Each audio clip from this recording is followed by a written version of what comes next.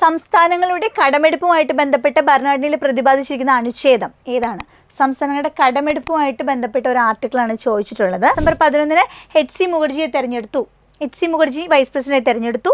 India വിഭജനത്തിന് ശേഷം 9 വനിതാ അംഗങ്ങളായിരുന്നു ഭരണഘടനാ നിർമ്മാണ സഭയിൽ ഉണ്ടായിരുന്നത്. ഭരണഘടനാ നിർമ്മാണ സഭയുടെ ഫ്ലാഗ് കമ്മിറ്റിയുടെ ചെയർമാൻ JB കൃപലാനി ആയിരുന്നു.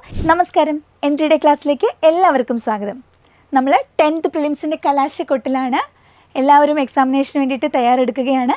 അപ്പോൾ ഈ കലാശക്കൊട്ടിൻ്റെ ഭാഗമായിട്ട് 12 ദിവസങ്ങളിലായി 1000 ചോദ്യങ്ങളാണ് എൻട്രി നിങ്ങളിലേക്ക് എത്തിക്കുന്നത്.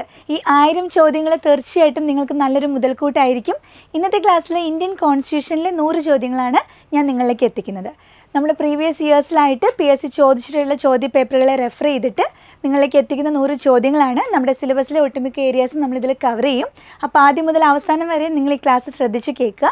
ഓരോ ചോദ്യങ്ങൾ ഇവിടെ കാണിക്കുമ്പോൾ നിങ്ങൾ അതിൻ്റെ ആൻസർ ഓപ്ഷൻ നോക്കിയിട്ട് ആൻസർ നിങ്ങളൊന്ന് നോട്ട് ചെയ്യുക. അപ്പോൾ ഞാൻ കറക്റ്റ് ആൻസർ പറയുമ്പോൾ അത് ശരിയാണോ, നിങ്ങൾ ശരിയാണെങ്കിൽ ഒരു മാർക്ക് കൊടുത്തു പോവുക. അപ്പോൾ നിങ്ങൾക്കൊരു കോൺഫിഡൻസ് കിട്ടും, എത്രത്തോളം നിങ്ങൾക്ക് ചെയ്യാൻ പറ്റുന്നുണ്ട്. അത് നിങ്ങളുടെ ആത്മവിശ്വാസത്തെയാണ് ഉയർത്തുന്നത്. അതേപോലെ നിങ്ങൾക്ക് അറിയാത്ത ഭാഗങ്ങൾ വരികയാണെങ്കിൽ ആ ക്വസ്റ്റ്യൻ നമ്പർ നിങ്ങൾ നോട്ട് ചെയ്യുക, എന്നിട്ട് ആ ഭാഗം ഒന്നുകൂടെ പഠിക്കുക, എന്നിട്ട് വീണ്ടും ചെയ്ത് നോക്കുക. ഓക്കെ, അപ്പോൾ നല്ലൊരു റിവിഷൻ ആയിരിക്കും.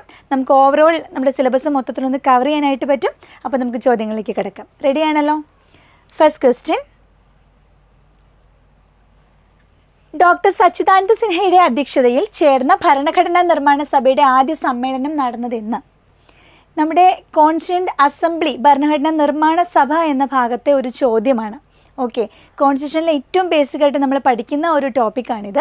അപ്പോൾ ഭരണഘടനാ നിർമ്മാണ സഭയുടെ ആദ്യത്തെ സമ്മേളനം നടന്നത് എന്നാണ് ചോദ്യം.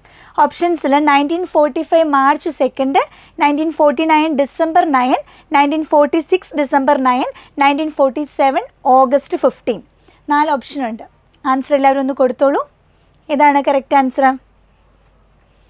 ആൻസർ കൊടുത്തു എന്ന് കരുതുന്നു. പറയാം നമുക്ക് റൈറ്റ് ആൻസറാണ്. റൈറ്റ് ആൻസർ ഓപ്ഷൻ സി ആണ്. എന്നാണ്? 1946 ഡിസംബർ 9 ഇന്ത്യൻ ഭരണഘടനാ നിർമ്മാണ സഭയുടെ ആദ്യത്തെ സമ്മേളനം നടന്നത്. ഭരണഘടനാ നിർമ്മാണ സഭ എന്ന് പറയുമ്പോൾ നമ്മുടെ മൈൻഡിൽ ഈ ഒരു ഇയർ വരണം. 46 46 ഡിസംബർ 6 അവർ ഭരണഘടനാ നിർമ്മാണ സഭ സെറ്റപ്പ് ചെയ്യുന്നു. 46 ഡിസംബർ 9 ഫസ്റ്റ് മീറ്റിംഗ് നടന്നത്. ഈ മീറ്റിങ്ങിൽ ആരായിരുന്നു അധ്യക്ഷൻ? അത് ആ ചോദ്യത്തിലുണ്ടായിരുന്നു അല്ലേ? സച്ചിദാനന്ദ സിൻഹ ആയിരുന്നു താൽക്കാലിക അധ്യക്ഷനായിട്ട്. മുതിർന്ന അംഗത്തെ അവർ തിരഞ്ഞെടുക്കുന്നതാണ്. അത് കഴിഞ്ഞിട്ട് ഡിസംബർ 11 അവരുടെ സെക്കൻഡ് മീറ്റിംഗ്. ഈ ദിവസമാണ് ഡോക്ടർ രാജേന്ദ്ര പ്രസാദ് ഭരണഘടനാ നിർമ്മാണ സഭയുടെ സ്ഥിര അധ്യക്ഷനാകുന്നത്. അപ്പോൾ ഭരണഘടനാ നിർമ്മാണ സഭ എന്ന് പറയുമ്പോൾ ആ സ്റ്റാർട്ടിംഗ് ഇയർ എന്ന് പറയുന്നത് 1946 ആണ്. ഓർത്തോളണം, ഇത് ഭരണഘടനാ നിർമ്മാണ സഭ തുടങ്ങുന്ന ടൈമാണ്. ഭരണഘടനാ നിർമ്മാണ സഭ ഭരണഘടന പൂർത്തീകരിക്കുന്നത് നമ്മുടെ പ്രിയാമ്പിളിലുള്ള ഡേറ്റ് ഇയറൊക്കെ ഏതാ? 1949 ആണ്. ഇപ്പോൾ ഈ 9ഉം 6ഉം അങ്ങോട്ടും ഇങ്ങോട്ടും തിരിച്ച് നമ്മൾ എഴുതുന്നത് കാരണം ക്വസ്റ്റ്യൻ പേപ്പറിലൊക്കെ പെട്ടെന്ന് കാണുമ്പോൾ നമുക്ക് കൺഫ്യൂഷൻ ആവരുത്. മൈൻഡിൽ ഇത്തരം ചോദ്യങ്ങൾ വരുമ്പോൾ നിങ്ങൾ ഫസ്റ്റ് ഓപ്ഷൻ നോക്കാണ്ട് തന്നെ നിങ്ങൾ ആൻസർ മൈൻഡിൽ സെറ്റ് ചെയ്യണം. നിങ്ങൾ ക്വസ്റ്റ്യൻ പേപ്പറിൽ എവിടെയെങ്കിലും അല്ലെങ്കിൽ നിങ്ങളുടെ മൈൻഡിൽ ആൻസർ എഴുതി വെക്കണം. 1946 ഡിസംബർ 9 ആ ഓപ്ഷൻ ഇവിടെ ഉണ്ടോ എന്ന് നോക്കുക. ഉണ്ടെങ്കിൽ അത് മാത്രം നോക്കിയാൽ മതി. അപ്പുറത്തേക്ക് ഒന്നും നോക്കരുത്. കാരണം ഇവിടെ 6ഉം 9ഉം ഒക്കെ കൊടുക്കുമ്പോൾ നമുക്ക് അങ്ങോട്ടും ഇങ്ങോട്ടും കൺഫ്യൂഷൻ വന്ന് നെഗറ്റീവ് വരാൻ ഉള്ള സാധ്യതയുണ്ട്. അത് ഒഴിവാക്കാനാണ് ഞാൻ പറയുന്നത്. ഓക്കെ, സോ ഇത് ക്ലിയർ ആയി എന്ന് വിചാരിക്കുന്നു. സെക്കൻഡ് ക്വസ്റ്റ്യനിലേക്ക് വരാം. ഇന്ത്യൻ ദേശീയ പതാക തയ്യാറാക്കിയ പിംഗളി വെങ്കയ്യ ജനിച്ചത് ഏത് സംസ്ഥാനത്താണ്? ചോദ്യം എവിടെ നിന്ന് മനസ്സിലായോ? നമ്മുടെ സിലബസിൽ ദേശീയ ചിഹ്നങ്ങൾ എന്ന് പറഞ്ഞ ടോപ്പിക്കാണ്. അതിൽ നമുക്ക് ദേശീയ ഗാനം, ദേശീയ ഗീതം, ദേശീയ പതാക, ദേശീയ മുദ്ര ഒക്കെ പഠിക്കേണ്ടതുണ്ട്. അപ്പോൾ ഈ ചോദ്യം ദേശീയ പതാകയുമായിട്ട് ബന്ധപ്പെട്ടാണ്. ദേശീയ പതാകയുമായിട്ട് ബന്ധപ്പെട്ട് നമ്മൾ ഇമ്പോർട്ടൻറ്റ് പോയിൻറ്റ്സ് പഠിക്കുമ്പോൾ ദേശീയ പതാക രൂപകൽപ്പന ചെയ്ത ആൾ ആരാണ് എന്ന് എല്ലാവരും പഠിക്കേണ്ടതാണ് അല്ലേ? ആരാണ്? പിംഗളി വെങ്കയ്യയാണ്. അതെല്ലാവർക്കും അറിയാവുന്ന കാര്യമായിരിക്കും. പക്ഷേ ഈ ചോദ്യം കണ്ടോ, അദ്ദേഹം ഏത് സംസ്ഥാനത്താണ് ജനിച്ചതെന്നാണ് PSC ചോദിച്ചത്. അപ്പോൾ നമ്മൾ ഓരോ ടോപ്പിക്കും പഠിക്കുമ്പോൾ അതിൽ മാക്സിമം എന്തൊക്കെ നമ്മൾ നോക്കണം എന്നുള്ള ഒരു ഐഡിയ നിങ്ങൾക്ക് കിട്ടാനും കൂടെ വേണ്ടിയിട്ടാണ് ഈ ചോദ്യം പരിചയപ്പെടുത്തുന്നത്. പിംഗളി വെങ്കയ്യ ഏത് സംസ്ഥാനത്താണെന്നും കൂടെ ശ്രദ്ധിക്കണം. ഏതാണ്? ഉത്തർപ്രദേശ്, മധ്യപ്രദേശ്, തമിഴ്നാട്, ആന്ധ്രാപ്രദേശ്. ആൻസർ ഒന്ന് കൊടുത്തോളൂ. പിംഗളി വെങ്കയ്യ അങ്ങ് വടക്കേ ഇന്ത്യക്കാരനാണോ? മധ്യ ഇന്ത്യയിലാണോ? ആന്ധ്ര, തമിഴ്നാടൊക്കെ സൗത്ത് ഇന്ത്യയിലാണ്. അദ്ദേഹം എവിടെയുള്ള ആളാണ്? പിംഗളി വെങ്കയ്യ. പിംഗളി വെങ്കയ്യ നമ്മുടെ കേരളമൊക്കെയുള്ള സൗത്ത് ഇന്ത്യയിലെ ഒരാളാണ്. കറക്റ്റ് ആൻസർ ഏതാണ്? യെസ്, ഓപ്ഷൻ ഡി ആണ്. ആന്ധ്രാപ്രദേശാണ്. അറിയാത്തവർ ഇതാ ഇപ്പം പഠിച്ചു വെച്ചോ. പിംഗളി വെങ്കയ്യ ആന്ധ്രാപ്രദേശിൽ ജനിച്ച വ്യക്തിയാണ്. അദ്ദേഹമാണ് നമ്മുടെ ദേശീയ പതാക രൂപകൽപ്പന ചെയ്തത്. ഓക്കെ, അടുത്ത ചോദ്യത്തിലേക്ക് വരാം. മൗലിക കടമകൾ ഇന്ത്യൻ ഭരണഘടനയുടെ ഭാഗമായി ഭാഗം 4A കൂട്ടിച്ചേർത്ത ഭേദഗതി ഏത്? ഓപ്ഷൻസിൽ 44, 86, 42, 104. ഏതാ ടോപ്പിക്ക്? മൗലിക കടമകൾ അല്ലെ, ഒരു പൗരൻ്റെ അവകാശങ്ങളും കടമകളും എന്ന് പറഞ്ഞ് നമ്മുടെ സിലബസിലെ ഭാഗത്തു നിന്നുള്ള ചോദ്യമാണ്. മൗലിക കടമകൾ ഇന്ത്യൻ ഭരണഘടനയുടെ ഭാഗമായി, അതേത് ഭാഗമാണെന്ന് അവർ തന്നിട്ടുണ്ട് ചോദ്യപേപ്പറിൽ അല്ലേ. ഭാഗം 4A മൗലിക കടമകൾ വരുന്നതെന്ന് അവിടെ പറഞ്ഞിട്ടുണ്ട്. അപ്പോൾ ഈ ഒരു ഭാഗത്തേക്ക് കൂട്ടിച്ചേർത്ത ഭേദഗതിയാണ് ചോദിച്ചിട്ടുള്ളത്. ഏത് ഭേദഗതിയാണ്? 44, 86, 42, 104. ആൻസർ കൊടുത്തോ നിങ്ങൾ? പറയട്ടെ. മൗലിക കടമകൾ ഓപ്ഷൻ സി 42-ാം ഭേദഗതിയാണ് റൈറ്റ് ആൻസർ വരുന്നത്. ഓക്കെ, അപ്പോൾ 42-ാം ഭേദഗതി എന്ന് പറഞ്ഞാൽ വളരെ ഇമ്പോർട്ടൻ്റ് ആയിട്ടുള്ള ഒരു അമെൻമെൻ്റ് ആണ്. എല്ലാവരും പഠിച്ചിരിക്കേണ്ടതാണ്. മിനി കോൺസ്റ്റിറ്റ്യൂഷൻ എന്ന് വിളിക്കുന്ന, ചെറു ഭരണഘടന എന്ന് വിളിക്കുന്ന ഒരു അമെൻമെൻ്റ് ആണ് 42-ാം അമെൻമെൻറ്റ്. ഭരണഘടനയുടെ ഒട്ടുമിക്ക ഭാഗത്തും ഈ അമെൻമെൻറ്റിൻ്റെ ഒരു ഇൻവോൾവ്മെൻ്റ് ഉണ്ട്. നമ്മുടെ ആമുഖത്തിൽ ഭേദഗതി വരുത്തിയിട്ടുണ്ട്, അതുപോലെ പല കാര്യങ്ങളിലും.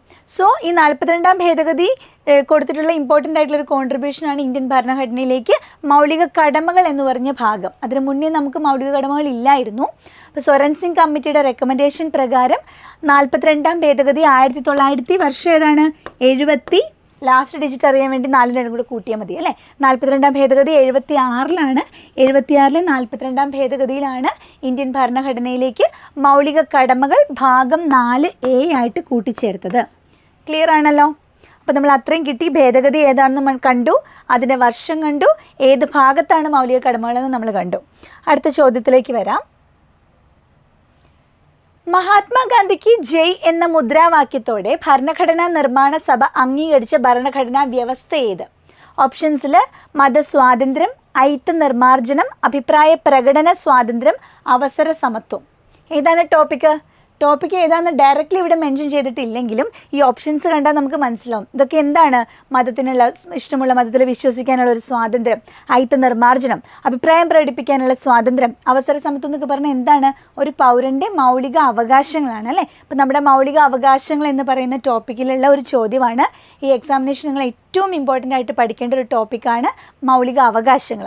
ചോദ്യം എന്താണ്? മഹാത്മാഗാന്ധിക്ക് ജയ് എന്ന മുദ്രാവാക്യത്തോടെ ഭരണഘടനാ നിർമ്മാണ സഭ അംഗീകരിച്ച വ്യവസ്ഥ ഏതെന്നാണ്. അപ്പം ഇതിനകം നിങ്ങൾക്ക് ആൻസർ കിട്ടി കാണുമെന്ന് കരുതുന്നു. ആൻസർ പറയട്ടെ. എല്ലാവരും തന്നെ ശരിയാക്കേണ്ടത് ഒരു ആൻസറാണ്. പലതവണ PSC ചോദിച്ചിട്ടുണ്ട്.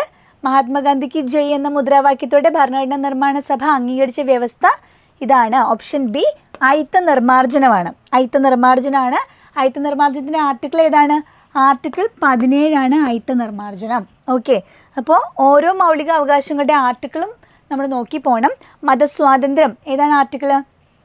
ആർട്ടിക്കിൾ 25 മുതൽ 28 വരെ മതസ്വാതന്ത്ര്യത്തെ പറ്റിയിട്ടാണ് പറയുന്നത്. ഐത്ത നിർമാർജനം ഏതാണ്? ആർട്ടിക്കിൾ 17. 14 മുതൽ 18 വരെയുള്ള ആർട്ടിക്കിൾ സമത്വത്തെ പറ്റി പറയുന്നു. അതിൽ 17-ാമത്തെ ആർട്ടിക്കിളാണ് ഐത്ത നിർമാർജനം. അഭിപ്രായ പ്രകടന സ്വാതന്ത്ര്യത്തെ പറ്റി പറയുന്ന ആർട്ടിക്കിൾ ഏതാണ്? ആർട്ടിക്കിൾ 19 അല്ലേ. 19 ABCD എന്ന് പറഞ്ഞു പോകുമ്പോൾ 19A right to speech and express 19A പറയുന്നതാണ്. അവസര സമത്വം 14 മുതൽ 18 വരെയുള്ളതിൽ ഏതാണ്? ആർട്ടിക്കിൾ 16 അവസര സമത്വം. ഓക്കെ, അപ്പോൾ അതിന് ആൻസർ ക്ലിയർ ആയി എന്ന് വിചാരിക്കുന്നു. നമ്മുടെ 5th ചോദ്യത്തിലേക്ക് വരാം. ദേശീയ മനുഷ്യാവകാശ കമ്മീഷൻ്റെ അധ്യക്ഷനായി നിയമിക്കപ്പെട്ട ആദ്യ മലയാളി? Justice KG Balakrishnan, justice Ranganath Mishra, justice Fathima Beevi, justice HL Dutt. Answer കൊടുത്തോളൂ.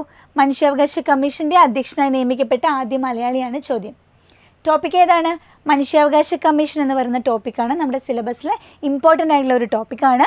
ഇതിൽ അതിൻ്റെ കമ്മീഷൻ്റെ അധ്യക്ഷനെ പറ്റിയിട്ടാണ് ചോദ്യം. അപ്പോൾ 4 പേരിൻ്റെ കൂടെ എന്തുണ്ട്? ജസ്റ്റിസ് എന്നുണ്ട് അല്ലേ. അപ്പോൾ അവിടെ നമുക്കൊരു കാര്യം ക്ലിയർ ആണ്. എന്താ? മനുഷ്യാവകാശ കമ്മീഷൻ്റെ അധ്യക്ഷൻ എപ്പോഴും ആരായിരിക്കും? ഒരു ജസ്റ്റിസ് ആണെന്ന് മനസ്സിലായി അല്ലേ. ഇതിൽ ഏത് ജസ്റ്റിസ് ആണ്? ഇവിടെ പലർക്കും ഒറ്റയടിക്ക് നിങ്ങൾ ആൻസർ കൊടുത്താൽ നിങ്ങൾ ആൻസർ കൊടുത്തു എല്ലാവരും. ആൻസർ ആദ്യം പറയാം. റൈറ്റ് ആൻസർ ഓപ്ഷൻ A ആണ്. Justice KG ബാലകൃഷ്ണനാണ്. ചിലപ്പോൾ ചിലരുടെ എങ്കിലും ആൻസർ ഓപ്ഷൻ ബിയിലോട്ട് പോകാൻ സാധ്യതയുണ്ട്. എന്താ കാര്യം? രംഗനാഥ മിശ്ര മനുഷ്യാവകാശ കമ്മീഷൻ്റെ അധ്യക്ഷനായ ആദ്യത്തെ അധ്യക്ഷനാണ് രംഗനാഥ മിശ്ര. അപ്പോൾ പെട്ടെന്ന് അധ്യക്ഷനായി നിയമിക്കപ്പെട്ട ആദ്യം എന്ന് കാണുമ്പോൾ തന്നെ പലരും രംഗനാഥ മിശ്രയിലേക്ക് കൊടുക്കാൻ സാധ്യതയുണ്ട്. ചോദ്യം നമ്മൾ 2 times വായിക്കണം. എന്താണ് ആദ്യ മലയാളി എന്നാണ് ചോദിച്ചിട്ടുള്ളത്. അപ്പോൾ ആദ്യ മലയാളി ആരാണ്? KG ബാലകൃഷ്ണൻ. അപ്പോൾ 2 ചോദ്യത്തിൻ്റെ ഉത്തരം ഇവിടെ തന്നെ ഉണ്ട്. മനുഷ്യാവകാശ കമ്മീഷൻ്റെ അധ്യക്ഷനായ ആദ്യ വ്യക്തി ആരാണ്? ജസ്റ്റിസ് രംഗനാഥ മിശ്രയാണ്. ആദ്യ മലയാളി ആരാണ്? Justice KG ബാലകൃഷ്ണനാണ്. അതുപോലെ ഫാത്തിമ ബീവി മനുഷ്യാവകാശ കമ്മീഷനിൽ അംഗമായിട്ടുള്ള ആദ്യ മലയാളി വനിതയാണ്. ഇവർ രണ്ടുപേരും അധ്യക്ഷന്മാരാണ്. ഫാത്തിമ ബീവി കമ്മീഷനിലെ അംഗമായിട്ടുള്ള മലയാളി വനിതയാണെന്ന് കൂടെ നമ്മളൊന്ന് നോട്ട് ചെയ്തേക്കാം കേട്ടോ. അടുത്ത ചോദ്യത്തിലേക്ക് വരാം. ദേശീയ വിവരാവകാശ കമ്മീഷൻ നിലവിൽ വന്ന വർഷം. വിവരാവകാശ കമ്മീഷനും നമ്മുടെ സിലബസിൽ ഇമ്പോർട്ടൻ്റ് ആയിട്ടുള്ളൊരു ടോപ്പിക്കാണ്. അപ്പോൾ ഈ കമ്മീഷൻ നിലവിൽ വന്ന വർഷം PSC പലതവണ ചോദിച്ചിട്ടുണ്ട്. നിങ്ങൾക്ക് ആൻസർ പെട്ടെന്ന് തന്നെ ചെയ്യാൻ പറ്റിയെന്ന് ഞാൻ വിചാരിക്കുന്നു. ആൻസർ പറയട്ടെ. എന്നാണ് വിവരാവകാശ കമ്മീഷൻ നിലവിൽ വന്നത്?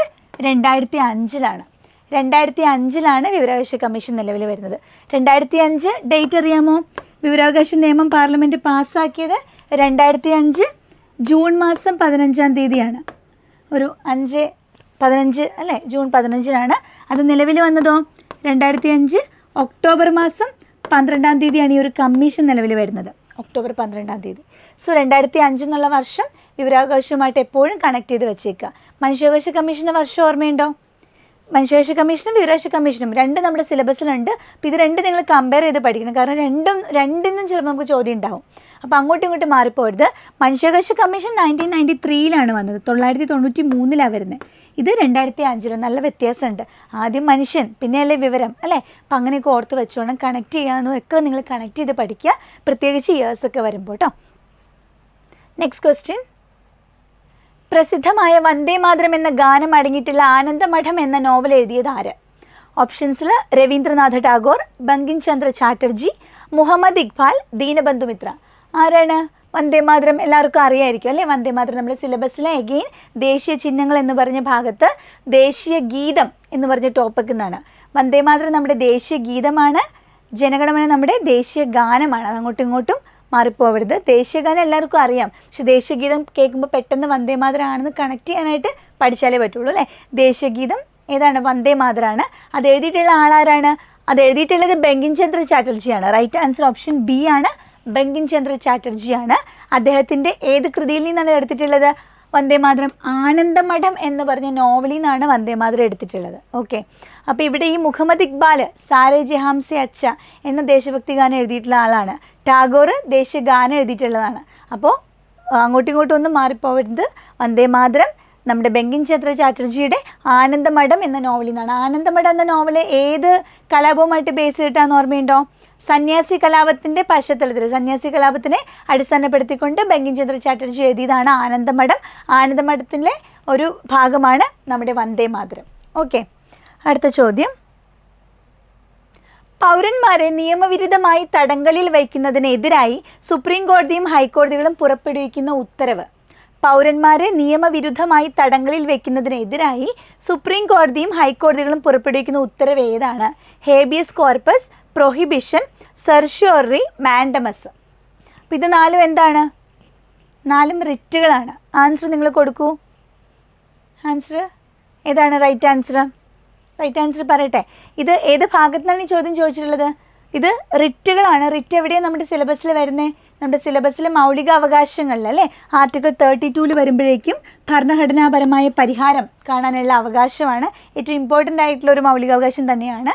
നമുക്ക് നമ്മുടെ മൗലികാവകാശങ്ങൾ ലംഘിക്കപ്പെട്ടാൽ നേരിട്ട് സുപ്രീം കോടതിയിൽ പോകാം അല്ലേ. സുപ്രീം കോടതി അത് നമുക്ക് തിരികെ തരാൻ വേണ്ടിയിട്ട് ചില ഉത്തരവുകൾ പുറപ്പെടുവിപ്പിക്കും. ആ ഉത്തരവുകളെയാണ് റിറ്റ് എന്ന് വിളിക്കുന്നത്. 5 റിറ്റുകളുണ്ട്. അതിൽ 4 നമ്മുടെ ഓപ്ഷനിലുണ്ട്. നമ്മുടെ ചോദ്യം എന്താണ്? പൗരന്മാരെ നിയമവിരുദ്ധമായി തടങ്കലിൽ വയ്ക്കുന്നതിനെതിരായി സുപ്രീം കോടതിയും ഹൈക്കോടതികളും പുറപ്പെടുവിക്കുന്ന ഉത്തരവാണ്. അപ്പോൾ പൗരന്മാരെ നിയമവിരുദ്ധമായിട്ട് തടങ്കലിൽ വയ്ക്കുമ്പോൾ, അതായത് അന്യായമായിട്ട് ഒരാളെ തടങ്കലിലാക്കിയാൽ അയാളെ വിട്ടുകിട്ടണം, ശരീരം വിട്ടുകിട്ടുക. To have the body, to produce the body എന്ന അർത്ഥം വരുന്ന ലാറ്റിൻ പദമാണ്. ഏതാണ് right answer? Right answer option A ആണ്. Habeas corpus. ഹേബിയസ് കോർപ്പസ് ആണ് അനധികൃതമായിട്ട് ഒരാളെ തടങ്കലിലാക്കിയാൽ ആളെ വിട്ടുകിട്ടാൻ വേണ്ടിയിട്ട് കോടതി പുറപ്പെടുവിക്കുന്ന ഉത്തരവാണ്, റിറ്റാണ് ഹേബിയസ് കോർപ്പസ്. ഓക്കെ. അപ്പോൾ ഓരോ റിറ്റുകളും നിങ്ങൾ പഠിക്കണം. ഏത് റിട്ടെന്ന് വേണമെങ്കിലും ചോദ്യം ചോദിക്കും. അപ്പോൾ ബാക്കി എല്ലാ റിറ്റുകളും എന്തൊക്കെയാണെന്നുള്ളത് നിങ്ങൾ അറിഞ്ഞു വയ്ക്കണം. ഓക്കെ. ബാക്കി റിറ്റുകളൊക്കെ എന്താണ്? പ്രൊഹിബിഷൻ, ടു പ്രൊഹിബിറ്റ്, തടയുകയാണ്. മേൽക്കോടതി കീഴ്ക്കോടതിനെയാണ് തടയുന്നത്. അവരുടെ കയ്യിൽ ഇരിക്കുന്ന ഒരു ഉത്തരവ് ഒരു കേസുമായിട്ട് ബന്ധപ്പെട്ട് എന്തെങ്കിലുമൊക്കെ ഒന്ന് പ്രൊഹിബിറ്റ്, അവരെ തടയുക, അത് നിർത്തുക എന്നുള്ളതാണ് പ്രൊഹിബിഷൻ. സെർഷ്യോറി എന്താ ടു സർട്ടിഫൈ എന്നുള്ളതാണ്. അതും മേൽക്കോടതി കീഴ്ക്കോടതിക്ക് കൊടുക്കുന്നതാണ്. അവരുടെ കയ്യിൽ നിന്നും ഏതെങ്കിലും കേസ് അവിടേക്ക് മേൽക്കോടതിയിലേക്ക് ട്രാൻസ്ഫർ ചെയ്യാനായിട്ട് പറയുകയാണ്. അവിടെ തടഞ്ഞിട്ട് അവരിൽ നിന്ന് വാങ്ങുകയാണ്. അവിടെ ഒരു സൊല്യൂഷനും കൂടെയാണ് അവർ ചെയ്യുന്നത്. മാൻഡമസ്, വി കമാൻഡ്, ഒരു ഉദ്യോഗസ്ഥനോട് അയാളുടെ ഡ്യൂട്ടി നിർവഹിക്കാനായിട്ട് കമാൻഡ് ചെയ്യുന്ന ഒരു ഉത്തരവാണ്, ഒരു റിട്ടാണ് മാൻഡമസ്. ഇനി ഒരെണ്ണം കൊണ്ട് എടുക്കുക വാറണ്ടോ എന്ന് പറഞ്ഞിട്ട്, അതായത് ഓൺ വോട്ട് അതോറിറ്റി എന്നാണ്. ഒരാൾ അർഹമല്ലാത്ത ഒരു പദവി വഹിച്ചിട്ടുണ്ടെങ്കിൽ അതിനെതിരെ വരുന്ന റിട്ടാണ് കോ വാറണ്ടോ എന്ന് പറഞ്ഞത്. അപ്പം 5 റിട്ടുകളും നിങ്ങൾ ഡീറ്റെയിൽഡ് ആയിട്ട് തന്നെ പഠിക്കേണ്ടതുണ്ട്. Okay, next question. ഇന്ത്യയുടെ ദേശീയ പതാകയായ ത്രിവർണ്ണ പതാക ഭരണഘടനാ നിർമ്മാണ സമിതി അംഗീകരിച്ചത് എന്ന്? അപ്പോൾ ത്രിവർണ്ണ പതാക എന്ന് പറയുമ്പോൾ നമ്മുടെ സിലബസിൽ ദേശീയ ചിഹ്നങ്ങൾ എന്ന് പറഞ്ഞ ടോപ്പിക്കിൽ നമുക്ക് ദേശീയ പതാക പഠിക്കാനുണ്ട്. അല്ലാണ്ട് തന്നെ ഭരണഘടനാ നിർമ്മാണ സഭ എപ്പോൾ വേണമെങ്കിലും അതിൽ നമുക്ക് ചോദ്യങ്ങൾ വന്നേക്കാം. അപ്പോൾ രണ്ടും കൂടെ കണക്ട് ചെയ്തൊരു ചോദ്യമാണ് നമ്മുടെ ത്രിവർണ്ണ പതാകയെ ഭരണഘടനാ നിർമ്മാണ സമിതി അംഗീകരിച്ചതെന്ന്. എഗെയിൻ ഒരു ഇയർ ആണ് ചോദിച്ചിട്ടുള്ളത്. അപ്പോൾ നിങ്ങൾ ഓപ്ഷനിലോട്ട് നോക്കാണ്ട് നിങ്ങൾക്ക് ഇതിൻ്റെ ആൻസർ അറിയുമെന്ന് നിങ്ങൾ നോക്കുക. ഓപ്ഷൻ കിട്ടിയിട്ട് വലിയ കാര്യമില്ല. ഇത്തരം ചോദ്യങ്ങൾ നിങ്ങൾ അല്ലാണ്ട് തന്നെ പഠിക്കേണ്ട ഒരു ഇയറും ഡേറ്റും ആണ്. നമ്മൾ ആദ്യം പറഞ്ഞില്ലേ 46 കുറച്ച് കണക്ട് ചെയ്ത് ഞാൻ പറഞ്ഞില്ലേ, 46 ഡിസംബർ 9 ഭരണഘടനാ നിർമ്മാണ സഭയുടെ ഫസ്റ്റ് മീറ്റിംഗ്, 46 ഡിസംബർ 11 ഭരണഘടനാ നിർമ്മാണ സഭയുടെ സെക്കൻഡ് മീറ്റിംഗ്, പിന്നെ 46 ഡിസംബർ 13 ഒരു പ്രത്യേകതയുണ്ട്. ഫസ്റ്റ് മീറ്റിങ്ങിന് സച്ചിദാനന്ദ സിൻഹ അധ്യക്ഷനാകുന്നു, സെക്കൻഡ് മീറ്റിങ്ങിന് ഡോക്ടർ രാജേന്ദ്ര പ്രസാദ് അധ്യക്ഷനാകുന്നു, 13-ാം തീയതിയിലെ മീറ്റിങ്ങിലാണ് ജവഹർലാൽ നെഹ്റു ലക്ഷ്യപ്രമേയം അവതരിപ്പിക്കുന്നത്. അത്രയും വെച്ചിട്ട് 46 ഡേറ്റ്സ്, ഇമ്പോർട്ടൻറ്റ് ഡേറ്റ്സ് കഴിഞ്ഞു. പിന്നെ നിങ്ങൾ 47 നിങ്ങൾ പഠിക്കുന്ന ഡേറ്റ്സ് ഇതൊക്കെയാണ്. 47 ഡിസംബർ കഴിഞ്ഞ അടുത്ത മാസം ജനുവരി 22-ാം തീയതി ഒരു പ്രത്യേകതയുണ്ട്. എന്താണെന്നറിയാമോ? ഈ നെഹ്റു അവതരിപ്പിച്ച ലക്ഷ്യപ്രമേയം ഭരണഘടനാ നിർമ്മാണ സമിതി അംഗീകരിച്ച ഡേറ്റാണ്. അപ്പോൾ 46 ഡിസംബർ 13 അവതരിപ്പിച്ച ലക്ഷ്യപ്രമേയത്തെ 47 ജനുവരി 22-ാം തീയതിയാണ് ഭരണഘടനാ നിർമ്മാണ സമിതി അംഗീകരിക്കുന്നത്. ഇതേ ഇയർ 47 തന്നെ, ഇതേ ഡേറ്റ് 22 തന്നെ. ഈ ജനുവരി മാറ്റിയിട്ട് ജൂലൈ ആക്കി കഴിഞ്ഞാൽ അനദർ ക്വസ്റ്റ്യൻ ആണ്. അതാണ് നമ്മുടെ ഈ ചോദ്യം. എന്താണ്? ഭരണഘടനാ നിർമ്മാണ സഭ ദേശീയ പതാകയെ അംഗീകരിച്ചത്. നമുക്കറിയാം ഇന്ത്യക്ക് സ്വാതന്ത്ര്യം കിട്ടുന്നത് 47 ഓഗസ്റ്റ് മാസം 15-ാം തീയതിയാണ്. അപ്പോൾ നിങ്ങൾ മൈൻഡിൽ ഇങ്ങനെ ഒരു പിക്ചർ കൊണ്ടുവരാം. ഇന്ത്യക്ക് സ്വാതന്ത്ര്യം കിട്ടുന്ന സമയത്ത് നമ്മുടെ എല്ലാവരുടെയും കയ്യിൽ എന്തുണ്ട്? ഇന്ത്യയുടെ പതാക ഉണ്ട്. അപ്പോൾ ഇൻഡിപെൻഡൻസ് ഡേക്ക് മുന്നേ ഉള്ള ഒരു ഡേറ്റ് ആയിരിക്കും എന്താണെങ്കിലും ആൻസർ. ചിലപ്പോൾ ഓപ്ഷനിൽ ഇൻഡിപെൻഡൻസ് ഡേക്ക് മുന്നേ ഉള്ള ഒരു ഡേറ്റ് ഉണ്ടാവുള്ളൂ, പറയാൻ പറ്റില്ലല്ലോ. അപ്പോൾ അങ്ങനെ നമ്മൾ കണക്ട് ചെയ്ത് വെക്കാം. അതായത് ഇൻഡിപെൻഡൻസ് കിട്ടുമ്പോൾ നമ്മുടെ എല്ലാം കയ്യിൽ ഫ്ലാഗ് ഉണ്ട്. ഇതെന്നാ ഫ്ലാഗ് തന്നെന്നറിയോ? കുറേ നാൾ മുന്നേ ഒന്നും തരില്ലേ, നമ്മൾ ചീത്തയാക്കി കളയില്ലേ. അപ്പോൾ ഇൻഡിപെൻഡൻസ് കിട്ടുന്ന ഓഗസ്റ്റ് 15-ാം തീയതി, അതുകൊണ്ട് തൊട്ട് തലേ മാസം നമുക്ക് തരുന്നത്. ജൂലൈയിലാണ് തരുന്നത്. ജൂലൈയിൽ ഒരു 10-15-20 ദിവസം മുന്നെങ്കിലും നമ്മുടെ കയ്യിൽ എല്ലാവരും എത്തിക്കണ്ടേ. അതുകൊണ്ട് ജൂലൈ 22-ാം തീയതി നമ്മുടെ കയ്യിൽ ഫ്ലാഗ് തന്നു എന്നോർക്കുക. അപ്പോൾ ഫ്ലാഗിനെ അംഗീകരിക്കുന്നത് 1947 ജൂലൈ 22 ഓപ്ഷൻ ബി ആണ്. ഓക്കെ, ഇവിടെ ഓപ്ഷനിലുള്ള മറ്റ് ഡേറ്റ്സുകൾ നോക്കിയാൽ 1946 ഡിസംബർ 6-നാണ് ഭരണഘടനാ നിർമ്മാണ സമിതി സെറ്റപ്പ് ചെയ്യുന്നത്. അതാണ് ഒരു ഓപ്ഷനായിട്ട് കൊടുത്തിരുന്നത്. അടുത്തൊരു ഓപ്ഷൻ കൊടുത്തിരുന്നത് 1949 നവംബർ 26. ആ ദിവസം പ്രത്യേകത എന്താ? 1949 നവംബർ 26-നാണ് ഭരണഘടനാ നിർമ്മാണ സഭ ഈ ഭരണഘടനയെ തന്നെ അംഗീകരിക്കുന്നത്, അല്ലേ? അതുമാത്രമല്ല നമ്മുടെ പ്രിയാമ്പിളിൽ കൊടുത്തിട്ടുള്ള ഡേറ്റുമാണ് 1949 നവംബർ 26. പിന്നെ 1950 ജനുവരി 26. അതിൻ്റെ പ്രത്യേകത എന്താ? എല്ലാവർക്കും അറിയാം, ഇന്ത്യ റിപ്പബ്ലിക് ആയ ഡേ ആണ്.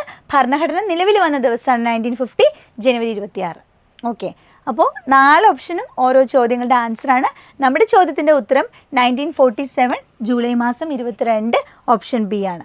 ഓക്കെ, അടുത്ത ചോദ്യം, ദേശീയ മനുഷ്യാവകാശ കമ്മീഷൻ്റെ പ്രഥമ ചെയർമാൻ ആരായിരുന്നു? എഗെയിൻ മനുഷ്യാവകാശ കമ്മീഷനിൽ നിന്നാണ്. കുറച്ച് മുന്നേ നമ്മൾ ഒരു ചോദ്യം കണ്ടതേ ഉള്ളൂ. ഇപ്പോൾ ചോദ്യം പ്രഥമ ചെയർമാനാണ്. TN Seshan, Sukumar Sen, justice Ranganath Misra, justice KG Balakrishnan. മുന്നത്തെ ചോദ്യത്തിലും ഇവർ രണ്ടുപേരും ഓപ്ഷനിൽ ഉണ്ടായിരുന്നു, അല്ലേ? രംഗനാഥ മിശ്ര ഉണ്ടായിരുന്നു, KG ബാലകൃഷ്ണൻ ഉണ്ടായിരുന്നു. അപ്പോൾ ഞാൻ പറഞ്ഞു കൺഫ്യൂഷനായിട്ട് തെറ്റിക്കരുത്. രണ്ടുപേരും ഓരോ ചോദ്യത്തിൻ്റെ ഉത്തരവാണ്. ഈ ചോദ്യത്തിൻ്റെ ഉത്തരം എന്താണ്? ആൻസർ കൊടുത്തു എന്ന് കരുതുന്നു, പറയട്ടെ. റൈറ്റ് ആൻസർ ഓപ്ഷൻ സി ആണ്, രംഗനാഥ മിശ്രയാണ്. അപ്പോൾ വ്യക്തമായിട്ട് ഉറപ്പിച്ചോളൂ, നമ്മുടെ മനുഷ്യാവകാശ കമ്മീഷൻ്റെ ദേശീയ തലത്തിലെ ദേശീയ മനുഷ്യാവകാശ കമ്മീഷൻ്റെ ആദ്യത്തെ ചെയർമാൻ ജസ്റ്റിസ് രംഗനാഥ മിശ്രയാണ്. ദേശീയ മനുഷ്യാവകാശ കമ്മീഷൻ്റെ ചെയർമാനായ ആദ്യ മലയാളി ആരാണ്? Justice KG ബാലകൃഷ്ണനാണ്. ക്ലിയർ ആണല്ലോ? അടുത്ത ചോദ്യത്തിലേക്ക് വരാം. 1990-ൽ വിവരാവകാശത്തിന് വേണ്ടിയുള്ള പ്രസ്ഥാനം ആരംഭിച്ച സംഘടന ഏത്? ചിപ്കോ പ്രസ്ഥാനം, ഭാരതീയ കിസാൻ യൂണിയൻ, നർമ്മദ ബച്ചാവോ ആന്തോളൻ, മസ്ദൂർ കിസാൻ ശക്തി സംഘാതൻ. 1990 വിവരാവകാശത്തിന് വേണ്ടിയിട്ട് ഒരു പ്രസ്ഥാനം ആരംഭിച്ചായിരുന്നു. വിവരാവകാശ നിയമം വരുന്നത് 2005 അപ്പോൾ എത്രയോ നാൾ മുൻപാണ് അല്ലേ. 90 ഇതിന് വേണ്ടിയിട്ട് ഒരു പ്രസ്ഥാനം ആരംഭിച്ചായിരുന്നു. ഏതാണ് ആൻസർ? കൊടുത്തോ? റൈറ്റ് ആൻസർ ഓപ്ഷൻ ഡി ആണ് അല്ലേ. മസ്ദൂർ കിസാൻ ശക്തി സംഘാതൻ രാജസ്ഥാൻ ബേസ്ഡ് ആയിട്ടുള്ള ഒരു സംഘടനയാണ്. അരുണ റോയിയാണ് ആ സംഘടനയുടെ നേതൃത്വത്തിൽ ഉണ്ടായിരുന്ന വ്യക്തി. ഈ ഒരു സംഘടനയാണ് വിവരാവകാശത്തിന് വേണ്ടിയിട്ട് പ്രവർത്തിച്ചത്. ഓക്കെ, ഏതാണ്? മസ്ദൂർ കിസാൻ ശക്തി സംഘാതൻ. ഇതിൽ ഈ നർമ്മദ ബച്ചാവോയുടെ പേരിൽ തന്നെ ഉണ്ടല്ലേ, നർമ്മദ നദിക്ക് വേണ്ടിയിട്ട്, നദിയുടെ പ്രൊട്ടക്ഷന് വേണ്ടിയിട്ട്. ചിപ്കോ പ്രസ്ഥാനം എന്താ? മരങ്ങളെ സംരക്ഷിക്കാൻ വേണ്ടിയിട്ട്. അപ്പോൾ അതുകൊണ്ട് നമുക്ക് ഓപ്ഷൻ എലിമിനേറ്റ് ചെയ്ത് വന്നാലും നിങ്ങൾക്ക് ആൻസർ കിട്ടും. എന്നാലും പഠിച്ചു വെച്ചോളണം, മസ്ദൂർ കിസാൻ ശക്തി സംഘാതനാണ് കേട്ടോ, MKSS ഓർത്ത് വെച്ചോണം കേട്ടോ. എന്താ അത്? വിവരാവകാശ നിയമത്തിന് വേണ്ടിയിട്ട്, വിവരാവകാശ നിയമം വരാൻ വേണ്ടിയിട്ട്, വിവരാവകാശത്തിന് വേണ്ടിയിട്ട് രാജസ്ഥാൻ ബേസ്ഡ് ആയിട്ട് 1990 ആരംഭിച്ച സംഘടനയാണ് മസ്ദൂർ കിസാൻ ശക്തി സംഘാതൻ. നെക്സ്റ്റ് ക്വസ്റ്റ്യൻ, വിവരാവകാശ അപേക്ഷ നിരസിക്കുവാൻ നിർദ്ദേശിച്ചിരിക്കുന്ന വിവരാവകാശ വകുപ്പ് ഏതായിരുന്നു? അപേക്ഷ നിരസിക്കാനായിട്ട് നിർദ്ദേശിച്ചിരിക്കുന്ന വകുപ്പ് ചോദിച്ചിട്ടുണ്ടായിരുന്നു. ഇവിടെ നമ്മുടെ PSC ചോദിച്ചതാണ്. റൈറ്റ് ആൻസർ നിങ്ങൾക്ക് എത്ര പേർക്ക് അറിയാമെന്ന് എനിക്കറിയില്ല. അതിൻ്റെ റൈറ്റ് ആൻസർ പറയുമോ? ഞാൻ ഓപ്ഷൻ എ ആണ്, 8 ആണ് കേട്ടോ. വിവരാവകാശ അപേക്ഷ നിരസിക്കുവാനായിട്ട് നിർദ്ദേശിച്ചിരിക്കുന്ന വകുപ്പ് ഏതാണ്? വകുപ്പ് 8 ആണ്.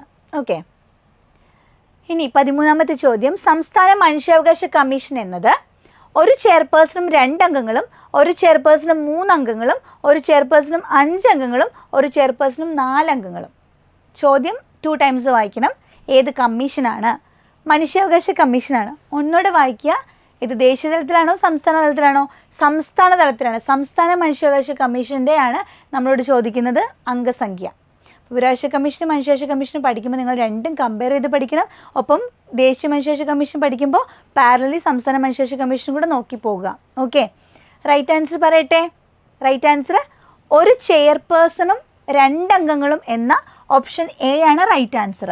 സംസ്ഥാന മനുഷ്യാവകാശ കമ്മീഷനിൽ 3 അംഗങ്ങളാണുള്ളത്, ഒരു ചെയർപേഴ്സണും 2 അംഗങ്ങളും. ഓക്കെ, ദേശീയ മനുഷ്യാവകാശ കമ്മീഷൻ ആണെങ്കിലോ, ദേശീയ മനുഷ്യാവകാശ കമ്മീഷനിൽ 6 അംഗങ്ങളുണ്ട്, ഒരു ചെയർപേഴ്സണും 5 അംഗങ്ങളും ഉണ്ട് ദേശീയ മനുഷ്യാവകാശ കമ്മീഷനിൽ. അത് കണ്ടോ, ഓപ്ഷൻ സി ദേശീയ മനുഷ്യാവകാശ കമ്മീഷൻ്റെ. അപ്പോൾ 2 ഇടുന്ന എന്തിനാ ഓപ്ഷനിൽ? ചിലപ്പോൾ നമ്മൾ ദേശീയ മനുഷ്യാവകാശ കമ്മീഷൻ മാത്രമായിരിക്കും പഠിച്ചിട്ടുണ്ടാവുക.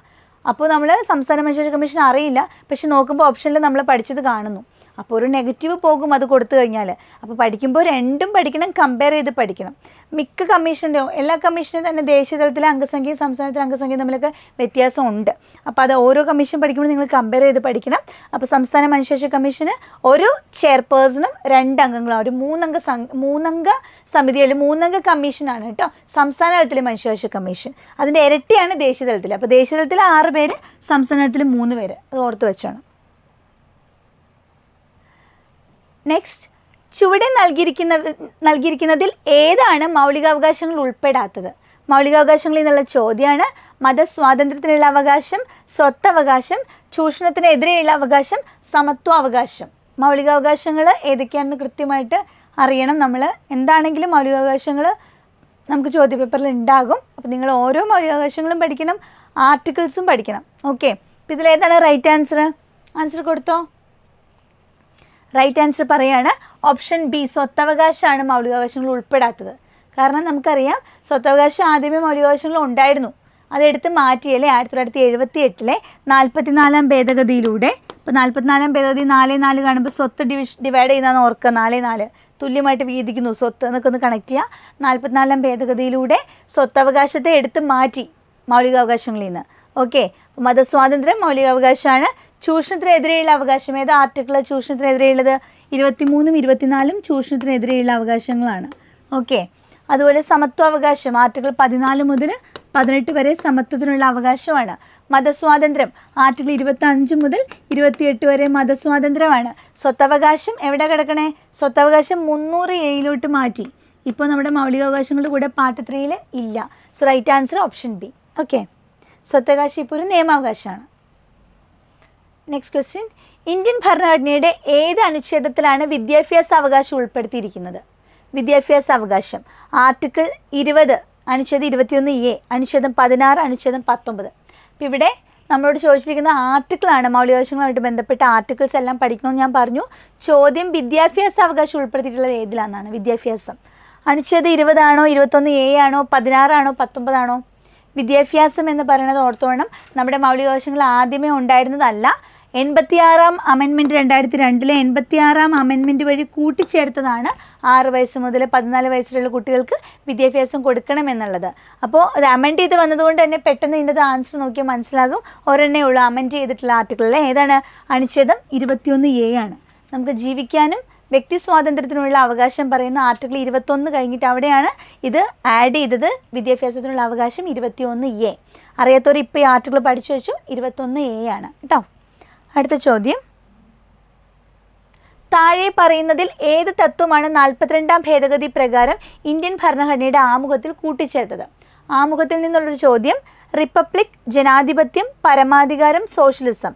ഏതാണ് 42-ാം ഭേദഗതി പ്രകാരം കൂട്ടിച്ചേർത്തതെന്നാണ്. അപ്പോൾ ഞാൻ ആദ്യമേ പറഞ്ഞു 42-ാം ഭേദഗതി വളരെ ഇമ്പോർട്ടൻ്റ് ആയിട്ടുള്ള ഒരു അമെൻമെൻ്റ് ആണ്. അതിൽ പല ഭാഗത്തും നമ്മുടെ ഭരണഘടനയിൽ മാറ്റം കൊണ്ടുവന്നിട്ടുണ്ട്. ആമുഖത്തിൽ ഈ ഭേദഗതി എന്താണ് മാറ്റം കൊണ്ടുവന്നത്? 3 വാക്കുകൾ പുതുതായിട്ട് കൂട്ടിച്ചേർത്തു. ആ 3 വാക്കുകൾ ഏതൊക്കെയാണെന്ന് ഏത് ഉറക്കത്തിൽ വിളിച്ചെണീപ്പിച്ചാലും നിങ്ങൾ പറയണം. ഏതൊക്കെയാണ് ആ 3 വാക്കുകൾ 42-ാം ഭേദഗതി കൂട്ടിച്ചേർത്തത്? അത് എല്ലാവർക്കും അറിയായിരിക്കും. അറിയാത്തവരുണ്ടെങ്കിൽ ഇപ്പോൾ പഠിച്ചോ. 3 വാക്കുകൾ കൂട്ടിച്ചേർത്തത്. 1 സോഷ്യലിസ്റ്റ്, 2 സെക്യുലർ, 3-ാമത്തത് ഇൻറ്റഗ്രിറ്റി. മലയാളത്തിൽ പറഞ്ഞാൽ സോഷ്യലിസ്റ്റ് സ്ഥിതി സമത്വം, സെക്യുലർ മതേതരം, ഇൻറ്റഗ്രിറ്റി അഖണ്ഡത. അല്ലേ? നമ്മുടെ ഭരണഘടനയിൽ ഇന്ത്യ ഒരു പരമാധികാര ജനാധിപത്യ റിപ്പബ്ലിക്ക്. 3 കാര്യം ഉണ്ടായിരുന്നുള്ളൂ. പരമാധികാര ജനാധിപത്യ റിപ്പബ്ലിക്ക്. 42-ാം ഭേദഗതി വന്നപ്പോൾ അതെങ്ങനെ മാറി? ആമുഖം എങ്ങനെ മാറി? ഇന്ത്യ ഒരു പരമാധികാര സ്ഥിതിസമത്വ മതേതര ജനാധിപത്യ റിപ്പബ്ലിക്ക്. പരമാധികാര ജനാധിപത്യ റിപ്പബ്ലിക്ക് 3 ഉണ്ടായിരുന്നു. അപ്പോൾ എങ്ങനെയായി? പുതുതായിട്ട് ഈ ഭേദഗതി വന്നപ്പോൾ എങ്ങനെയായി? പരമാധികാരം അവിടെ തന്നെയുണ്ട്, ജനാധിപത്യം അവിടെ തന്നെയുണ്ട്, റിപ്പബ്ലിക്കും ഉണ്ട്. ഇടയ്ക്ക് 2 വന്നു. പരമാധികാരം കഴിഞ്ഞിട്ട് 2 വാക്ക് വന്നു. എന്താണ്? പരമാധികാര സ്ഥിതിസമത്വ മതേതര ജനാധിപത്യ റിപ്പബ്ലിക്ക്. അപ്പോൾ ഇവിടെ സ്ഥിതിസമത്വവും മതേതരവുമാണ് കൂട്ടിച്ചേർത്തത്. ഇതിലിപ്പോൾ നമുക്ക് മതേതരം ഇല്ല, സ്ഥിതിസമത്വം ഉണ്ട് അല്ലേ? സോഷ്യലിസം. ഇംഗ്ലീഷിൽ സോഷ്യലിസം എന്നാണ് നമ്മൾ പഠിക്കുക. ചിലപ്പോൾ സോഷ്യലിസം എന്നായിരിക്കും കൊടുക്കുക, ചിലപ്പോൾ സ്ഥിതിസമത്വം എന്നായിരിക്കും കൊടുക്കുക. എങ്ങനെ വന്നാലും അറിഞ്ഞിരിക്കണം. ഇതാണ് ആഡ് ചെയ്തിട്ടുണ്ടായിരുന്നത്. ഓക്കെ. 17-ാമത്തെ ചോദ്യം, ഇന്ത്യയുടെ കേന്ദ്ര വിവരാവകാശ കമ്മീഷനിൽ ചെയർമാനെ കൂടാതെ പ്രസിഡന്റിന് എത്ര വിവരാവകാശ കമ്മീഷണർമാരെ കൂടി നിയമിക്കാൻ കഴിയും? ചോദ്യം വിവരാവകാശ കമ്മീഷൻ എന്ന് പറഞ്ഞ ഭാഗത്താണ്. എഗെയിൻ വിവരാവകാശ കമ്മീഷനിലെ അംഗസംഖ്യയാണ് ചോദ്യമായിട്ട് വന്നിട്ടുള്ളത്. അവിടെ ചോദ്യം വായിക്കുമ്പോൾ ശ്രദ്ധിച്ചു വായിക്കണം. ചെയർമാനെ കൂടാതെ, ചെയർമാൻ ഉൾപ്പെടെയും ചെയർമാനെ കൂടാതെയും എന്ന് അങ്ങോട്ടും ഇങ്ങോട്ടും മാറ്റിമറിച്ച് ചോദിച്ചാൽ അതനുസരിച്ച് നമ്മൾ പറയേണ്ടതുണ്ട്. അപ്പോൾ എത്ര അംഗങ്ങളാണ് മൊത്തം ഉള്ളത് അറിയാമോ? ഒരു ചെയർമാനുണ്ട്. എന്നിട്ടൊരു കണ്ടീഷൻ പറയുന്നത് എന്താണ്? റൈറ്റ് ആൻസർ ഞാൻ പറയട്ടെ, നിങ്ങൾ കൊടുത്തോ? റൈറ്റ് ആൻസർ ഓപ്ഷൻ ബി ആണ്. ഓപ്ഷൻ ബി ആണ് റൈറ്റ് ആൻസർ. 10 ആണ്. അതായത് ഒരു ചെയർമാനും 10 അംഗങ്ങൾ. അതായത് ഇങ്ങനെയാണ് പറയുന്നത്, മാക്സിമം 10 അംഗങ്ങളാണ്. 10-ൽ കൂടാത്ത അംഗങ്ങൾ എന്നാണ് പറഞ്ഞിട്ടുള്ളത്. 10-ൽ ചെയർമാനെ അസിസ്റ്റ് ചെയ്യാനായിട്ട് 10-ൽ കൂടാത്ത അംഗങ്ങൾ ഉണ്ടായിരിക്കണം. അപ്പോൾ മാക്സിമം 10. അപ്പോൾ മൊത്തം 11 പേരാണ്. ചെയർമാൻ ഉൾപ്പെടെ എന്ന് ചോദിച്ചാൽ ആൻസർ 11 ആയിരിക്കും. ചെയർമാനെ കൂടാതെ എത്ര അംഗങ്ങളുണ്ടെന്ന് ചോദിച്ചാൽ ആൻസർ 10 ആയിരിക്കും. അത് കൃത്യമായിട്ട് മനസ്സിലാക്കിക്കോണം. വിവരാവകാശ കമ്മീഷനിൽ ചെയർമാൻ ഉൾപ്പെടെ 11 അംഗങ്ങളാണ്, ചെയർമാനെ കൂടാതെ 10 അംഗങ്ങളാണ്. ഓക്കെ. മനുഷ്യാവകാശ കമ്മീഷനിൽ എന്താണെന്ന് നമ്മൾ മുന്നേ പറഞ്ഞേ, ദേശീയ മനുഷ്യാവകാശ കമ്മീഷനിൽ അവർ 6 പേരാണ്. 1+5 ഒരു ചെയർമാനും 5 അംഗങ്ങളും അല്ലേ? സംസ്ഥാനത്ത് നേരെ പകുതി 3 അംഗങ്ങളാകും. ഇവിടെ വിവരാവകാശ കമ്മീഷനിൽ 11 അംഗങ്ങളാണ്, ഒരു ചെയർമാനും 10 അംഗങ്ങളും. ക്ലിയർ? ഇനി ഇന്ത്യ ഗവൺമെൻറ് ഈ ഒരു ചിഹ്നം കണ്ടോ, റുപ്പീസ്. ആ റുപ്പി എന്ന ചിഹ്നം ഇന്ത്യയുടെ ദേശീയ ചിഹ്നമായിട്ട് സ്വീകരിച്ചത് എന്ന്. അപ്പം നമുക്ക് ദേശീയ പതാക, ദേശീയ ഗാനം, ദേശീയ ഗീതം, ദേശീയ ചിഹ്നം അല്ലേ? അതേപോലെ ദേശീയ ചിഹ്നമായിട്ട് നമ്മുടെ റുപ്പി അല്ലേ, രൂപ, ആ ഒരു ചിഹ്നം അംഗീകരിച്ചിട്ടുണ്ട് കറൻസിയുടെ ചിഹ്നമായിട്ട്. അത് എന്നാണെന്നാണ് ചോദ്യം. ആൻസർ ഞാൻ പറയാം. Right answer 2010 July 15 option A ആണ് കേട്ടോ.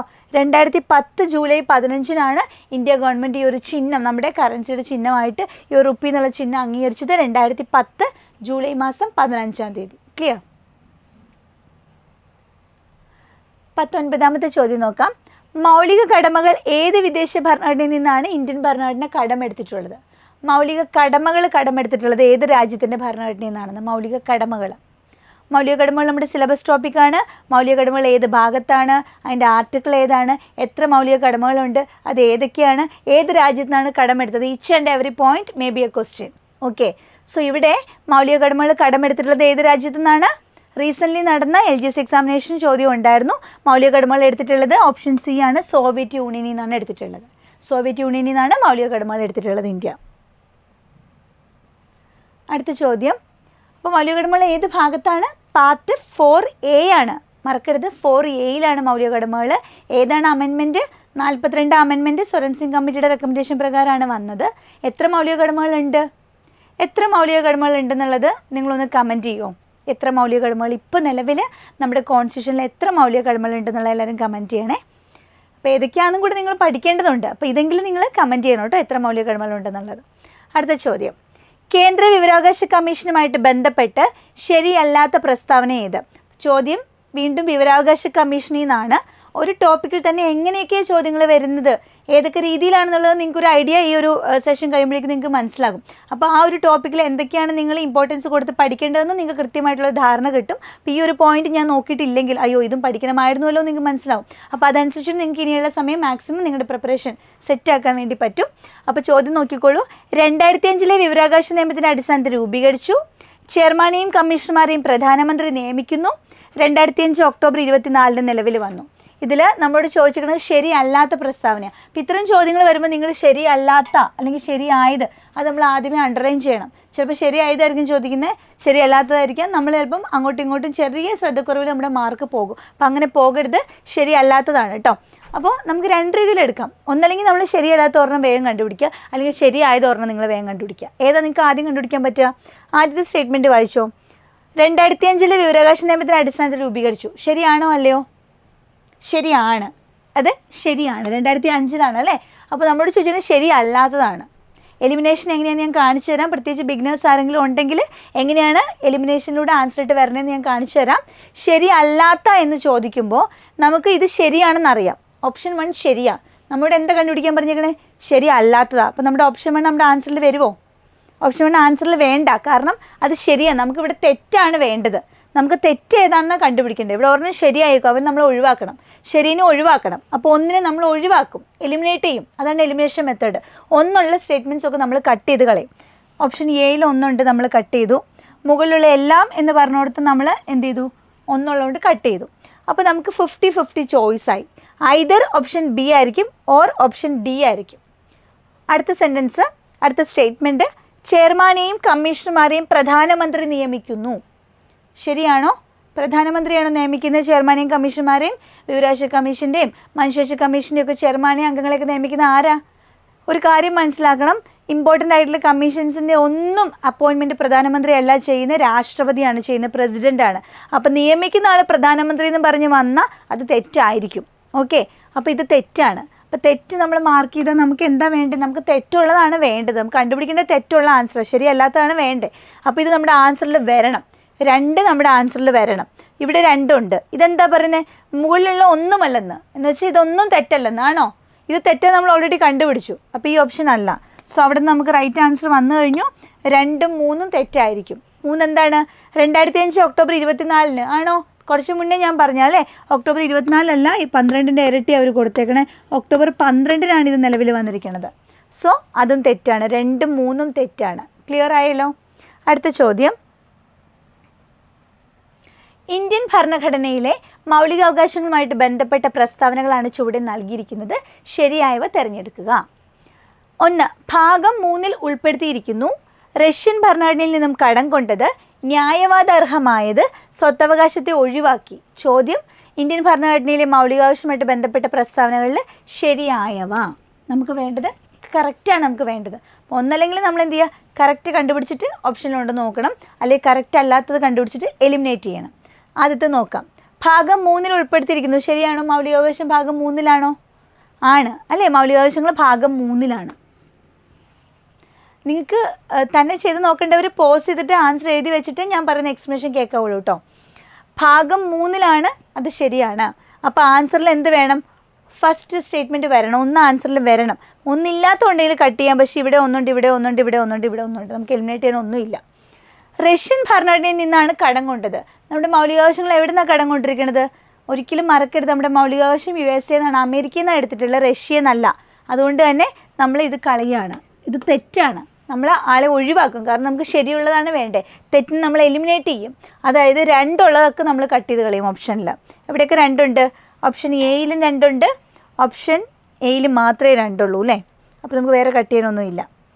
ശരി, അടുത്ത സ്റ്റേറ്റ്മെൻറ്റ് കൂടെ നോക്കാം. ന്യായവാദ അർഹമായത്, ദാറ്റ് മീൻസ് ജസ്റ്റിസിയബിൾ ആണ്. നമുക്കത് നിഷേധിക്കപ്പെട്ടാലും നമുക്ക് കോടതിയിൽ പോയിട്ട് ന്യായം കണ്ടെത്തണം, നമുക്ക് ന്യായം കിട്ടും. കാരണം മൗലികാവകാശങ്ങൾ ന്യായവാദാർഹമായതാണ് എന്ന് നമ്മുടെ ഭരണഘടന പറഞ്ഞിട്ടുണ്ട്. സോ ഇത് ശരിയായതാണ്. അപ്പോൾ നമ്മുടെ ആൻസറിൽ ആര് വേണം? 3 നമ്മുടെ ആൻസറിൽ വേണം. 3 ഇല്ലെങ്കിൽ നമുക്ക് കട്ട് ചെയ്യാം. അതായത് ഇവിടെ 3 ഇല്ല, 3 നമുക്ക് വേണ്ടതാണ്. 3 ഇല്ലാത്തതുകൊണ്ട് നമ്മൾ ഡീനെ കട്ട് ചെയ്തു. അപ്പോൾ നമ്മുടെ കയ്യിൽ 2 ചോയ്സാണുള്ളത്. Either B may the answer or C ആയിരിക്കും നമ്മുടെ ആൻസർ വരുന്നത്. B or C. എന്താ വ്യത്യാസം? 2 അടുത്ത് 1, 3 പറഞ്ഞിട്ടുണ്ട്. 4 ഉണ്ടോ ഇല്ലയോ എന്നുള്ളതാണ് ഇനി ഇതിൻ്റെ ആൻസർ ഡിസൈഡ് ചെയ്യാൻ പോണേ. 4ാമത്തെ സ്റ്റേറ്റ്മെൻറ്റ് എന്താ? സ്വത്തവകാശത്തെ ഒഴിവാക്കി. മൗലികാവകാശത്തിന് സ്വത്തവകാശത്തെ ഒഴിവാക്കിയില്ലേ? Yes, of course. അപ്പോൾ ഇതും ശരിയാണ്. So right answer 1, 3, 4 option B ആണ് റൈറ്റ് ആൻസർ. 1, 3, 4. ക്ലിയർ? അടുത്ത ചോദ്യം. കേന്ദ്ര വിവരാവകാശ കമ്മീഷനിൽ മുഖ്യ വിവരാവകാശ കമ്മീഷണർമാരായ 2 വനിതകൾ ആരെല്ലാം? സുഷമ സിംഗ്, ദീപക് സന്ധു. ദീപക് സന്ധു രേഖാ ശർമ്മ. രേഖാ ശർമ്മ ജയന്തി പട്നായിക്. ജയന്തി പട്നായിക് ഇന്ദിരാ ബാനർജി. മുഖ്യ വിവരാവകാശ കമ്മീഷണർമാരായ 2 വനിതകളുടെ പേരാണ് നിങ്ങൾ കണ്ടുപിടിക്കേണ്ടത്. 2 വനിതകൾ, മുഖ്യ വിവരാവകാശ കമ്മീഷണർമാരായ 2 വനിതകൾ. ആൻസർ കൊടുത്തോ? ഏതായിരിക്കും right answer? Right answer option A ആണ്. സുഷമ സിംഗും ദീപക് സന്ധുവാണ്. ഇപ്പോൾ നിങ്ങൾക്ക് ഇവരെ എല്ലാവരും ചിലപ്പോൾ പരിചയം ഉണ്ടാവില്ല, പക്ഷെ ആരെങ്കിലും പരിചയമുണ്ടോ? കുറച്ച് നാളായിട്ട് PSC പ്രിപ്പയർ ചെയ്യുന്നവരാണെങ്കിൽ, നിങ്ങൾ പഠിക്കുന്നവരാണെങ്കിൽ ഉറപ്പായിട്ട് നിങ്ങൾക്ക് ഈ വ്യക്തിയെ പരിചയം കാണും. രേഖാ ശർമ്മ ആരാണ്? കുറേ നാളുകളായിട്ട് നമ്മുടെ വനിതാ കമ്മീഷൻ, ദേശീയ വനിതാ കമ്മീഷൻ്റെ ചെയർപേഴ്സണാണ്. ഇപ്പോൾ റീസെൻ്റ്ലി ആൾ മാറി അല്ലേ. അപ്പോൾ കുറേ നാളുകളായിട്ട് രേഖാ ശർമ്മ നമ്മുടെ ദേശീയ വനിതാ കമ്മീഷൻ്റെ ചെയർപേഴ്സണാണ്. അപ്പോൾ രേഖാ ശർമ്മ വിവരാവകാശ കമ്മീഷണർമാരല്ല, മുഖ്യ വിവരാവകാശ കമ്മീഷണർമാരിൽ വന്ന വനിതകളാണ് ചോദ്യം. രേഖാ ശർമ്മ എന്താണ് വിവരാവകാശ കമ്മീഷൻ്റെ ചെയർപേഴ്സൺ അല്ല. അപ്പോൾ നമുക്ക് രേഖാ ശർമ്മയുള്ള ഓപ്ഷൻ കട്ട് ചെയ്ത് കളഞ്ഞാലോ? അപ്പോൾ നമ്മുടെ ഓപ്ഷൻ ബി പോകും. വേറെ എവിടെ രേഖാ ശർമ്മ? ഓപ്ഷൻ സിയിലുണ്ട്, ഓപ്ഷൻ സിയും പോയി. അപ്പോൾ നമുക്ക് 50-50 ആയില്ലേ? ഐദർ എ ആയിരിക്കും ഓർ ഡി ആയിരിക്കും. ഇവിടെ നോക്കിക്കഴിഞ്ഞാൽ സുഷമ സിംഗ്, ദീപക് സന്ധു, ജയന്തി പട്നായിക്, ഇന്ദിരാ ബാനർജി. ഒരാളെ കൂടി നിങ്ങൾക്ക് പരിചയം ഉണ്ടാകണം. പഠിക്കുന്ന റെഗുലറായിട്ട് പ്രിപ്പയർ ചെയ്യുന്നവരാണെങ്കിൽ നിങ്ങൾക്ക് ഉറപ്പായിട്ടും അറിയാൻ പറ്റണം. ജയന്തി പട്നായിക്. ജയന്തി പട്നായിക് ആരാ? നമ്മുടെ ദേശീയ വനിതാ കമ്മീഷൻ്റെ ആദ്യത്തെ ചെയർപേഴ്സൺ ആയിരുന്നു ജയന്തി പട്നായിക്, വിവരാവകാശ കമ്മീഷൻ്റെ അല്ല. സോ ഇത് നമുക്ക് ഈസിയായിട്ട് ഒഴിവാക്കാവുന്നതാണ്. റൈറ്റ് ആൻസർ വന്നിട്ട് സുഷമ സിംഗും ദീപക് സന്ധു ആണ്. വിവരാവകാശ കമ്മീഷൻ്റെ ചെയർപേഴ്സണായ ആദ്യ വനിതയാണ് ദീപക് സന്ധു, 2ാമത്തെ വനിതയാണ് സുഷമ സിംഗ്. ഓക്കെ, അപ്പോൾ വിവരാവകാശ കമ്മീഷൻ 2005 വന്നേ, ഇത്ര നാളല്ലേ ആയിട്ടുള്ളൂ അത് വന്നിട്ട്. അതുകൊണ്ട് തന്നെ ആ ഇമ്പോർട്ടൻ്റ് ആയിട്ടുള്ള എല്ലാ കമ്മീഷണർമാരുടെയും 2005 തൊട്ട് ഇതുവരെയുള്ള കമ്മീഷണർമാരുടെ എല്ലാവരുടെയും മുഖ്യ വിവരാവകാശ കമ്മീഷണർമാരുടെ പേര് ഒന്ന് വായിച്ചു പോയാൽ നിങ്ങൾക്ക് നല്ലതായിരിക്കും. അറ്റ്ലീസ്റ്റ് വനിതകളെയൊക്കെ നമ്മൾ അറിഞ്ഞിരിക്കണം. ആൻസർ കിട്ടിയെന്ന് വിചാരിക്കുന്നു. അടുത്ത ചോദ്യം. കേശവാനന്ദ ഭാരതി കേസിൽ ചില തത്വങ്ങൾ ഭരണഘടനയുടെ അടിസ്ഥാന പ്രമാണങ്ങളാണെന്ന് സുപ്രീം കോടതി വിധിച്ചിരുന്നു. താഴെ പറയുന്നവയിൽ അടിസ്ഥാന പ്രമാണങ്ങളായി അംഗീകരിക്കപ്പെട്ട തത്വങ്ങളേവ? ഓപ്ഷൻസിൽ ജനാധിപത്യം, മതേതരത്വം, റിപ്പബ്ലിക്കൻ രീതിയിലുള്ള ഗവൺമെൻറ്. ചോദ്യം എന്താണ്? കേശവാനന്ദ ഭാരതി കേസുമായിട്ട് ബന്ധപ്പെട്ട. അപ്പോൾ നിങ്ങൾ വിചാരിക്കുന്നുണ്ടാകും ഞാൻ കേശവാനന്ദ ഭാരതി കേസ് പഠിച്ചിട്ടില്ല, അതുകൊണ്ട് എനിക്ക് ചോദ്യത്തിന് ആൻസർ അറിയില്ല. അങ്ങനെ ആരും വിചാരിക്കരുത്. ഒരു ചോദ്യവും നമ്മൾ ഫസ്റ്റ് ഒന്ന് വായിച്ചിട്ട് നിങ്ങൾ ജഡ്ജ് ചെയ്യാൻ പോകരുത്. ചോദ്യം ഒന്ന് ശ്രദ്ധിച്ച് വായിച്ചേ. കേശവാനന്ദ ഭാരതി കേസിൽ ചില തത്വങ്ങൾ ഭരണഘടനയുടെ അടിസ്ഥാന പ്രമാണങ്ങളാണെന്ന് സുപ്രീം കോടതി വിധിച്ചിരുന്നു. താഴെ പറയുന്നവയിൽ അടിസ്ഥാന പ്രമാണങ്ങളായിട്ട് അംഗീകരിക്കപ്പെട്ട തത്വങ്ങൾ ഏവാന്നാണ്. അതായത് കേശവാനന്ദ ഭാരതി കേസല്ല നമ്മളോട് ചോദിച്ചേക്കണേ, നമ്മുടെ ഭരണഘടനയിൽ അടിസ്ഥാന പ്രമാണങ്ങളായിട്ട് അംഗീകരിച്ചേക്കണ തത്വങ്ങൾ ഏതൊക്കെയാണെന്ന് ചോദിച്ചേക്കണേ. അപ്പോൾ ഓപ്ഷനിൽ ജനാധിപത്യം നമ്മുടെ ഭരണഘടനയുടെ ഒരു അടിസ്ഥാന തത്വമാണോ? അത് മാറ്റാൻ പാടുണ്ടോ ജനാധിപത്യം? നമ്മുടെ ഭരണഘടന എന്ന് പറഞ്ഞാൽ തന്നെ അതിൻ്റെ ഹൈലൈറ്റ് ആണല്ലേ ജനാധിപത്യ ഭരണഘടന എന്നുള്ളത്. സോ അതതിൻ്റെ അടിസ്ഥാന പ്രമാണമാണ്. മതേതരത്വം, മതേതര ഇന്ത്യയാണ് നമ്മുടേത്. ഇല്ലെങ്കിൽ ഇവിടെ എന്തുണ്ടാകും അല്ലേ? ആ ഒരു മതേതരത്വം ഉള്ളത് കൊണ്ടാണ് നമ്മൾ വലിയ സമാധാനമായിട്ട് ഇവിടെ കഴിഞ്ഞു പോകുന്നത്. സോ മതേതരത്വം എന്നുള്ളത് നമ്മുടെ ഒരു അടിസ്ഥാന പ്രമാണമാണ്, അത് മാറ്റാൻ പറ്റില്ല. ഇനി എന്താ? റിപ്പബ്ലിക്കൻ രീതിയിലുള്ള ഗവൺമെൻറ്, അതായത് നമ്മുടെ ഭരണത്തലവനായ പ്രസിഡൻറ്റിനെ തിരഞ്ഞെടുക്കുന്ന ഒരു രീതിയാണ് നമുക്കുള്ളത് അല്ലേ. നമ്മുടെ പ്രസിഡൻറ്റിനെ പ്രാതിനിധ്യ വ്യവസ്ഥ പ്രകാരം വോട്ട് ചെയ്ത് തിരഞ്ഞെടുക്കുന്ന ഒരു പ്രസിഡൻ്റാണ് നമ്മളെ ഭരിക്കുന്നത്. അല്ലെ രാജാക്കന്മാരൊന്നും അല്ല, സ്വേച്ഛാധിപതികളല്ല നമ്മളെ ഭരിക്കുന്നത്. അപ്പോൾ ഒരു റിപ്പബ്ലിക്കൻ രീതിയാണ് ഇന്ത്യയിൽ നിലനിൽക്കുന്നത്. ഇത് നമ്മുടെ ഭരണഘടനയുടെ അടിസ്ഥാന പ്രമാണമാണോ? ഓഫ് കോഴ്സ് അല്ലേ, ഇതും അടിസ്ഥാന പ്രമാണമാണ്. സോ 1, 2, 3 അടിസ്ഥാന പ്രമാണമാണ്. സോ ഈ ക്വസ്റ്റിൻ്റെ റൈറ്റ് ആൻസർ ഏതാണ്? മേൽപ്പറഞ്ഞവയെല്ലാം എന്ന് പറയുന്ന ഓപ്ഷൻ ഡി ആണ് right answer. Clear? Next question, മൗലികാവകാശ സംരക്ഷണത്തിനായി റിട്ടുകൾ പുറപ്പെടുവിക്കാൻ ഹൈക്കോടതികൾക്ക് അധികാരം നൽകുന്ന ഭരണഘടന അനുച്ഛേദം ഏത്? റിട്ടുകൾ മൗലികാവകാശങ്ങളിൽ ആർട്ടിക്കിൾ 32 വരുമ്പോൾ ഭരണഘടനാപരമായ പരിഹാരം, അവിടെയാണ് നമ്മൾ റിട്ടുകൾ പഠിക്കണേ അല്ലേ. ചോദ്യം, റിട്ടുകൾ പുറപ്പെടുവിക്കാൻ 2 ടൈംസ് ക്വസ്റ്റ്യൻ വായിക്കണം.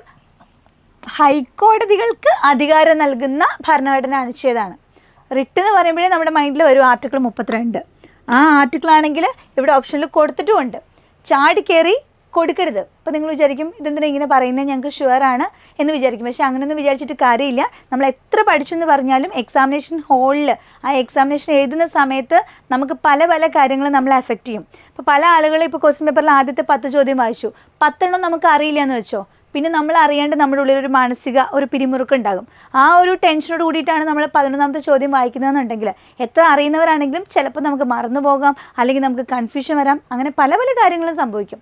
അതുകൊണ്ടാണ് ഞാൻ ഓരോ ചെറിയ ചെറിയ കാര്യങ്ങൾ നിങ്ങളോട് ശ്രദ്ധിക്കാൻ പറഞ്ഞത്. അപ്പോൾ ആദ്യമേ തന്നെ വിചാരിക്കണം, ആദ്യത്തെ 50 ചോദ്യം നിങ്ങൾക്ക് അറിയില്ലെന്ന് വെച്ചോ, എന്നാലും നിങ്ങൾ കൂളായിട്ടിരിക്കണം. കാരണം അടുത്ത 50 ചോദ്യമായിരിക്കും നമുക്ക് ഷുവറായിട്ട് അറിയാവുന്നത്. ചിലപ്പോൾ കട്ട് ഓഫ് 50-ന് താഴെയായിരിക്കും. അപ്പോൾ നമ്മൾ ഓരോ ചോദ്യവും പ്രതീക്ഷയോട് കൂടി തന്നെ നിങ്ങൾ അപ്രോച്ച് ചെയ്യണം. ഓരോ ചോദ്യവും നിങ്ങളെ ഇമോഷണലി അഫക്റ്റ് ചെയ്യാൻ പാടില്ല. അപ്പോൾ എന്ത് വന്നാലും നമ്മൾ ഹാപ്പി ആയിട്ട് തന്നെ ഓരോ ക്വസ്റ്റ്യൻ വായിക്കണം, 2 ടൈംസ് വായിക്കണം. ആൻസർ കൊടുക്കണേക്കാളും മുന്നേ അത് തന്നെ അല്ലേന്നൊന്ന് ഉറപ്പിക്കണം. ഇവിടെ ഹൈക്കോടതികൾക്കാണ് റിട്ട് പുറപ്പെടുവിക്കാനുള്ള അധികാരം ചോദിച്ചേക്കുന്നത്. ഹൈക്കോടതികൾക്ക് റിട്ട് പുറപ്പെടുവിക്കാനുള്ള അധികാരം പറയുന്ന അനുച്ഛേദം ഏതാണ്? അത് 32 അല്ല, ആർട്ടിക്കിൾ 226 ക്ലിയർ? ആർട്ടിക്കിൾ 226. അടുത്തത്, ലോകസഭയിലേക്കും സംസ്ഥാന നിയമസഭകളിലേക്കും തെരഞ്ഞെടുപ്പ് നടത്താൻ ഉപയോഗിക്കുന്ന രീതി ഏത്? ലോകസഭ ഇലക്ഷൻ, നിയമസഭ ഇലക്ഷൻ രണ്ടിലും നമ്മൾ വോട്ട് ചെയ്യാറുണ്ട്, ശരിയല്ലേ? അപ്പോൾ അത് ഏത് സിസ്റ്റമാണ്? FPTP സമ്പ്രദായമാണോ, ആനുപാതിക പ്രാതിനിധ്യ സമ്പ്രദായമാണോ, സെക്കൻഡ് ബാലറ്റ് സിസ്റ്റമാണോ? ഇവയൊന്നുമല്ല. ഏതാണ്? ഇത്ര ഓർത്താൽ മതി. നമ്മൾ വോട്ട് ചെയ്യുന്നതൊക്കെ FPTP ആയിരിക്കും. FPTP എന്ന് പറയുമ്പോൾ ഇപ്പോൾ നമ്മൾ ചെയ്യുന്ന രീതിയില്ലേ, സ്ഥാനാർത്ഥികളെ നിർത്തുന്നു, നമ്മളെല്ലാവരും അതിലാരെങ്കിലും ഒരാൾക്കാർക്ക് വോട്ട് ചെയ്യുക, പലരും പല ആളുകൾക്കാർക്ക് വോട്ട് ചെയ്യുക, അവസാനം വോട്ട് എണ്ണും, അതിൽ മെജോറിറ്റി കിട്ടിയ ആൾ ആരാണോ അയാളായിരിക്കും വിജയി. ആ ഒരു സിസ്റ്റമാണ്, ആ ഒരു ഡയറക്റ്റ് ഇലക്ഷൻ സിസ്റ്റമാണ് ഈ FPTP എന്ന് പറയുന്നത്. പേര് കാണുമ്പോൾ FPTP എന്തോ വലിയ സംഭവം എന്ന് വിചാരിക്കേണ്ട. നമ്മൾ വോട്ട് ചെയ്യുന്നത് FPTP ആണ്. നമ്മുടെ ലോകസഭയിലേക്കും നിയമസഭയിലേക്കും FPTP സിസ്റ്റമാണ് അല്ലേ. അതേസമയം നമ്മുടെ രാജ്യസഭാ ഇലക്ഷൻ നമ്മൾ വോട്ട് ചെയ്യാറുണ്ടോ? MP-മാരെ, രാജ്യസഭ MP-മാരുടെ ഇലക്ഷന് നമ്മളല്ല പങ്കെടുക്കാറ്, നമ്മുടെ MLA-മാരാണ് വോട്ട് ചെയ്യുക. അതുപോലെ രാഷ്ട്രപതിയുടെ ഉപരാഷ്ട്രപതിയുടെ ഇലക്ഷന് നമ്മൾ പങ്കെടുക്കാറില്ല. സോ അതൊക്കെ ഇതിൽ വരുന്നതാണ്, ആനുപാതിക പ്രാതിനിധ്യ സമ്പ്രദായത്തിൽ വരുന്നതാണ്. ലോകസഭ, നിയമസഭ, നമ്മുടെ പഞ്ചായത്ത് ഇലക്ഷനൊക്കെ ഏതാണ്? FPTP ആണ്. ക്ലിയർ? അടുത്ത ചോദ്യം, ഇന്ത്യൻ ഫ്ലാഗ് കോഡ് പ്രകാരം VVIP വിമാനങ്ങളിൽ ഉപയോഗിക്കുന്ന പതാകയുടെ അളവ്. ചോദ്യം എവിടെ നിന്നാണ് വന്നിട്ടുള്ള ടോപ്പിക്ക്? ദേശീയ ചിഹ്നങ്ങളിൽ ദേശീയ പതാകയിൽ നിന്നാണ്. ഇവിടെ പതാകയുടെ ഡിഫറെൻറ്റ് മെഷർമെൻറ്റ്സ് കൊടുത്തിട്ടുണ്ട്. എന്നിട്ട് ചോദിക്കുന്നത് VVIP വിമാനങ്ങളിൽ ഉപയോഗിക്കുന്ന പതാകയുടെ അളവെന്നാണ് ചോദിച്ചിട്ടുള്ളത്. എല്ലാവർക്കും അറിയണമെന്നില്ല, അറിയാത്തവർ ഇപ്പം അത് പഠിച്ചോളൂ. ഇതിൻ്റെ റൈറ്റ് ആൻസർ വന്നിട്ട് ഓപ്ഷൻ C ആണ്. 450 × 300, നീളം 450-ഉം വീതി 300-ഉം. ഇതാണ് VVIP വിമാനങ്ങളിൽ ഉപയോഗിക്കുന്ന ദേശീയ പതാകയുടെ അളവ്. 450, 300 ആയിരിക്കും. ഓക്കെ, അടുത്ത ചോദ്യം. അപ്പോൾ ദേശീയ പതാക പഠിക്കുമ്പോൾ പതാകയുടെ നമ്മൾ നോർമലി യൂസ് ചെയ്യുന്ന പതാകയുടെ എങ്ങനെയാണ് റേഷ്യോ വരുന്നത്? നീളം ഈസ്റ്റു വീതി. നീളം ഈസ്റ്റു വീതി എത്ര വരും? എനിക്ക് തോന്നുന്നു ഇതിൻ്റെ ചോദ്യം വരുന്നുണ്ട് തോന്നുന്നു. അപ്പോൾ നമുക്ക് ഡിസ്കസ് ചെയ്യാം കേട്ടോ. അപ്പോൾ പതാകയുമായിട്ട് ബന്ധപ്പെട്ട് പതാകയുടെ കളേഴ്സ്, അതുപോലെ ഓരോ കളറും എന്തിനാണ് റെപ്രസെൻറ്റ് ചെയ്യുന്നത്, രൂപകൽപ്പന ചെയ്ത ആളാരാണ്, ഇതൊക്കെ പഠിക്കണം. അത് അംഗീകരിച്ച ഡേറ്റും ഒക്കെ പഠിക്കണം കേട്ടോ. 27ാമത്തെ ചോദ്യം, പൂർണ്ണമായും രാഷ്ട്രത്തിൻ്റെ പണം കൊണ്ട് സംരക്ഷിക്കപ്പെടുന്ന യാതൊരു വിദ്യാഭ്യാസ സ്ഥാപനത്തിലും മതപരമായ ബോധനം നൽകുവാൻ പാടുള്ളതല്ല എന്ന് പരാമർശിക്കുന്ന ഇന്ത്യൻ ഭരണഘടനയിലെ അനുച്ഛേദം ഏതാകുന്നു? 28(1), 28(2), 28(3) ഇതൊന്നുമല്ല. ചോദ്യം എന്താണ്? പൂർണ്ണമായിട്ടും രാഷ്ട്രത്തിൻ്റെ പണം കൊണ്ട് സംരക്ഷിക്കപ്പെടുന്ന യാതൊരു വിദ്യാഭ്യാസ സ്ഥാപനത്തിലും. സിമ്പിളായിട്ട് പറഞ്ഞാൽ ഒരു ഗവൺമെൻറ് സ്കൂള്, അങ്ങനെ ഒരു ഗവൺമെൻറ് സ്കൂളിൽ മതപരമായിട്ട് ഉള്ള ബോധനം നൽകാൻ പാടില്ല. ഒരു ഗവൺമെൻറ് സ്കൂളിൽ പഠിക്കുന്ന കുട്ടിയുടെ അടുത്ത് വന്നിട്ട് ഏതെങ്കിലും ഒരു പെർട്ടിക്കുലർ മതത്തിനെ പറ്റിയിട്ടുള്ള ബോധനം കൊടുക്കാൻ പാടില്ല എന്ന് ഭരണഘടനയെ പറഞ്ഞിട്ടുണ്ട്. നമ്മൾ മതേതരത്വമാണ് നമ്മളുടെ ഒരു അടിസ്ഥാന പ്രമാണം. എല്ലാ മതങ്ങളെയും നമ്മൾ ഈക്വലിയാണ് റെസ്പെക്റ്റ് ചെയ്യുന്നത്. അപ്പോൾ ഒരു ഗവൺമെൻറ് സ്കൂളിൽ ഏതെങ്കിലും ഒരു പ്രത്യേക മതത്തിൻ്റെ ബോധനം കൊടുക്കാൻ പാടുണ്ടോ? ഇല്ല. അത് പറയുന്ന ആർട്ടിക്കിൾ ഏതാണെന്നറിയോ? ആർട്ടിക്കിൾ 28(1) കേട്ടോ.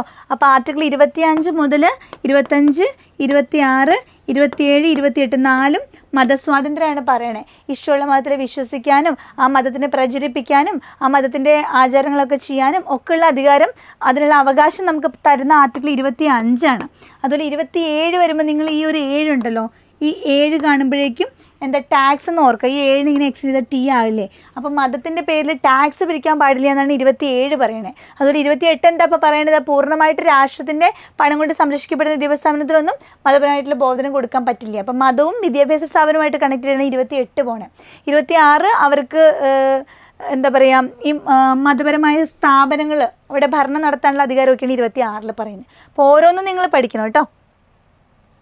നെക്സ്റ്റ് ക്വസ്റ്റ്യൻ, സംസ്ഥാനങ്ങളുടെ കടമെടുപ്പുമായിട്ട് ബന്ധപ്പെട്ട ഭരണഘടനയിൽ പ്രതിപാദിച്ചിരിക്കുന്ന അനുച്ഛേദം ഏതാണ്?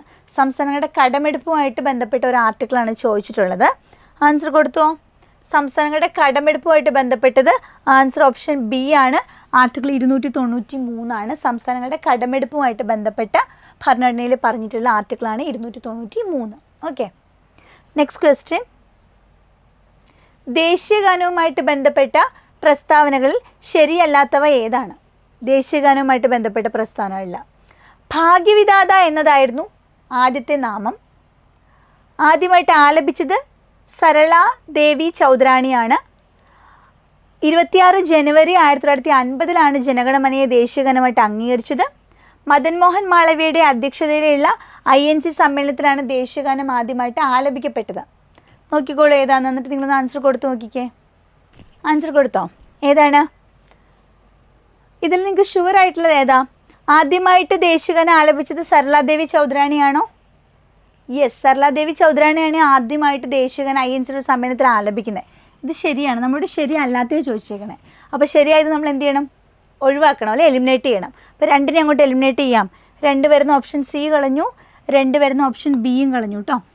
അപ്പോൾ നമുക്ക് 2 ചോയ്സേ ഉള്ളൂ. ഇനി ജനുവരി 26 1950 ദേശീയഗാനമായി ജനഗണമനയെ ദേശീയഗാനമായിട്ട് അംഗീകരിച്ചത്. ജനഗണമനയെ ദേശീയഗാനമായിട്ട് അംഗീകരിച്ചത് എന്നാണെന്നറിയാവോ? ജനഗണമനയെ ദേശീയഗാനമായിട്ട് അംഗീകരിച്ചത് 1950 ജനുവരി 26 50 ജനുവരി 24 അപ്പോൾ ഇത് തെറ്റാണ്.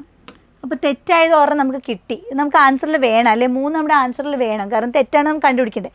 3 നമ്മുടെ ആൻസറിൽ വേണം. ഇപ്പോൾ 2 3 ഉണ്ട് താനും. ഇനി ഒന്നെന്താ?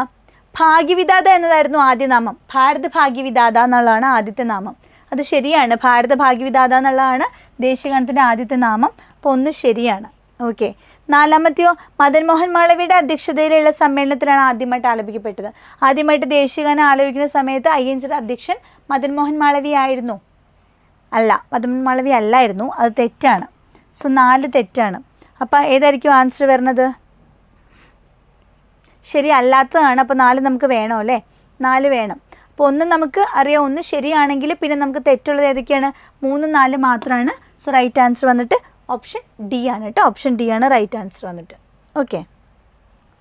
മദൻ മോഹൻ മാളവ്യ അല്ല, റഹമത്തുള്ള M സയാനി ആയിരുന്നു ആദ്യമായിട്ട് ദേശീയഗാനം ആലപിച്ച INC സമ്മേളനത്തിൽ, ആ കൊൽക്കത്ത സമ്മേളനത്തിലെ അധ്യക്ഷൻ കേട്ടോ. നോട്ട് ചെയ്തുകൊണ്ട് നമ്മൾ ഹിസ്റ്ററിയിൽ പഠിക്കണം അത്.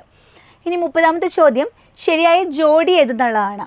MKSS വിവരാവകാശത്തിന് വേണ്ടിയുള്ള പ്രസ്ഥാനം, സ്വത്തവകാശം നിയമപരമായ അവകാശം, ബഹുമതികൾ റദ്ദാക്കൽ മൗലിക അവകാശം, ഇന്ത്യൻ ഭരണഘടനയുടെ ഭാഗം 4A മൗലിക കടമകൾ.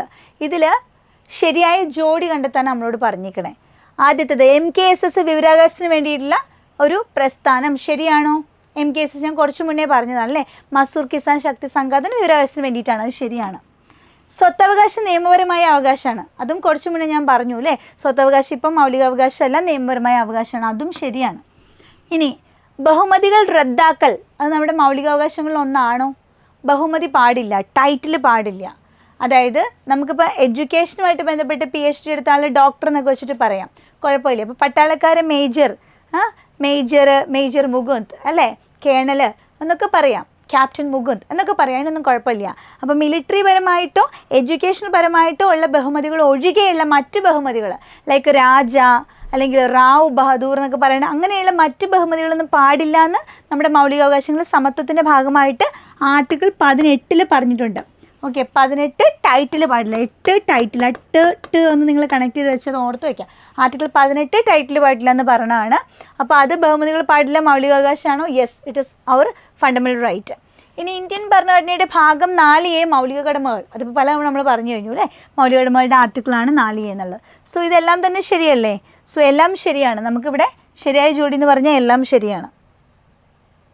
നെക്സ്റ്റ് ക്വസ്റ്റ്യനിലോട്ട് വരാം. സ്വതന്ത്ര ഇന്ത്യയിലെ ആദ്യത്തെ മുഖ്യ തെരഞ്ഞെടുപ്പ് കമ്മീഷണർ ആര്? GV Mavalankar, Fazal Ali, Sukumar Sen, Potti Sriramulu. Answer note ചെയ്തോ. സ്വതന്ത്ര ഇന്ത്യയിലെ ആദ്യത്തെ മുഖ്യ തെരഞ്ഞെടുപ്പ് കമ്മീഷണറാണ്. നമ്മൾ ഇത്ര നേരം മനുഷ്യാവകാശ കമ്മീഷൻ ആര് എന്നുള്ള പല തവണ നമ്മൾ കണ്ടു ചോദ്യം അല്ലേ. ആദ്യത്തെ മനുഷ്യാവകാശ കമ്മീഷൻ രംഗനാഥ് മിശ്ര, മലയാളിയായത് KG ബാലകൃഷ്ണൻ. ഇപ്പോൾ ചോദിച്ചേക്കണേ ഇലക്ഷൻ കമ്മീഷനെ പറ്റിയിട്ടാണ്. ആരാണ് മുഖ്യ തെരഞ്ഞെടുപ്പ് കമ്മീഷണർ?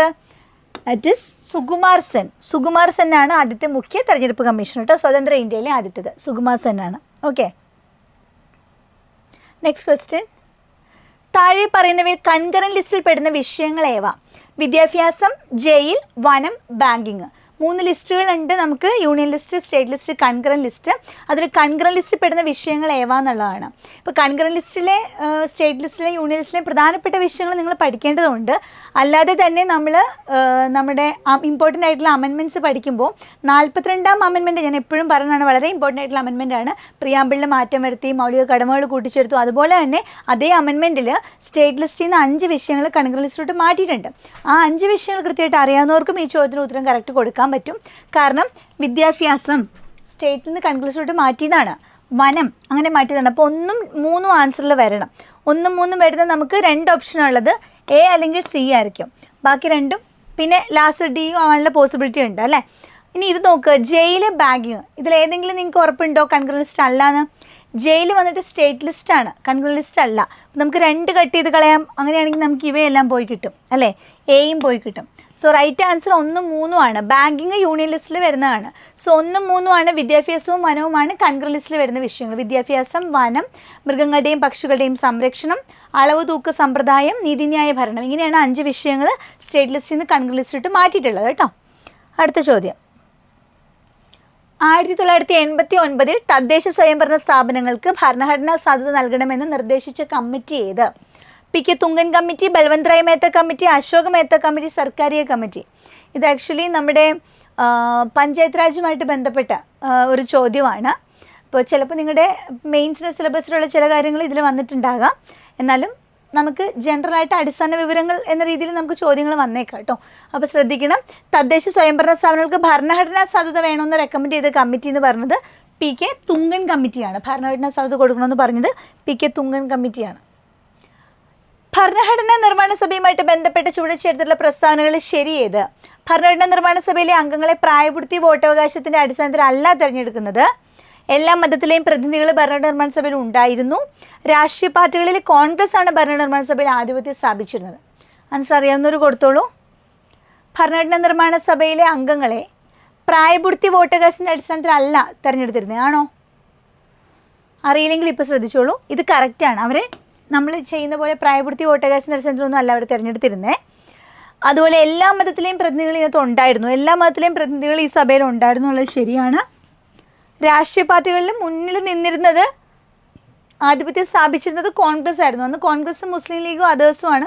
മെജോറിറ്റിയും കോൺഗ്രസ്സിലായിരുന്നു. സോ ഇത് ഓൾ ഓഫ് ദി എബോവ് ആണ് റൈറ്റ് ആൻസർ. അവിടുത്തെ അവരെ എലക്ട് ചെയ്തിട്ട് തിരഞ്ഞെടുത്തവരുണ്ട്. പക്ഷേ നമ്മൾ ചെയ്യുന്ന പോലെ പ്രായപൂർത്തി വോട്ടവകാശത്തിൻ്റെ അടിസ്ഥാനത്തിലല്ല. അവരെ റെപ്രസെൻറ്റേറ്റീവ് സിസ്റ്റമാണ്, പ്രാതിനിധ്യ വ്യവസ്ഥയായിരുന്നു. എല്ലാ മതത്തിലെയും പ്രതിനിധികൾ ഭരണസമിതിയിൽ ഉണ്ടായിരുന്നു. രാഷ്ട്രീയ പാർട്ടികളിൽ മേൽക്കോയ്മ ഉണ്ടായിരുന്നു, കോൺഗ്രസിനായിരുന്നു കേട്ടോ. അടുത്ത ചോദ്യം. ബ്രിട്ടീഷ് ഭരണഘടനയിൽ നിന്നും ഇന്ത്യൻ ഭരണഘടന കടം കൊണ്ടിട്ടുള്ള ആശയങ്ങൾ ശരിയായത് ഏത്? പാർലമെൻ്ററി സമ്പ്രദായം, നിയമവാഴ്ച, മൗലിക അവകാശങ്ങൾ. ബ്രിട്ടനിൽ നിന്ന് നമ്മൾ എടുത്തിട്ടുള്ളതാണ്. ആൻസർ കൊടുക്കാവോ? മൗലിക അവകാശങ്ങൾ നമ്മൾ മുന്നേ പറഞ്ഞത് എവിടെ നിന്നാണ് കടം കൊണ്ടിട്ടുള്ളത്? മൗലിക അവകാശങ്ങൾ USA എന്നാണ്, അമേരിക്കയിൽ നിന്നാണ് എടുത്തിട്ടുള്ളത്. അപ്പം 3 ഇതിൽ വരത്തില്ല. നമ്മളോട് ചോദിച്ചിട്ടുണ്ട് ബ്രിട്ടീഷാണ്. 3 ഓപ്ഷൻ നമുക്ക് കളഞ്ഞാലോ? 3 വരുന്നത് ഏതാ? ഓൾ ഓഫ് ദി എബോവ് നമുക്ക് കളയാം. പിന്നെ ഇതാ ഓൺലി 1 and 3 നമുക്ക് കളയാം. 2 and 3 നമുക്ക് കളയാം. അപ്പോൾ നമ്മുടെ ആൻസറിലോട്ട് വന്നൂല്ലേ? ഏതാണ്? 1 ഉം 2ഉം എവിടെ നിന്ന് എടുത്തിട്ടുള്ളതാണ്? പാർലമെൻ്ററി സിസ്റ്റവും റൂൾ ഓഫ് ലോയും രണ്ടും ബ്രിട്ടനിൽ നിന്ന് കടമെടുത്തിട്ടുള്ളതാണ്. ബ്രിട്ടനിൽ നിന്ന് കടമെടുത്തിട്ടുള്ള ഏതൊക്കെയാണ്? പാർലമെൻ്ററി സിസ്റ്റം ഉണ്ട്, PA, റൂൾ ഓഫ് ലോ ഉണ്ട്. ഓക്കെ, പിന്നെ നമ്മുടെ ലെജിസ്ലേറ്റീവ് നമ്മുടെ നിയമനിർമ്മാണ നടപടിക്രമങ്ങളൊക്കെ ലെജിസ്ലേറ്ററൊക്കെ നമ്മൾ എടുത്തിരിക്കുന്നത് ബ്രിട്ടനിൽ നിന്ന് എടുത്തിട്ടുള്ളത്. ഓക്കെ, പിന്നെ ബൈക്യാമറൽ ലെജിസ്ലേഷൻ ഉണ്ട്, ദ്വിമണ്ഡല നിയമനിർമ്മാണം, അതെടുത്തിട്ടുള്ളത് ബ്രിട്ടനിൽ നിന്നാണ്.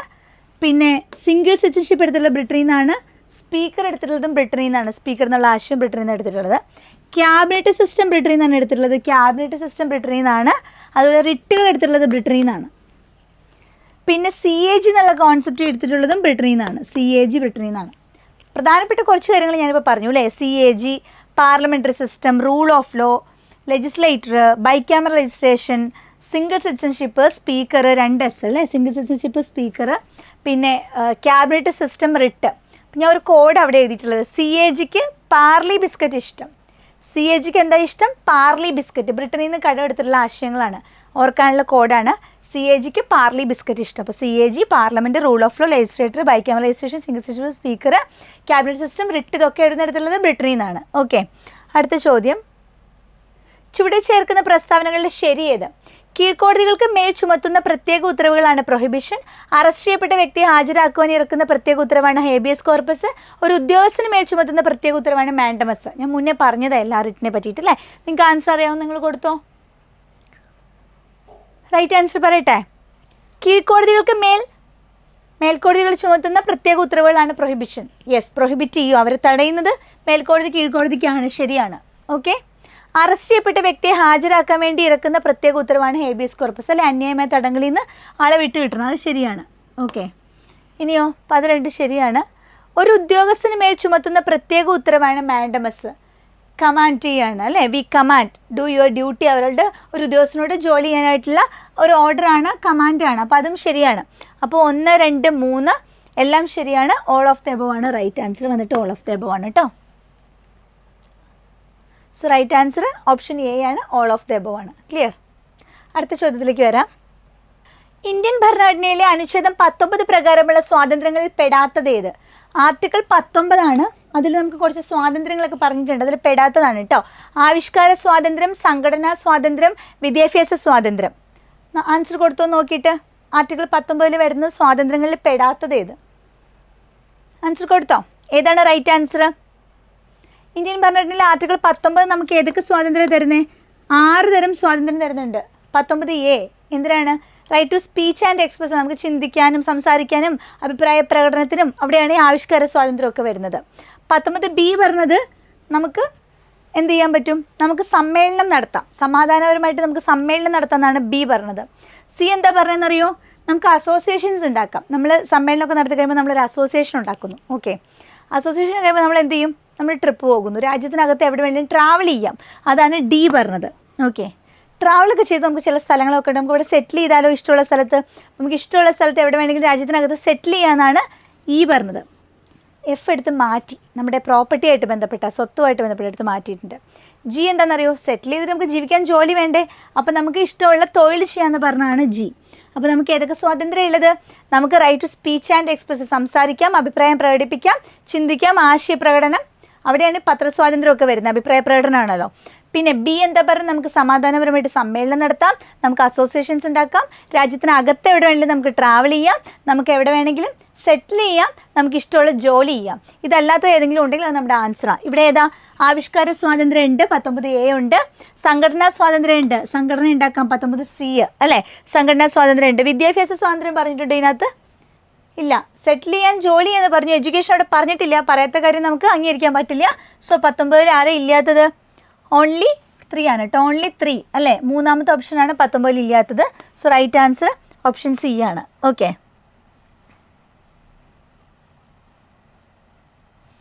നെക്സ്റ്റ്. നിർദ്ദേശക തത്വങ്ങളുടെ ലക്ഷ്യങ്ങളുമായി ബന്ധപ്പെട്ട് താഴെ പറയുന്നതിൽ ശരിയായ പ്രസ്താവന ഏതാണ്? DPSP എന്നൊരു ചോദ്യമാണ് കേട്ടോ. അന്തർദേശീയ സമാധാനം പരിപോഷിപ്പിക്കുക, കുടിൽ വ്യവസായം പരിപോഷിപ്പിക്കുക, ജീവിത നിലവാരം ഉയർത്തുക, ഇതെല്ലാം. അപ്പോൾ ഓർത്തോളം DPSP എന്ന് പറഞ്ഞാൽ ആക്ച്വലി ഒരു വെൽഫെയർ സ്റ്റേറ്റിന് വേണ്ടി, ക്ഷേമരാഷ്ട്രത്തിന് വേണ്ടിയിട്ട് നമ്മുടെ ഭരണഘടനയിൽ പറഞ്ഞിട്ടുള്ള കാര്യങ്ങളാണ്. അതെല്ലാം പോസിറ്റീവായിരിക്കും. അത് DPSP പറഞ്ഞ എല്ലാം നല്ല കാര്യങ്ങളായിരിക്കും, പോസിറ്റീവായിട്ടുള്ള കാര്യങ്ങളായിരിക്കും. അത് നടപ്പിലാക്കിയാൽ വളരെ നല്ലതായിരിക്കും എന്നുള്ള കാര്യങ്ങളായിരിക്കും. ഇപ്പോൾ ഇവിടെ അന്തർദേശീയ സമാധാനം പരിപോഷിപ്പിക്കണം, നല്ല കാര്യമല്ലേ, വളരെ നല്ല ഒരു കാര്യമായിരിക്കും. ഒരു ക്ഷേമരാഷ്ട്രം ഉണ്ടാകും. അതുപോലെ കുടിൽ വ്യവസായമൊക്കെ പരിപോഷിപ്പിച്ചാൽ എല്ലാവരുടെ കയ്യിൽ തൊഴിലായി, പണമായി, അതൊക്കെ വന്നു കഴിഞ്ഞാൽ എന്താണ്? അതും ഒരു വളരെ പോസിറ്റിവിറ്റി ഉള്ള ഒരു കാര്യമാണ്. ജീവിത നിലവാരം ഉയർത്തുക, എഗെയിൻ ഫുള്ളി അല്ലേ, നമ്മുടെ ലൈഫിന് സ്റ്റാൻഡേർഡ് ഓഫ് ലൈഫൊക്കെ ഒന്ന് റൈസ് ചെയ്യുക എന്ന് പറഞ്ഞു കഴിഞ്ഞാൽ ഫുള്ളി പോസിറ്റീവ്. ഇത് മൂന്നും കറക്റ്റാണ്. ഓൾ ഓഫ് ദ എബവ് ആണ് റൈറ്റ് ആൻസർ. ഓപ്ഷൻ A ആണ് റൈറ്റ് ആൻസർ. അടുത്ത ചോദ്യം, ചുവടെ ചേർക്കുന്നതിൽ സ്വത്തവകാശവുമായിട്ട് ബന്ധപ്പെട്ട ശരിയായ പ്രസ്താവന. സ്വത്തവകാശവുമായിട്ട് ബന്ധപ്പെട്ട് സ്വത്തവകാശം ഒരു മൗലികാവകാശമാണ്, സ്വത്തവകാശം ഒരു നിയമാവകാശമാണ്, മൗലിക അവകാശവും നിയമാവകാശവുമാണ്. ഏതാണ്? വളരെ ക്ലിയർ ആണ്, നമ്മൾ കൃത്യമായിട്ട് പഠിച്ചതാണ്. മൗലികാവകാശത്തിലായിരുന്നു, എടുത്ത് മാറ്റി ഇപ്പം എന്താണ്? നിയമാവകാശമാണ്. സോ മൗലികാവകാശമല്ല, മൗലികവും നിയമവുമല്ല, അത് ക്ലിയർ ആയിട്ടൊരു നിയമാവകാശമാണ്. സോ റൈറ്റ് ആൻസർ ഓപ്ഷൻ ഏതാണ്? ഓൺലി 2 വരുന്ന ഓപ്ഷൻ എ ആണ് റൈറ്റ് ആൻസർ വരുന്നത്. സ്വത്തവകാശം ഇപ്പോൾ ഒരു നിയമാവകാശമാണ്. നെക്സ്റ്റ് ക്വസ്റ്റ്യൻ, 1993 മനുഷ്യാവകാശ നിയമം അനുസരിച്ച് ദേശീയ മനുഷ്യാവകാശ കമ്മീഷൻ നിലവിൽ വന്നത് എന്ന്? വളരെ ഇമ്പോർട്ടൻ്റ് ആയിട്ടുള്ള ചോദ്യമാണ്, റിപ്പീറ്റഡ് ക്വസ്റ്റ്യൻ ആണ്. മനുഷ്യാവകാശ കമ്മീഷൻ നിലവിൽ വന്നത് മുന്നേ ഞാൻ പറഞ്ഞായിരുന്നു, വർഷം ഓർമ്മയുണ്ടോ? വിവരാവകാശ കമ്മീഷൻ നിലവിൽ വന്നത് 2005 ആണ്. അതിനൊക്കെ കുറേ മുന്നേ വന്നാണ്, ഞാൻ മുന്നേ പറഞ്ഞിരുന്നു. മനുഷ്യാവകാശ കമ്മീഷൻ നിലവിൽ വന്നത് 93 കേട്ടോ. 93 ഒക്ടോബർ 12, 93 ജനുവരി 23, 94 ജനുവരി 23, 93 ഡിസംബർ 10. നിങ്ങളൊരു കാര്യം ഓർത്താൽ മതി, വിവരാവകാശ കമ്മീഷൻ എന്നാ വന്നേ? 2005 ജൂൺ 15 പാർലമെൻറ്റ് പാസ്സാക്കി ഒക്ടോബർ 12 നിലവിൽ വന്നു, നമ്മൾ മുന്നേ കണ്ടായിരുന്നു. ഇതിൽ മന്തും നിങ്ങൾ മാറ്റണ്ട, ഡേറ്റും നിങ്ങൾ മാറ്റണ്ട, ഇയർ മാത്രം മാറ്റിയാൽ മതി. 1993 രണ്ട് കമ്മീഷനും ഒരേ ഡേറ്റിലാണ് വന്നേക്കണേ. ഓക്കെ, സോ റൈറ്റ് ആൻസർ ഏതാണ്? Option B 1993, sorry option A അല്ലേ? ഓപ്ഷൻ എ 1993 ഒക്ടോബർ മാസം 12-ാം തീയതിയാണ് മനുഷ്യാവകാശ കമ്മീഷൻ വന്നത്. ഇപ്പോൾ രണ്ട് കമ്മീഷന് മാറിപ്പോയില്ല, രണ്ട് നിലവിൽ വന്ന ഡേറ്റ് ഒന്നാണ്, ഒക്ടോബർ 12 നിലവിൽ വന്ന ഡേറ്റ്. ഇയർ വരുമ്പോൾ ആദ്യം വന്നേക്കണ മനുഷ്യാവകാശ കമ്മീഷനാണ് അല്ലേ? ആ ഇങ്ങനെ തിരിച്ചിട്ടാൽ മതി. അല്ല സോറി, മനുഷ്യാവകാശ കമ്മീഷനാണ്. അത് 93 ഓർത്ത് വെച്ചാൽ മതി കേട്ടോ. 93 മനുഷ്യാവകാശ കമ്മീഷൻ. അതായത് ഞാൻ ഈ എം ആണ് ഉദ്ദേശിച്ചത്. എം നമുക്കിങ്ങനെ തിരിച്ചു വായിച്ചാൽ 3 പോലെ കിട്ടത്തില്ലേ? നമുക്കൊന്ന് കണക്ട് ചെയ്യാനായിട്ട് മനുഷ്യാവകാശത്തിൻ്റെ എം 3 പോലെ ഒന്ന് കണക്ട് ചെയ്ത് വയ്ക്കാം. അതുപോലെ വിവരാവകാശത്തിൻ്റെ വായല്ലേ? വാ എന്ന് പറഞ്ഞത് വി അല്ലേ? വി എന്ന് പറഞ്ഞത് 5 അല്ലേ? 5 അല്ലേ? 2005. ഇതൊക്കെ ചെറിയ ചെറിയ ടിപ്സ്. നിങ്ങൾക്ക് എന്താണോ എങ്ങനെ കണക്ട് ചെയ്താലാണോ നമ്മുടെ ബ്രെയിനിൽ നിൽക്കുക, ആ രീതിയിലൊക്കെ നിങ്ങൾ കണക്ട് ചെയ്ത് പഠിക്കുക. കാരണം നമുക്ക് ഒരുപാട് ഡേറ്റ്സും ഒരുപാട് ഇയറും ഒക്കെ കുറച്ച് നാൾ കഴിയുമ്പോൾ പിന്നെ നമുക്കിവിടെ സെറ്റ് ആയിക്കോളും. പിന്നെ കണക്ഷനൊന്നും ആവശ്യമില്ല. ആദ്യമായിട്ട് പഠിക്കുന്നവർ എന്ത് ചെയ്യുക, കുറച്ച് നാളത്തേക്ക് നമ്മുടെ ബ്രെയിനിലൊന്ന് ഉറപ്പിക്കാൻ വേണ്ടിയിട്ട് നമ്മൾ എന്ത് ചെയ്യുക, എന്തെങ്കിലും ചെറിയൊരു കണക്ഷൻ കൊടുത്ത് പഠിക്കാം. കുറേ നാളായിട്ട് PSC എക്സാംസ് ഒക്കെ എഴുതുന്നവർക്ക് ഇതൊക്കെ ബൈഹാർട്ടായിരിക്കും. കാരണം അത്ര തവണ ക്വസ്റ്റ്യൻ പേപ്പേഴ്സിൽ ഈ ഇയറൊക്കെ വന്നിട്ടുള്ളതാണ് കേട്ടോ. സോ മനുഷ്യാവകാശ കമ്മീഷൻ 1993 ആണ്, വിവരാവകാശ കമ്മീഷൻ 2005 ആണ്. 2005 മറക്കല്ലേ. അടുത്ത ചോദ്യം, ദേശീയ മനുഷ്യാവകാശ കമ്മീഷൻ ചെയർമാനെ നിയമിക്കാനുള്ള അധികാരം ആർക്കാണ്? ഞാൻ മുന്നേ പറഞ്ഞായിരുന്നു, ഏത് കമ്മീഷനാണെങ്കിലും കേന്ദ്രതലത്തിലാണെങ്കിൽ നമ്മൾ പ്രധാനപ്പെട്ട കമ്മീഷൻസിൻ്റെ ഒക്കെ ചെയർമാന്മാരെ നിയമിക്കുന്ന ഒരാളാണ്. ആരാണ്? അതൊരിക്കലും ഒരു പ്രധാനമന്ത്രി എന്നൊരു ഓപ്ഷൻ വന്നാൽ ആയിരിക്കില്ല. പ്രധാനമന്ത്രിയല്ല, മേജറായിട്ടുള്ള നമ്മുടെ കമ്മീഷൻസിനെയൊക്കെ അപ്പോയിൻറ്റ് ചെയ്യുന്നത് none other than our president, നമ്മുടെ രാഷ്ട്രപതിയാണ്. Right answer. ദേശീയ മനുഷ്യാവകാശ കമ്മീഷന് ചെയർമാനെ നിയമിക്കാനുള്ള അധികാരം ആർക്കാണ്? നമ്മുടെ രാഷ്ട്രപതിക്ക്. ഇതിൽ എക്സംഷൻസ് വരുന്ന ചില കേസ് ഉണ്ട്. ഒരെണ്ണം പറയാം, വനിതാ കമ്മീഷൻ. വനിതാ കമ്മീഷനെ രാഷ്ട്രപതി അല്ല നിയമിക്കുന്നത്, കേന്ദ്ര ഗവൺമെൻറ്റാണ്. ബാക്കി മനുഷ്യാവകാശ കമ്മീഷൻ ആയിക്കോട്ടെ, ഇലക്ഷൻ കമ്മീഷൻ ആയിക്കോട്ടെ, വിവരാവകാശ കമ്മീഷൻ ആയിക്കോട്ടെ, പട്ടികജാതി കമ്മീഷൻ, പട്ടികവർഗ കമ്മീഷൻ, അങ്ങനെ പ്രധാനപ്പെട്ട കമ്മീഷൻസിൻ്റെ ഒക്കെ ചെയർമാന്മാരെ നിയമിക്കുന്ന രാഷ്ട്രപതിയാണ്. ഓർക്കണം, വനിതാ കമ്മീഷൻ്റെ അപ്പോയിൻമെൻറ്റ് രാഷ്ട്രപതിയല്ല, കേന്ദ്ര ഗവൺമെൻറ്റാണ് കേട്ടോ. അടുത്ത ചോദ്യം, സോ അതിൻ്റെ ആൻസർ കിട്ടിയല്ലോ, രാഷ്ട്രപതി ഓപ്ഷൻ എ ആണ്. നെക്സ്റ്റ് ക്വസ്റ്റ്യൻ, താഴെ പറയുന്നതിൽ ദേശീയ മനുഷ്യാവകാശ കമ്മീഷനിൽ എക്സ് ഒഫീഷ്യോ മെമ്പർ അല്ലാത്തത് ആര്? മനുഷ്യാവകാശ കമ്മീഷൻ പഠിക്കുമ്പോൾ മനുഷ്യാവകാശ കമ്മീഷൻ അപ്പോയിൻറ്റ് ചെയ്യുന്നത് ആരാണ്, റിമൂവ് ചെയ്യുന്നത് ആരാണ്, അവരെ റെസിഗ്നേഷൻ കൊടുക്കേണ്ടത് ആർക്കാണ്, കമ്മീഷനിൽ എത്ര അംഗങ്ങൾ ഉണ്ടായിരിക്കും, ആ കമ്മീഷനിലെ അംഗങ്ങളുടെ ക്വാളിഫിക്കേഷൻ എന്താണ്, അവരുടെ കാലാവധി എത്രയാണ്, ആദ്യത്തെ കമ്മീഷനിലെ ചെയർമാൻ ആര്, ഇപ്പോഴത്തെ ആര്, ഇങ്ങനെ പോയിൻ്റ് ആയിട്ട് ഇതെല്ലാം നിങ്ങൾ പഠിക്കാനുള്ളതാണ്. ഇപ്പോൾ അതിൻ്റെ അകത്ത് വരുന്ന ഒരു കാര്യമാണ്, മനുഷ്യാവകാശ കമ്മീഷനിൽ എക്സ് ഒഫീഷ്യോ മെമ്പേഴ്സ് ഉണ്ട്, ഒരു 7 പേര്. അപ്പോൾ അതിൽ ഈ തന്നിട്ടുള്ളതിൽ ഒരാൾ എക്സ് ഒഫീഷ്യോ മെമ്പർ അല്ല, അത് ആരാന്ന് കണ്ടുപിടിക്കാൻ പറഞ്ഞേക്കണേ. അറിയാമെങ്കിൽ ആൻസർ നിങ്ങൾ കൊടുത്തോ. നോക്കാം നമുക്ക്. ആദ്യത്തെ ഓപ്ഷനിൽ ദേശീയ വനിതാ കമ്മീഷൻ ചെയർപേഴ്സൺ, കേന്ദ്ര നിയമ വകുപ്പ് മന്ത്രി, ദേശീയ പട്ടിക വർഗ കമ്മീഷൻ ചെയർമാൻ, ദേശീയ പട്ടിക ജാതി കമ്മീഷൻ ചെയർമാൻ. ഇതിലേതായിരിക്കും? നമുക്ക് ലോജിക്ക് വെച്ച് നോക്കിയാൽ നിങ്ങൾക്ക് കണ്ടുപിടിക്കാം. ഒന്ന് വനിതാ കമ്മീഷൻ ചെയർപേഴ്സൺ, പിന്നെ പട്ടികവർഗ കമ്മീഷൻ്റെ ചെയർമാൻ, പട്ടികജാതി കമ്മീഷൻ ചെയർമാൻ, അതിൻ്റെ കൂടെ കേന്ദ്ര നിയമവകുപ്പ് മന്ത്രി ഉണ്ട്. അപ്പോൾ ആരായിരിക്കും ഇതിലില്ലാത്തത്? ഓഫ് കോഴ്സ് നിയമവകുപ്പ് മന്ത്രി ആയിരിക്കും ഇതിൽ വരാത്തത്. അപ്പോൾ എക്സ് ഒഫീഷ്യോ മെമ്പേഴ്സ് ആരൊക്കെയെന്ന് ചോദിച്ചു കഴിഞ്ഞാൽ ഇത്രയും ഓർത്താൽ മതി. മനുഷ്യാവകാശമായിട്ട് ബന്ധപ്പെട്ടൊരു കമ്മീഷനാണല്ലോ. അപ്പോൾ ഈ മനുഷ്യാവകാശമായിട്ട് ബന്ധപ്പെട്ട ഒരു വിഷയം അവരുടെ കയ്യിൽ എത്തിക്കഴിഞ്ഞാൽ അവർക്ക് തീരുമാനമൊക്കെ എടുക്കാൻ വേണ്ടിയിട്ടുള്ളവരാണ്. അപ്പോൾ അവരുടെ കൂടെയുള്ള എക്സ് ഒഫീഷ്യോ മെമ്പേഴ്സ് എന്ന് പറഞ്ഞാൽ സമൂഹത്തിലെ ഓരോ ഗ്രൂപ്പിനെ റെപ്രസെൻറ്റ് ചെയ്യുന്ന കമ്മീഷൻ്റെ ചെയർമാന്മാരായിരിക്കും. അതായത് വനിതകളുടെ കമ്മീഷനാണല്ലോ വനിതാ കമ്മീഷൻ, അതിൻ്റെ ചെയർപേഴ്സൺ അതിൻ്റെ എക്സ് ഒഫീഷ്യോ മെമ്പേഴ്സാണ്. ഇതേപോലെ കുട്ടികൾക്കൊരു കമ്മീഷനില്ലേ, ബാലാവകാശ കമ്മീഷൻ, അതിൻ്റെ ചെയർപേഴ്സണും ഇവിടെ ഉണ്ടായിരിക്കും. ഭിന്നശേഷിക്കാരില്ലേ, അവരുടെ കമ്മീഷൻ ചെയർപേഴ്സണും ഇവിടെ എക്സ് ഒഫീഷ്യോ മെമ്പേഴ്സാണ്. പട്ടികജാതിക്കാരുടെ ഉണ്ട്, പട്ടികവർഗ്ഗക്കാരുടെ ഉണ്ട്, പിന്നെ ഡിസബിലിറ്റി ഉള്ള. അപ്പം അങ്ങനെയുള്ള പ്രധാനപ്പെട്ട വനിതാ കമ്മീഷൻ, ബാലാവകാശ കമ്മീഷൻ, പട്ടികജാതി കമ്മീഷൻ, പട്ടികവർഗ കമ്മീഷൻ, മൈനോറിറ്റി കമ്മീഷൻ, പിന്നെ ആരാ, നാഷണൽ കമ്മീഷൻ ഫോർ ബാക്ക്വേർഡ് ക്ലാസസിൻ്റെ കമ്മീഷൻ, പിന്നെ ഡിസബിലിറ്റി ഉള്ള കമ്മീഷൻ. ഈ കമ്മീഷൻസിന് എല്ലാത്തിനെയും ചെയർപേഴ്സൺമാർ ഇവിടെ ഉണ്ടായിരിക്കും, ചെയർമാൻമാർ ഇവിടുത്തെ എക്സ് ഒഫീഷ്യോ മെമ്പേഴ്സ് ആയിരിക്കും. മറക്കണ്ട, ആരൊക്കെയാണ്? വനിതാ കമ്മീഷൻ്റെ, ബാലാവകാശ കമ്മീഷൻ്റെ, പട്ടികജാതി കമ്മീഷൻ്റെ, പട്ടികവർഗ കമ്മീഷൻ്റെ, പിന്നോക്ക വിഭാഗ കമ്മീഷൻ്റെ, ന്യൂനപക്ഷ കമ്മീഷൻ്റെ, പിന്നെ ഡിസബിലിറ്റി ഉള്ള ആളുകളുടെ കമ്മീഷൻ. ഇങ്ങനെ 7 കമ്മീഷൻസിൻ്റെയും ചെയർമാൻമാരായിരിക്കും ഈ മനുഷ്യാവകാശ കമ്മീഷൻ്റെ എക്സ് ഒഫീഷ്യോ മെമ്പേഴ്സ്. അതിലില്ലാത്ത ആര് തന്നാലും ആൻസർ തെറ്റാണ്. Okay, next question. ദേശീയ മനുഷ്യാവകാശ കമ്മീഷനിലെ അംഗങ്ങളെ ശുപാർശ ചെയ്യുന്ന കമ്മിറ്റിയുടെ ചെയർമാൻ ആര്? അപ്പോൾ നമ്മൾ കണ്ടായിരുന്നു, മനുഷ്യാവകാശ കമ്മീഷനെ അപ്പോയിൻറ്റ് ചെയ്യുന്നത് ആരാണെന്നാണ് പറഞ്ഞത്? പ്രസിഡൻ്റ് ആണെന്നാണ് പറഞ്ഞത്. പക്ഷേ പ്രസിഡൻറ്റിന് ഇഷ്ടമുള്ള ഒരാളെ പിടിച്ച് അവിടെ ഇരുത്തുകയല്ല ചെയ്യുന്നത്. അവിടെ ഒരു കമ്മിറ്റി ഉണ്ട്, ഒരു സെലക്ഷൻ കമ്മിറ്റി. അവർ സെലക്ട് ചെയ്യും. ആ സെലക്ട് ചെയ്യുന്ന ആളെ പ്രസിഡൻറ്റ് നിയമിക്കുകയാണ് ഒഫീഷ്യലി. അപ്പോൾ ആ സെലക്ഷൻ കമ്മിറ്റിയുടെ ചെയർമാൻ ആരാണെന്നാണ് ചോദിച്ചിട്ടുള്ളത്. ആ സെലക്ഷൻ കമ്മിറ്റിയിൽ ആരൊക്കെ ഉണ്ട്, ചെയർമാൻ ആരാണെന്നൊക്കെ നിങ്ങൾ പഠിക്കണം. ഈ സെലക്ഷൻ കമ്മിറ്റിയുടെ ചെയർമാൻ എന്ന് ചോദിച്ചാൽ സിമ്പിളാണ്. എന്താണെന്നറിയോ, ഈ മനുഷ്യാവകാശ കമ്മീഷൻ്റെ ആണെങ്കിലും വിവരാവകാശ കമ്മീഷൻ്റെ ആണെങ്കിലും സെലക്ഷൻ കമ്മിറ്റിയുടെ ചെയർമാൻ ഒരാളാണ്. ആ ആൾ നമ്മുടെ പ്രധാനമന്ത്രിയാണ്. ഓക്കെ, അപ്പോയിൻറ്റ് ചെയ്യുന്നത് എന്തായാലും രാഷ്ട്രപതിയാണ്. അപ്പോൾ സെലക്ട് ചെയ്യാനുള്ളൊരു കമ്മിറ്റിയുടെ ചെയർമാൻ എന്ന് പറഞ്ഞ പ്രധാനമന്ത്രിയാണ്, 2 കമ്മീഷൻ്റെ. ഓക്കെ, അപ്പോൾ മനുഷ്യാവകാശ കമ്മീഷൻ ആകുമ്പോൾ ഈ ഒരു സെലക്ഷൻ കമ്മിറ്റിയിൽ പ്രധാനമന്ത്രിനെ കൂടാണ്ട് പ്രധാനമന്ത്രിനെ കൂടാതെ ആഭ്യന്തരമന്ത്രി ഉണ്ട്, ലോകസഭയുടെയും രാജ്യസഭയുടെയും ഒക്കെ പ്രതിപക്ഷ നേതാക്കന്മാരുണ്ട്, പിന്നെ ലോകസഭയുടെ സ്പീക്കറുണ്ട്, രാജ്യസഭയുടെ ഡെപ്യൂട്ടി സ്പീക്കറുണ്ട്. ഇവരൊക്കെ ഉണ്ട് സെലക്ഷൻ കമ്മിറ്റിയിൽ. ഈ കമ്മിറ്റിയുടെ തലവൻ പ്രധാനമന്ത്രിയാണ്. ഓക്കെ, കൃത്യമായിട്ട് ഇത് നിങ്ങൾ കമ്പയർ ചെയ്ത് തന്നെ പഠിക്കണം കേട്ടോ. 2 കമ്മീഷൻ നമ്മുടെ സിലബസിലുണ്ട്. ഇപ്പോൾ 2 നിലവിൽ വന്ന വർഷം, ഒന്ന് 1993, ഒന്ന് 2005. 2ൻ്റെയും ഡേറ്റ് ഒക്ടോബർ 12. 2ൻ്റെ അപ്പോയിൻമെൻറ്റ് രാഷ്ട്രപതിയാണ്. 2 കമ്മീഷൻ്റെയും ചെയർമാനെയും മെമ്പേഴ്സിനെയും റിമൂവ് ചെയ്യുന്ന രാഷ്ട്രപതിയാണ്. 2 കമ്മീഷൻ്റെയും അവർ റെസിഗ്നേഷൻ കൊടുക്കുന്ന രാഷ്ട്രപതിക്കാണ്. ഇനി 2ൻ്റെയും കാലാവധി, 2ലെ അംഗസംഖ്യ, 2 കമ്മീഷൻ ചെയർമാൻ്റെയും മെമ്പേഴ്സിൻ്റെ എലിജിബിലിറ്റി, 2ലെയും സെലക്ഷൻ കമ്മിറ്റിയിൽ ആരൊക്കെയുണ്ട്, 2ൻ്റെയും ആദ്യത്തെ ചെയർമാൻമാരും ഇപ്പോഴത്തെ ചെയർമാൻമാരും, ഇത്രയും നിങ്ങൾ കൃത്യമായിട്ട് പഠിച്ചിട്ട് പോലെ. അടുത്ത ചോദ്യം. നെക്സ്റ്റ്, ഇന്ത്യയുടെ ആദ്യത്തെ വനിതാ മുഖ്യ വിവരാവകാശ കമ്മീഷണർ. വിവരാവകാശ കമ്മീഷനിലെ ചെയർമാനായ, മുഖ്യ അധ്യക്ഷനായ ആദ്യ വനിതയാണ് ചോദ്യം. ആരാണ്? സുഷമ സിംഗ്, ദീപക് സന്ധു, പൂർണിമ അദ്വാനി, സുഷമ സ്വരാജ്. 2 സുഷമയൊക്കെ ഉണ്ട്, കൺഫ്യൂഷൻ ഒന്നും ആവേണ്ട. ഓപ്ഷനോട്ട് നോക്കേ വേണ്ട, നിങ്ങൾ ബൈഹാർട്ട് ചെയ്തിട്ടുണ്ടാവണം.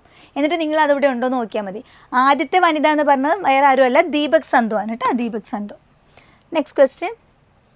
വിവരാവകാശ നിയമപ്രകാരം വിവരം ലഭിക്കുന്നതിന് ദാരിദ്ര്യരേഖയ്ക്ക് മുകളിലുള്ളവർ നൽകേണ്ട ഫീസ് എത്ര?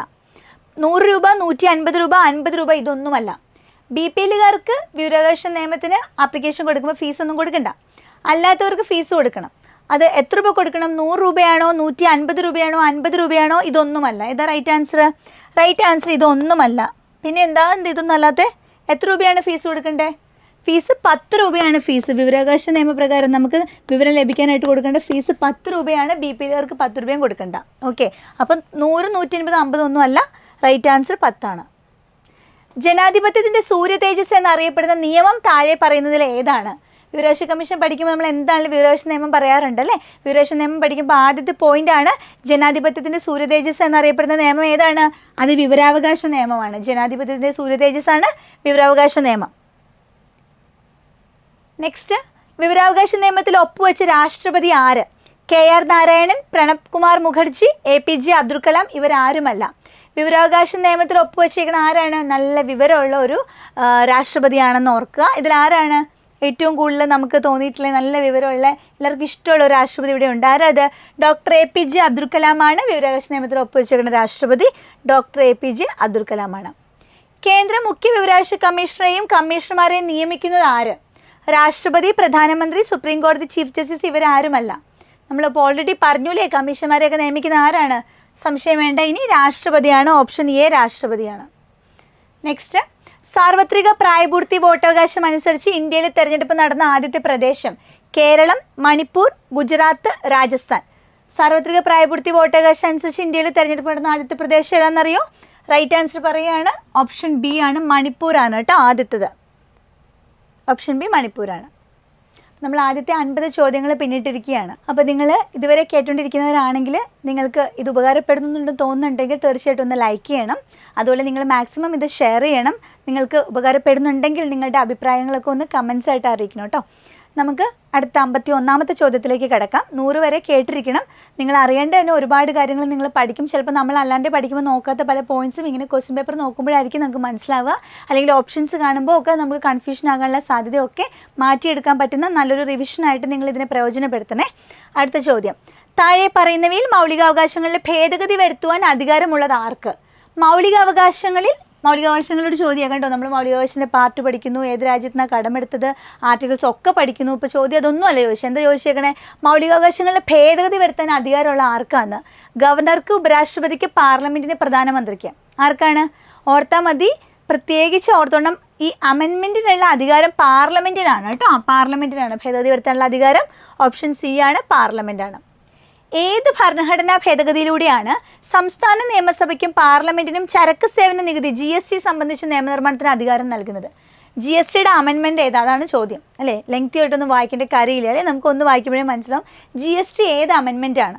ഇപ്പോൾ കറണ്ട് അഫെയർ റിലേറ്റഡ് ആയിട്ട് നമുക്ക് ഏത് എക്സാം ആണെങ്കിലും സിലബസ് കൂടാണ്ട് ഇപ്പോൾ കറണ്ട് അഫെയർ നമ്മൾ പഠിക്കേണ്ടതുണ്ട്. ഇപ്പോൾ നിങ്ങളുടെ എക്സാമിനൊക്കെ ആണെങ്കിലും ഇപ്പോൾ 100 തൊട്ട് ഇങ്ങോട്ടുള്ള 101, 102, 103, 104, 105 ഇപ്പോൾ ഇതുവരെ എത്തിയിട്ടുണ്ട്. 106 ഭേദഗതി വരെ എത്തിയിട്ടുണ്ട്. ഇതെല്ലാവരും ഇത്രയും ഭേദഗതി എന്താണല്ലോ അറിഞ്ഞിരിക്കണം. ഓക്കെ, ലേറ്റസ്റ്റ് ആണ്. അപ്പോൾ ഇവിടെ GSTയുടെ അമെൻമെൻ്റ് ആണ്. ഏതാണ് GSTയുടെ അമെൻമെൻറ്റ്? ഓപ്ഷൻ സി, 101 ഭേദഗതി. GST വന്നു കഴിഞ്ഞിട്ട് പല ക്വസ്റ്റ്യൻ പേപ്പറുകളിൽ റിപ്പീറ്റ് ചെയ്ത ക്വസ്റ്റ്യൻ ആണ്. ഇപ്പോൾ 122 ബില്ലാണ് 101 ഭേദഗതി എന്നൊക്കെ ഇപ്പോൾ എല്ലാവർക്കും അറിയായിരിക്കും. ബിഗിനേഴ്സൊക്കെ ഉണ്ടെങ്കിൽ പ്രത്യേകിച്ച് പഠിച്ചു വെച്ചോ. GST 101 ഭേദഗതിയാണ്. അടുത്തത്, താഴെ പറയുന്നവയിൽ ഏതാണ് 42 ഭേദഗതിയിലൂടെ ഇന്ത്യൻ ഭരണഘടന ആമുഖത്തിൽ ചേർത്തത്? 42 ഭേദഗതിയിലൂടെ നമ്മുടെ പ്രിയാമ്പിലോട്ട് കൂട്ടിച്ചേർത്തത്. ഓൾറെഡി ഇതേപോലത്തെ ഒരു ചോദ്യം നമ്മൾ ആദ്യം കണ്ടായിരുന്നു അല്ലേ. പരമാധികാരം, സോഷ്യലിസ്റ്റ്, ജനാധിപത്യം, ജനാധിപത്യ ഭരണം. ഏതാണ്? പരമാധികാര, ജനാധിപത്യ, റിപ്പബ്ലിക് എന്ന നമ്മുടെ പ്രിയാമ്പിളിൻ്റെ സ്റ്റാർട്ടിങ്ങിൽ എന്ത് കൂട്ടിച്ചേർത്തിട്ടുണ്ട്? പരമാധികാര, സോഷ്യലിസ്റ്റ്, സെക്യുലർ അല്ലേ. സമത്വവും മതേതരവും. ഇവിടെ ഏത് വാക്കതിനകത്തുണ്ട്? ഇതാ സോഷ്യലിസ്റ്റോടെ കിടക്കുന്നുണ്ട്. So right answer option B ആണ്. 42 ഭേദഗതിയോട് കൂട്ടിച്ചേർത്തത് 3 വാക്കുകളാണ്: സോഷ്യലിസ്റ്റും, സെക്യുലറും, ഇൻ്റഗ്രിറ്റിയും. നെക്സ്റ്റ് ക്വസ്റ്റ്യൻ, താഴെ പറയുന്നവരിൽ ആരാണ് ഇന്ത്യൻ ഭരണഘടനയുടെ ഡ്രാഫ്റ്റിംഗ് കമ്മിറ്റിയിലെ അംഗമല്ലാത്തത്? BR Ambedkar, KM Munshi, Muhammad Sadulla, Jawaharlal Nehru. Drafting കമ്മിറ്റീസിലെ അംഗങ്ങളെ പറ്റിയിട്ട് ഇപ്പോൾ ഈ ഇടയ്ക്ക് റിപ്പീറ്റ് ആയിട്ട് ചോദിക്കുന്നുണ്ട് PH പല ക്വസ്റ്റ്യൻ പേപ്പറുകളിലും. നേരത്തെയൊക്കെ നമുക്ക് കമ്മീഷൻ്റെ ചെയർമാനെയൊക്കെ മാത്രം അറിഞ്ഞാൽ മതിയായിരുന്നു. ഇപ്പോൾ അംഗങ്ങൾ എന്താണ് നിങ്ങൾ അറിഞ്ഞിരിക്കണം. ഒരാൾ അംബേദ്കറാണ് അതിൻ്റെ ചെയർമാൻ. ഓക്കെ, A വെച്ചിട്ട് അംബേദ്കർ ഉണ്ട്. ഇനി 2 M വെച്ചിട്ടുള്ള ആളുകളുണ്ട്, മൂ വെച്ചിട്ട്. ആരൊക്കെയാണെന്നറിയോ? മുൻഷി, മുഹമ്മദ് സാദുള്ളയും. 2 മൂക്കാരുണ്ട്, മുൻഷി, മുഹമ്മദ് സാദുള്ള. ഇപ്പം തന്നെ അങ്ങ് പഠിച്ചു എൻ്റെ ഒപ്പം. അംബേദ്കർ, മുൻഷി, KM മുൻഷി, മുഹമ്മദ് സാദുള്ള. 2 മൂ വെച്ചിട്ടുള്ള ആളുകളെ കിട്ടിയല്ലോ. ഇവിടെ A ഇല്ലേ, ഒരേയും കൂടി ഇട്ട് നമുക്ക് അമ്മ എന്ന് വായിക്കാം അല്ലേ. P വെച്ചിട്ട് ആരാ ഉള്ളത്? അല്ലാടി കൃഷ്ണസ്വാമി അയ്യരുണ്ട്. അല്ലാടി കൃഷ്ണസ്വാമി അയ്യരുണ്ട്. അപ്പോൾ അമ്മ കംപ്ലീറ്റ് ചെയ്തു. 4 പേരുടെ പേര് പഠിച്ചോ. ആരൊക്കെയാ? അംബേദ്കർ, മുൻഷി, മുഹമ്മദ് സാദുള്ള, അല്ലാടി കൃഷ്ണസ്വാമി അയ്യർ. ഇനി ഇവിടെ ഒരു അല്ലാടി കൃഷ്ണസ്വാമി അയ്യർ വന്നു. ഇനി ഒരു അയ്യങ്കാറുണ്ട്, N Gopalaswamy Iyengar. G for Gopalaswamy Iyengar. അടുത്തത് K for കെയ്ത്താൻ. DP കെയ്ത്താൻ എന്ന് പറഞ്ഞൊരാളുണ്ടായിരുന്നു. അദ്ദേഹം ഇടയ്ക്ക് വെച്ച് മരിച്ചു. അപ്പോൾ അദ്ദേഹത്തിൻ്റെ മരണത്തിന് ശേഷം ആ സ്ഥാനത്ത് K വെച്ചിട്ടൊരു കൃഷ്ണമാചാരി വന്നിട്ടുണ്ടായിരുന്നു കേട്ടോ. കൃഷ്ണമാചാരി എന്ന് പറഞ്ഞൊരാളാണ് വന്നത്. 2 കേക്കാർ. അപ്പോൾ ഒരു K പഠിച്ചു വെച്ചാൽ മതി, ഓർത്താൽ മതി. കെയ്ത്താനായിരുന്നു, മാറിയപ്പോൾ കൃഷ്ണമാചാരി. ഇനി ഉള്ളത് 7ാമത്തെ ആൾ Mitter, BL Mitter.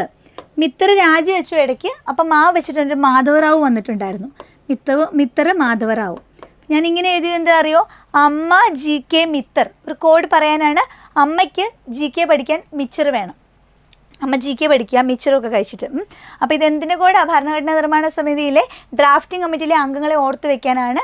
A for Ambedkar, M for Munshi, M for Muhammad Saadulla, A for Alladi Krishnaswamy Iyer, G for Gopalaswamy Iyengar, K for കെയ്ത്താൻ, DP കെയ്ത്താൻ. അദ്ദേഹം മാറി വന്നത് കൃഷ്ണമാചാരി.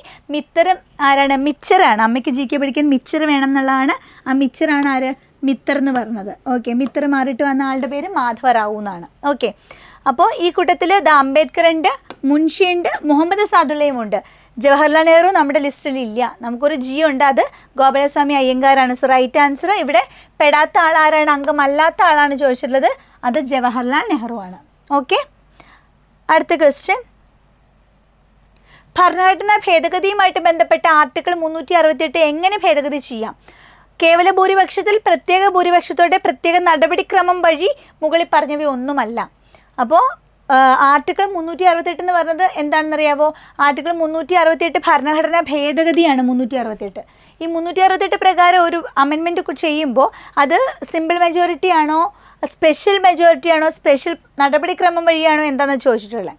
അപ്പോൾ ഈ 2/3 മെജോറിറ്റിയും വേണം, പിന്നെ പകുതി സംസ്ഥാനങ്ങളുടെ റാറ്റിഫിക്കേഷൻ വേണം. അങ്ങനെ ചില കണ്ടീഷൻസൊക്കെ ഉണ്ട് ഈ 368. So right answer option C ആണ്, പ്രത്യേക നടപടിക്രമം വഴിയാണ് കേട്ടോ. അടുത്ത ചോദ്യം, ഇന്ത്യയിൽ എത്ര തവണ ദേശീയ അടിയന്തരാവസ്ഥ ഏർപ്പെടുത്തിയിട്ടുണ്ട്? ആർട്ടിക്കിൾ 352 ദേശീയ അടിയന്തരാവസ്ഥ എത്ര തവണ ഏർപ്പെടുത്തിയിട്ടുണ്ട്? 1 തവണ, 2 തവണ, 3 തവണ, 4 തവണ. എത്ര തവണ നമുക്ക് ദേശീയ അടിയന്തരാവസ്ഥ വന്നിട്ടുണ്ടെന്നറിയോ? റൈറ്റ് ആൻസർ 3 തവണയാണ്. ഇന്ത്യയിൽ ഓപ്ഷൻ സി 3 തവണയാണ് ദേശീയ അടിയന്തരാവസ്ഥ വന്നിട്ടുള്ളത്. അത് ഏതൊക്കെ വർഷങ്ങളിലാണ്, ആ വർഷങ്ങളിലൊക്കെ പ്രധാനമന്ത്രിയും പ്രസിഡന്റും ആരായിരുന്നു എന്നുള്ളത് നിങ്ങളൊന്ന് നോക്കണേ. അടുത്ത ചോദ്യം അറിയാമെങ്കിൽ കമൻറ്റ് ചെയ്യാം കേട്ടോ. ഇതൊക്കെ നമ്മൾ പറയുന്ന കാര്യങ്ങൾ, നോക്കാൻ പറഞ്ഞ കാര്യങ്ങളൊക്കെ നിങ്ങൾക്ക് അറിയാമെന്നുണ്ടെങ്കിൽ നിങ്ങൾ കമൻറ്റ് ചെയ്തു. അപ്പോൾ മറ്റുള്ളവർക്ക് അത് പ്രയോജനപ്പെടുമല്ലോ. അടുത്ത ചോദ്യം, വിവരാവകാശ നിയമപ്രകാരം RTI ഒരു വ്യക്തിയുടെ ജീവിതത്തെയോ സ്വാതന്ത്ര്യത്തെയോ കുറിച്ചുള്ള ആശങ്കകൾക്കായിട്ട് ആവശ്യപ്പെടുന്ന വിവരങ്ങൾ വിതരണം ചെയ്യുന്നതിന് എത്ര സമയം കൊടുത്തിട്ടുണ്ട്? വിവരാവകാശ നിയമപ്രകാരം നമ്മളൊരു ആപ്ലിക്കേഷൻ കൊടുക്കുകയാണ് വിവരം കിട്ടാൻ വേണ്ടി. എത്ര സമയത്തിനുള്ളിൽ വിവരം കിട്ടണം? ഏത് കാര്യത്തിലാണ്? ഒരു വ്യക്തിയുടെ ജീവിതത്തെയോ സ്വാതന്ത്ര്യത്തെയോ പറ്റിയിട്ടുള്ള വിവരമാണെങ്കിൽ എത്ര സമയത്തിനുള്ളിൽ നമുക്ക് വിവരം കിട്ടണം? വിത്തിൻ 1 മന്ത് ആണോ, വിത്തിൻ 15 days ആണോ, വിത്തിൻ 48 hours ആണോ, വിത്തിൻ 24 hours ആണോ? If it is related to life and freedom of a person, we should get the information within 48 hours അല്ലേ? നമുക്ക് 48 മണിക്കൂറിനുള്ളിൽ കിട്ടിയിരിക്കണം. ഒരു വ്യക്തിയുടെ ജീവിതത്തെയോ സ്വാതന്ത്ര്യത്തെയോ പറ്റിയിട്ടുള്ള ആശങ്കകൾക്കായിട്ട് നമ്മൾ ആവശ്യപ്പെടുന്ന വിവരങ്ങൾ എത്ര സമയത്തിനുള്ളിൽ തരണം? നമുക്ക് 48 മണിക്കൂറാണ് റൈറ്റ് ആൻസർ. 48 മണിക്കൂർ റിപ്പീറ്റഡ് ക്വസ്റ്റ്യൻ ആണ്. നെക്സ്റ്റ് വൺ, ബൽവന്ത് റായ് മേത്ത കമ്മിറ്റിയുമായിട്ട് ബന്ധപ്പെട്ട ശരിയായ ഉത്തരവാണ്. SC/ST വിഭാഗങ്ങൾക്ക് സംവരണം കിട്ടി. രാഷ്ട്രീയ പാർട്ടികളുടെ പങ്കുപയോഗിച്ച് പ്രാദേശിക ഭരണത്തിന് ത്രിതല സംവിധാനം കൊണ്ടുവന്നു. ത്രിതല സംവിധാനം ഗ്രാമപഞ്ചായത്ത്, പഞ്ചായത്ത് സമിതി, ജില്ലാ പരിഷത്ത് ഇങ്ങനെയാണ്. പ്രാദേശിക തലത്തിൽ നീതി നടപ്പാക്കുന്നത് ന്യായ പഞ്ചായത്ത്. ഇതിൽ ശരിയായ ഉത്തരം ഏതാണെന്ന്, ഇതിൽ ഏറ്റവും സ്യൂട്ടബിൾ ആയിട്ടുള്ള ഒരു ആൻസറാണ് പറയേണ്ടത് കേട്ടോ. ശരിയായത് SC/ST വിഭാഗങ്ങൾക്ക് സംവരണം, രാഷ്ട്രീയ പാർട്ടിയുടെ പങ്കുപയോഗിച്ച് പ്രാദേശിക ഭരണത്തിന് ത്രിതല സംവിധാനം ഗ്രാമപഞ്ചായത്ത്, പഞ്ചായത്ത് സമിതി, ജില്ലാ പരിഷത്ത്, പ്രാദേശിക തലത്തിൽ നീതി നടപ്പാക്കാൻ ന്യായ പഞ്ചായത്ത്. ഈ ബൽവന്ത് റായ് മേത്ത എന്ന് പറഞ്ഞ ആൾ തന്നെ പഞ്ചായത്ത് രാജിൻ്റെ പിതാവെന്ന് വിളിക്കുന്ന ആളാണ്. അദ്ദേഹമാണ് ആദ്യമായിട്ട് നമുക്ക് ഈ 3-tier സിസ്റ്റം, ഈ ത്രിതല സംവിധാനം പ്രപ്പോസ് ചെയ്യുന്നത്. അദ്ദേഹത്തിൻ്റെ ത്രിതല സംവിധാനമാണ് ഈ പറഞ്ഞ ഗ്രാമപഞ്ചായത്തും പഞ്ചായത്ത് സമിതിയും ജില്ലാ പരിഷത്തും ഒക്കെ വരുന്നത്. സോ 3 വരുന്ന ഓപ്ഷൻ സി ആണ് റൈറ്റ് ആൻസർ. ഓക്കെ, അപ്പോൾ Balwant Rai Mehta committee, Ashok Mehta committee, Thungon committee, Singhvi committee, Gadgil committee, ഈ കമ്മിറ്റീസൊക്കെ പഞ്ചായത്ത് രാജുമായിട്ട് ബന്ധപ്പെട്ടതാണ്. ഈ കമ്മിറ്റീസിൻ്റെ പേരൊക്കെ അറിഞ്ഞിരിക്കുക. അതിൽ പ്രധാനമായിട്ടും ബൽവന്ത് റായ് മേത്തയെ അറിഞ്ഞിരിക്കുക. അദ്ദേഹം പഞ്ചായത്ത് രാജിൻ്റെ പിതാവാണ്. ത്രിതല സംവിധാനം ഇന്ന് നമ്മൾക്കുള്ള ഈ ഒരു സിസ്റ്റം ഇദ്ദേഹത്തിൻ്റെ റെക്കമെൻഡേഷനാണ്. ഓക്കെ, അടുത്ത ചോദ്യം, ബാഹ്യ ആക്രമണങ്ങളിൽ നിന്നും ആഭ്യന്തര അസ്വസ്ഥതകളിൽ നിന്നും എല്ലാം സംസ്ഥാനങ്ങളെയും സംരക്ഷിക്കുക എന്നത് യൂണിയൻ്റെ കടമയാണെന്ന് ഇന്ത്യൻ ഭരണഘടനയിലെ താഴെ പറയുന്ന ആർട്ടിക്കിളുകളിൽ ഏതാണ് ഇങ്ങനെ പറയുന്ന? ഓക്കെ, എന്താണ് പറഞ്ഞിട്ടുള്ളത്? ബാഹ്യ ആക്രമണം, ഒരു എക്സ്റ്റേണൽ ആയിട്ടുള്ള ഒരു ആക്രമണം വരികയാണ്. ആഭ്യന്തര അസ്വസ്ഥത, ഇൻറ്റേർണൽ ആയിട്ടുള്ള ഇഷ്യൂസ് വരികയാണ്. അങ്ങനെയൊക്കെ വന്നാൽ എല്ലാ സംസ്ഥാനങ്ങളെയും സംരക്ഷിക്കുക എന്നത് ആരുടെ കടമയാണ്? യൂണിയൻ്റെ കടമയാണ്. ഒരു യുദ്ധമൊക്കെ വന്നാൽ ഇന്ത്യൻ യൂണിയൻ്റെ കടമയാണ് എല്ലാ സംസ്ഥാനങ്ങളെയും സംരക്ഷിക്കുക. അപ്പോൾ അത് പറയുന്ന ഇന്ത്യൻ ഭരണഘടനയിലെ ആർട്ടിക്കിൾ ഏതാണ്? അപ്പോൾ നോർമലി ഒരു യുദ്ധം വരുന്നു, ഒരു ബാഹ്യ ആക്രമണം അല്ലേ, എക്സ്റ്റേണൽ അഗ്രഷൻ, ഇൻറ്റേർണൽ റെബലിയൻ ഒക്കെ വന്നിട്ടുണ്ടെങ്കിൽ എന്ത് ചെയ്യും? അവിടെ എന്താ പ്രസിഡന്റ് എന്ത് പുറപ്പെടുവിക്കും? അടിയന്തരാവസ്ഥ ഡിക്ലെയർ ചെയ്യും പ്രസിഡന്റ് അല്ലേ, ദേശീയ അടിയന്തരാവസ്ഥ. ഇന്ത്യൻ യൂണിയൻ തലത്തിലാണ് യുദ്ധമൊക്കെ വരുമ്പോൾ അടിയന്തരാവസ്ഥ പുറപ്പെടുവിക്കുന്നത്. അപ്പോൾ ദേശീയ അടിയന്തരാവസ്ഥയുടെ ആർട്ടിക്കിളാണ് ചോദിച്ചുകൊണ്ടിരിക്കുന്നത് നിങ്ങളോട്. ഇത്രയും വലിയ സെൻറ്റൻസിലൊക്കെ ചോദിക്കണേ, ദേശീയ അടിയന്തരാവസ്ഥയുടെ ആർട്ടിക്കിൾ ഏതാണ്? ദേശീയ അടിയന്തരാവസ്ഥയുടെ ആർട്ടിക്കിൾ 325, 54, 53, 55. നമ്മൾ ദേശീയ അടിയന്തരാവസ്ഥ ആർട്ടിക്കിൾ പഠിക്കുന്നത് 352 നിന്നാണ്. സംസ്ഥാന അടിയന്തരാവസ്ഥ എന്ന് പറഞ്ഞാൽ അതിൻ്റെ കൂടെ 4 കൂട്ടിയാൽ 356 360 സാമ്പത്തിക അടിയന്തരാവസ്ഥയാണ്. അപ്പോൾ 352, 356. ഇവിടെ 52 ഇല്ല, 56 ഇല്ല, 60 ഇല്ല. ഇവിടെ കൊടുത്തേക്കുന്നതൊക്കെ 25, 54, 53, 55. ഇപ്പോൾ എന്തായാലും 25 അല്ലല്ലോ. 352 തൊട്ട് 352, 53 അതിൻ്റെ അടുത്ത് കിടക്കണം 54 ഒക്കെ ദേശീയ അടിയന്തരാവസ്ഥയാണ്. ഇപ്പോൾ ഇവിടെ ആഭ്യന്തര അസ്വസ്ഥതകളിൽ നിന്നും ബാഹ്യാക്രമണങ്ങളിൽ നിന്നും എല്ലാ സംസ്ഥാനങ്ങളെയും സംരക്ഷിക്കുക എന്നത് യൂണിയൻ്റെ കടമയാണെന്ന് പറയുന്നത് ഇതിനകത്ത് ഏതാണെന്ന് ചോദിച്ചിട്ടുണ്ടെങ്കിൽ റൈറ്റ് ആൻസർ ഓപ്ഷൻ ഡി ആണ്. 355 വരുന്നത് കേട്ടോ. 355 എല്ലാ സംസ്ഥാനങ്ങളെയും സംരക്ഷിക്കുക എന്നത് യൂണിയൻ്റെ കടമയെന്ന് പറയുന്നത് 355 കേട്ടോ. അങ്ങനെ എടുത്ത് ചോദിച്ചാൽ ഓർത്ത് വെച്ചോണം. Next question. ഇന്ത്യയുടെ ഭരണഘടനാ നിർമ്മാണ സമിതിയുടെ തെരഞ്ഞെടുപ്പുമായിട്ട് ബന്ധപ്പെട്ട പ്രസ്ഥാനങ്ങളിൽ ശരിയായത് കണ്ടെത്തുക. നാട്ടുരാജ്യങ്ങളെ പ്രതിനിധീകരിച്ചിട്ട് 93 അംഗങ്ങൾ ഉണ്ടായിരുന്നു. ബ്രിട്ടീഷ് പ്രവിശ്യകളിൽ നിന്നും 292 അംഗങ്ങളെ തെരഞ്ഞെടുത്തു.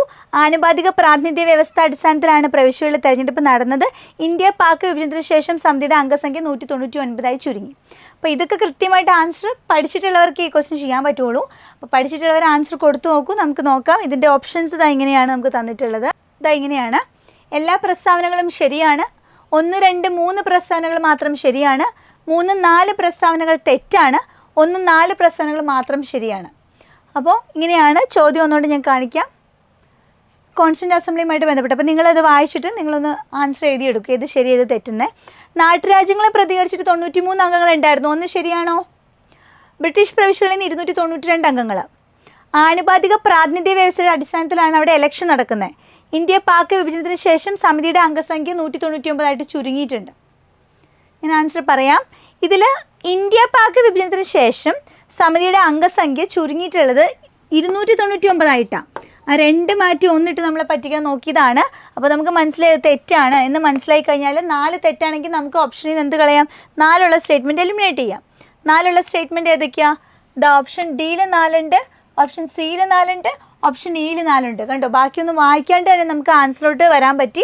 1, 2, 3 ശരിയാണ്. പിന്നെ 1, 2, 3 1 by 1 ആയിട്ട് നമുക്ക് നോക്കാം എന്താണ് ശരിയാന്ന് പറഞ്ഞിട്ടുള്ളത്. ഏതൊക്കെയാണ്? നാട്ടുരാജ്യങ്ങളെ പ്രതിനിധീകരിച്ചിട്ട് 93 അംഗങ്ങൾ, അത് ശരിയാണ്. ബ്രിട്ടീഷ് പ്രവിശ്യകളിൽ നിന്ന് 292 അംഗങ്ങൾ, അതും ശരിയാണ്. അപ്പോൾ നാട്ടുരാജ്യങ്ങളിൽ നിന്ന് 93 ബ്രിട്ടീഷ് പ്രവിശ്യകളിൽ നിന്ന് 292. ചീഫ് കമ്മീഷണർമാരുടെ പ്രവിശ്യയിൽ നിന്ന് 4 എണ്ണം ഉണ്ട് കേട്ടോ, 4 പേര്. അപ്പോൾ എത്രയായി നോക്കിക്കുക? നമ്പർ 389 പേരാണ് ഭരണഘടനാ നിർമ്മാണ സഭയിൽ ആകെ ഉണ്ടായിരുന്ന അംഗങ്ങൾ. അവർ ഇന്ത്യ പാക് വിഭജനത്തിന് ശേഷം കുറച്ച് പേര് പാകിസ്ഥാനിലോട്ട് പോയപ്പോൾ 299 ചുരുങ്ങുകയാണ് ചെയ്തത്. ആനുപാതിക പ്രാതിനിധ്യ വ്യവസ്ഥയിലാണ് അവിടെ ഇലക്ഷൻ നടക്കുന്നത്. ഞാൻ മുന്നേ പറഞ്ഞിരുന്നു ആ ഒരു പോയിന്റ്. ഓക്കെ, അപ്പോൾ ഇത് 3 ശരിയാണ്. 299 റൈറ്റ് വരേണ്ടത്, അതുകൊണ്ട് ഇത് തെറ്റാണ്. അടുത്ത ചോദ്യത്തിലേക്ക് പോകാലോ. താഴെ തന്നിരിക്കുന്നതിൽ ഇന്ത്യൻ ഭരണഘടനയുടെ ആമുഖത്തിൽ പരാമർശമില്ലാത്ത ആശയം എത്ര തവണ ചോദിച്ചു അല്ലേ? സമത്വം, സാഹോദര്യം, ജനാധിപത്യം, വോട്ടവകാശം. എത്ര തവണ എന്ന് വെച്ചാൽ ആമുഖത്തെ പറ്റിയിട്ടുള്ള ചോദ്യങ്ങൾ അല്ലേ പലതവണ നമ്മൾ കണ്ടു.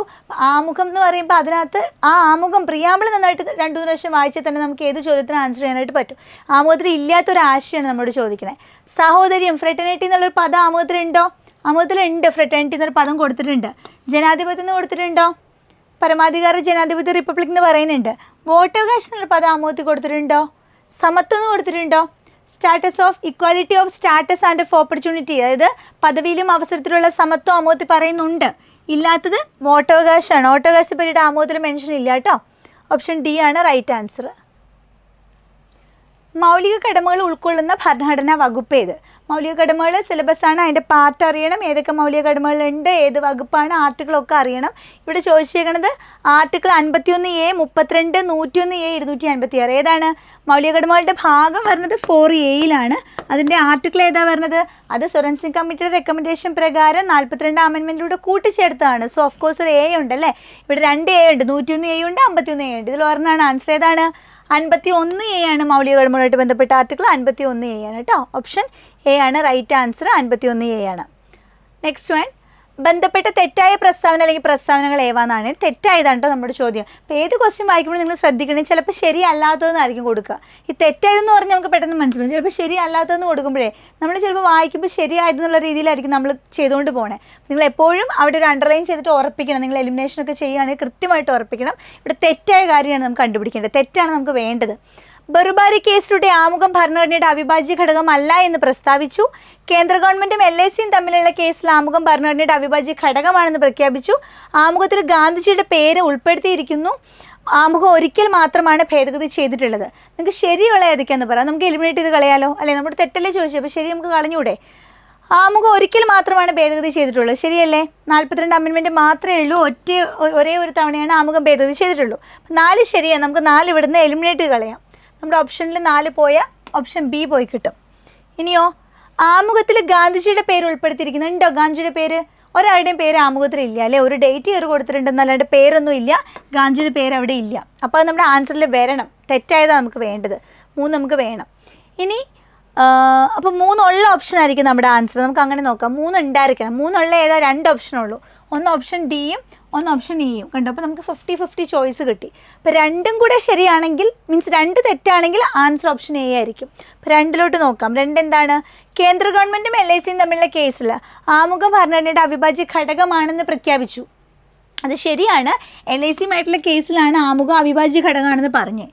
ആദ്യത്തെ കേസിൽ ബർബാരിയുടെ കേസിൽ അത് അവിഭാജ്യ ഘടകമല്ല ആമുഖം, preambles not a part of constitution എന്നാണ് ബർബാരി കേസിൽ പറഞ്ഞത്. കേശവൻ്റെ ഭാരതി കേസിലും ആയപ്പോൾ പറഞ്ഞു പ്രിയാമ്പിൾ കോൺസ്റ്റിറ്റ്യൂഷൻ്റെ ഭാഗമെന്ന് പറഞ്ഞു. LIC കേസ് വന്നപ്പോൾ പറഞ്ഞു കോൺസ്റ്റിറ്റ്യൂഷൻ്റെ അവിഭാജ്യ ഘടകം എന്ന് പറഞ്ഞു. 3 അറിയണം. പ്രിയാമ്പിൾ ഭരണഘടനയുടെ ഭാഗം അല്ല എന്ന് പറഞ്ഞത് ഏത് കേസിലാണ്? ബർബാരിയിൽ. കേശവൻ്റെ ഭാരതി കേസിൽ ഭാഗമാണെന്നാണ് പറഞ്ഞത്. LIC കേസിൽ അവിഭാജ്യ ഘടകമാണെന്ന് പറഞ്ഞു. അപ്പോൾ ഇത് ശരിയാണ്. നമുക്ക് വേണ്ടത് ഏതാ? അപ്പോൾ തെറ്റായതായിരുന്നു നമുക്ക് വേണ്ടത്. അപ്പോൾ നമുക്ക് 3 മാത്രമല്ലേ തെറ്റുള്ളൂ. അപ്പോൾ റൈറ്റ് ആൻസർ ഓപ്ഷൻ ഡി ആണ്. 3 മാത്രമാണ് തെറ്റായിട്ടുള്ളൂ കേട്ടോ. ഓപ്ഷൻ ഡി ആണ്. Next question. താഴെ തന്നിരിക്കുന്നവയിൽ ശരിയായ പ്രസ്താവനകളാണ്. ഇന്ത്യൻ ഭരണഘടനാ നിർമ്മാണ സഭയുടെ വൈസ് പ്രസിഡന്റായി 1946 ഡിസംബർ 11 HC മുഖർജിയെ തെരഞ്ഞെടുത്തു. HC മുഖർജി വൈസ് പ്രസിഡന്റായി തെരഞ്ഞെടുത്തു. ഇന്ത്യ വിഭജനത്തിന് ശേഷം 9 വനിതാ അംഗങ്ങളായിരുന്നു ഭരണഘടനാ നിർമ്മാണ സഭയിൽ ഉണ്ടായിരുന്നത്. ഭരണഘടനാ നിർമ്മാണ സഭയുടെ ഫ്ലാഗ് കമ്മിറ്റിയുടെ ചെയർമാൻ JB കൃപലാനി ആയിരുന്നു. ഈ സഭയുടെ നിയമോപദേഷ്ടാവ് BN റാവു ആയിരുന്നു. കോൺസ്റ്റിറ്റ്യൂന്റ് അസംബ്ലി എന്നുള്ള ചോദ്യമാണ്. ഇവരൊക്കെ അറിഞ്ഞിരിക്കണം. നിയമോപദേഷ്ടാവ് BN റാവു ശരിയാണോ? ശരിയാണ്. നിയമോപദേഷ്ടാവ് BN റാവു ആണ്. നമുക്ക് തന്നിട്ടുള്ളത് ശരിയായത് കണ്ടുപിടിക്കാനാണ്. BN റാവു ഉപദേശം എന്നുള്ളത് ശരിയാണ് കേട്ടോ. നമ്മുടെ ആൻസറിൽ 4 വരണം. ഇനി ഭരണഘടനാ നിർമ്മാണ സഭയുടെ ഫ്ലാഗ് കമ്മിറ്റിയുടെ ചെയർമാൻ JB കൃപലാനി ആണോ? അറിയൂ. നിങ്ങൾക്ക് പ്രധാനപ്പെട്ട കമ്മിറ്റീസിൻ്റെ ചെയർമാൻമാരെ അറിഞ്ഞിരിക്കണം. ഫ്ലാഗ് കമ്മിറ്റിയുടെ ചെയർമാൻ JB കൃപലാനി അല്ല, രാജേന്ദ്ര പ്രസാദാണ്. സ്റ്റിയറിംഗ് കമ്മിറ്റിയും ഫ്ലാഗ് കമ്മിറ്റിയും റൂൾസ് പ്രൊസീജിയർ കമ്മിറ്റിയും ഒക്കെ രാജേന്ദ്ര പ്രസാദ്. ഞാനതെങ്ങനെ ഓർത്ത് വെച്ചേക്കണേന്ന് അറിയോ? നമ്മളിപ്പോൾ ഒരു ബസ്സിൽ ട്രാവൽ ചെയ്ത് പോവാണ്. അപ്പോൾ ബസ്സിൻ്റെ ഡ്രൈവറാണ് സ്റ്റിയറിംഗ് പിടിക്കണേ, ഡ്രൈവറാണ് റൂൾസൊക്കെ നോക്കി ഓടിക്കേണ്ടത്. ഈ ഫ്ലാഗ് ഈ കൊടി എടുത്ത് ഇങ്ങനെ കാണിക്കുന്നതും ഡ്രൈവറാണ് കേട്ടോ. ഇടയ്ക്ക് കൈ ഇട്ട് പുറത്തേക്ക് കാണിക്കത്തില്ലേ? അപ്പോൾ ഈ ഫ്ലാഗും സ്റ്റിയറിങ്ങും റൂൾസും ഡ്രൈവറാണ്. ഈ ഭരണഘടനാ നിർമ്മാണ സമിതിയുടെ ഡ്രൈവർ ആരാ? ഇതിൻ്റെ അധ്യക്ഷൻ ആരാ? രാജേന്ദ്ര പ്രസാദാണ്. അപ്പം അങ്ങനെ കണക്ട് ചെയ്താൽ ഫ്ലാഗ് കമ്മിറ്റിയും റൂൾസ് പ്രൊസീജിയർ കമ്മിറ്റിയും പിന്നെ നമ്മുടെ സ്റ്റിയറിംഗ് കമ്മിറ്റി 3 കമ്മിറ്റിയുടെയും ചെയർമാൻ ആരാണ്? രാജേന്ദ്ര പ്രസാദ് ആണെന്ന് മനസ്സിലാകും. സോ ഇത് തെറ്റാണ്. ഇനി ഇന്ത്യ വിഭജനത്തിന് ശേഷം 9 വനിതകളാണ് ഉണ്ടായിരുന്നത്. ഇന്ത്യ വിഭജനത്തിന് ശേഷം എത്ര വനിതകൾ ഉണ്ടായിരുന്നു? 15 വനിതകൾ എന്നല്ലേ നമ്മൾ പഠിച്ചിട്ടുള്ളത്. സോ അത് തെറ്റായിരിക്കും അല്ലേ. ഇന്ത്യൻ ഭരണഘടനാ നിർമ്മാണ സഭയുടെ vice president 1946 December 11 HC Mukherjee അദ്ദേഹത്തെ തെരഞ്ഞെടുത്തു. ശരിയാണോ? പ്രസിഡന്റിനെ തെരഞ്ഞെടുത്തത് ആ ദിവസമല്ലേ? ഡിസംബർ 11 രാജേന്ദ്ര പ്രസാദ് സ്ഥിര അധ്യക്ഷനായ അന്ന് തന്നെയായിരിക്കും വൈസ് പ്രസിഡന്റിനെ തെരഞ്ഞെടുത്തിട്ടുണ്ടാവുക. സോ ആൻസർ 1 ശരിയാണ്, 4 ശരിയാണ്. 1ഉം 4ഉമാണ് നമ്മുടെ ആൻസർ ആയിട്ട് വരിക. ഓപ്ഷൻ എ ആണ്. 1ഉം 4ഉമാണ് റൈറ്റ് ആൻസർ കേട്ടോ. Option A. ഓക്കെ. അടുത്ത ചോദ്യം. ഇന്ത്യൻ സുപ്രീം കോടതിയുടെ ഉപദേശാധികാരത്തെക്കുറിച്ച് പ്രതിപാദിക്കുന്ന വകുപ്പ് ഏത്? സുപ്രീം കോടതിയുടെ ഉപദേശാധികാരം 143, 144, 145, 146. ഇത് പഠിച്ചു വെച്ചോണേ. 143 എന്താണ്? നമ്മൾ ഐ ലവ് യുവിൻ്റെ കോഡായിട്ടൊക്കെ പറയാറില്ലേ 143. അപ്പോൾ ഒരു സ്നേഹ കോഡാന്ന് ഓർക്കുക. ആരൊക്കെ തമ്മിലാണെന്നറിയോ ഈ സ്നേഹം? രാഷ്ട്രപതിയും സുപ്രീം കോടതിയും. രാഷ്ട്രപതിക്ക് എന്തെങ്കിലും നിയമവുമായിട്ട് ബന്ധപ്പെട്ട സംശയമൊക്കെ ഉണ്ടെങ്കിൽ നേരെ ആരെ വിളിച്ച് ചോദിക്കും? സുപ്രീം കോടതിയോട് ചോദിക്കും. വേണ്ട ഉപദേശമൊക്കെ ഇവർ കൊടുത്തോളണം. പക്ഷേ ഇഷ്ടമുണ്ടെങ്കിൽ രാഷ്ട്രപതി അത് കേൾക്കുകയുള്ളൂ. സുപ്രീം കോടതി പറഞ്ഞത് അനുസരിക്കണമെന്ന് നിർബന്ധമൊന്നുമില്ല. പക്ഷേ രാഷ്ട്രപതിക്ക് ഏത് സമയത്ത് ഉപദേശം കൊടുക്കേണ്ടത് ആരാണ്? സുപ്രീം കോടതിയാണ്. അപ്പോൾ ഇന്ത്യൻ സുപ്രീം കോടതിയുടെ ഉപദേശ അധികാരത്തെ പറ്റി പറയുന്ന ആർട്ടിക്കിൾ ഏതാണ്? 143 അറിയാത്തവർ പഠിച്ചോണം. 143. Next question. ചേരുംപടി ചേർക്കാനാണ്. അവശിഷ്ട അധികാരം, ഭരണഘടനാ ഭേദഗതി, ആമുഖം, അടിയന്തരാവസ്ഥയുടെ സവിശേഷതകൾ. ദക്ഷിണാഫ്രിക്ക, Canada, Germany, America. Match the following ആണ്. എവിടെ നിന്നാണ് കടമെടുത്തിട്ടുള്ളതെന്നാണ്. അവശിഷ്ട അധികാരം എവിടെ നിന്നാണ്? അറിയാവുന്നവർ പോസ് ചെയ്തിട്ട് ആൻസർ കൊടുത്തോ. ഞാൻ പറയുമ്പോൾ കറക്റ്റ് ചെയ്ത് നോക്കിയാൽ മതി. അറിയാത്തവർ ശ്രദ്ധിക്കുക. അവശിഷ്ട അധികാരം, അവശിഷ്ടം എന്ന് പറയുമ്പോൾ തന്നെ കാനേനെ ഓർക്കുക. കാനയിലാണ് അവശിഷ്ടം ഇടുന്നത്. സോ A2 ആണ്. A2 വരുന്ന 2 ഓപ്ഷനുണ്ട്. ബിയും സി ഇതിലൊന്നായിരിക്കും ആൻസർ. ഇങ്ങനെയാണ് നമ്മൾ എലിമിനേഷൻ. അപ്പോൾ നമ്മളിത് എയും ഡിയും എലിമിനേറ്റ് ചെയ്തു. ഓക്കെ. ഇനി നമുക്ക് 2 ചോയ്സുള്ളൂ. അതിൽ നമുക്ക് ആൻസർ കിട്ടും. ഭരണഘടനാ ഭേദഗതി അമെൻമെൻറ്റ് ദക്ഷിണാഫ്രിക്കയാണ്. അതുപോലെ ആമുഖം പ്രിയാമ്പിൾ എടുത്തിട്ടുള്ളത് എവിടെ നിന്നാണ്? ആമുഖം അമേരിക്കയിൽ നിന്നാണ്. C4 ആണ്. ഇതിൽ C4 തന്നെ 2 ഓപ്ഷനും ഉണ്ട്. അവിടെ നമുക്ക് എലിമിനേഷൻ പറ്റത്തില്ല. അപ്പോൾ ആമുഖം വെച്ച് അറിയാൻ പറ്റില്ല. ഭേദഗതി ദക്ഷിണാഫ്രിക്ക. B1 വരുന്ന ഓപ്ഷൻ എത്ര എണ്ണം ഉണ്ട്? ഒരെണ്ണേ ഉള്ളൂ. അപ്പോൾ ഇതാണ് കറക്റ്റ് ആൻസർ. ഇനി അടിയന്തരാവസ്ഥയുടെ സവിശേഷതകൾ ജർമ്മനിയാണ്. അപ്പോൾ D3 വരുന്ന എത്ര ഓപ്ഷൻ ഉണ്ട്? അതും ഒരു ഓപ്ഷനേ ഉള്ളൂ. അപ്പോൾ നമുക്ക് ഉറപ്പിക്കാം നമ്മുടെ ആൻസർ ഓപ്ഷൻ ബി ആണ്. അപ്പോൾ ഓരോ സ്ഥലത്തു നിന്നും കടമെടുത്തിട്ടുള്ള എന്തൊക്കെയാണെന്നുള്ളത് കൃത്യമായിട്ട് നിങ്ങൾ പഠിച്ചു വയ്ക്കണം. കാന എന്ന് പറയുമ്പോൾ അവിടെ അവശിഷ്ട അധികാരം കണക്ട് ചെയ്യണം.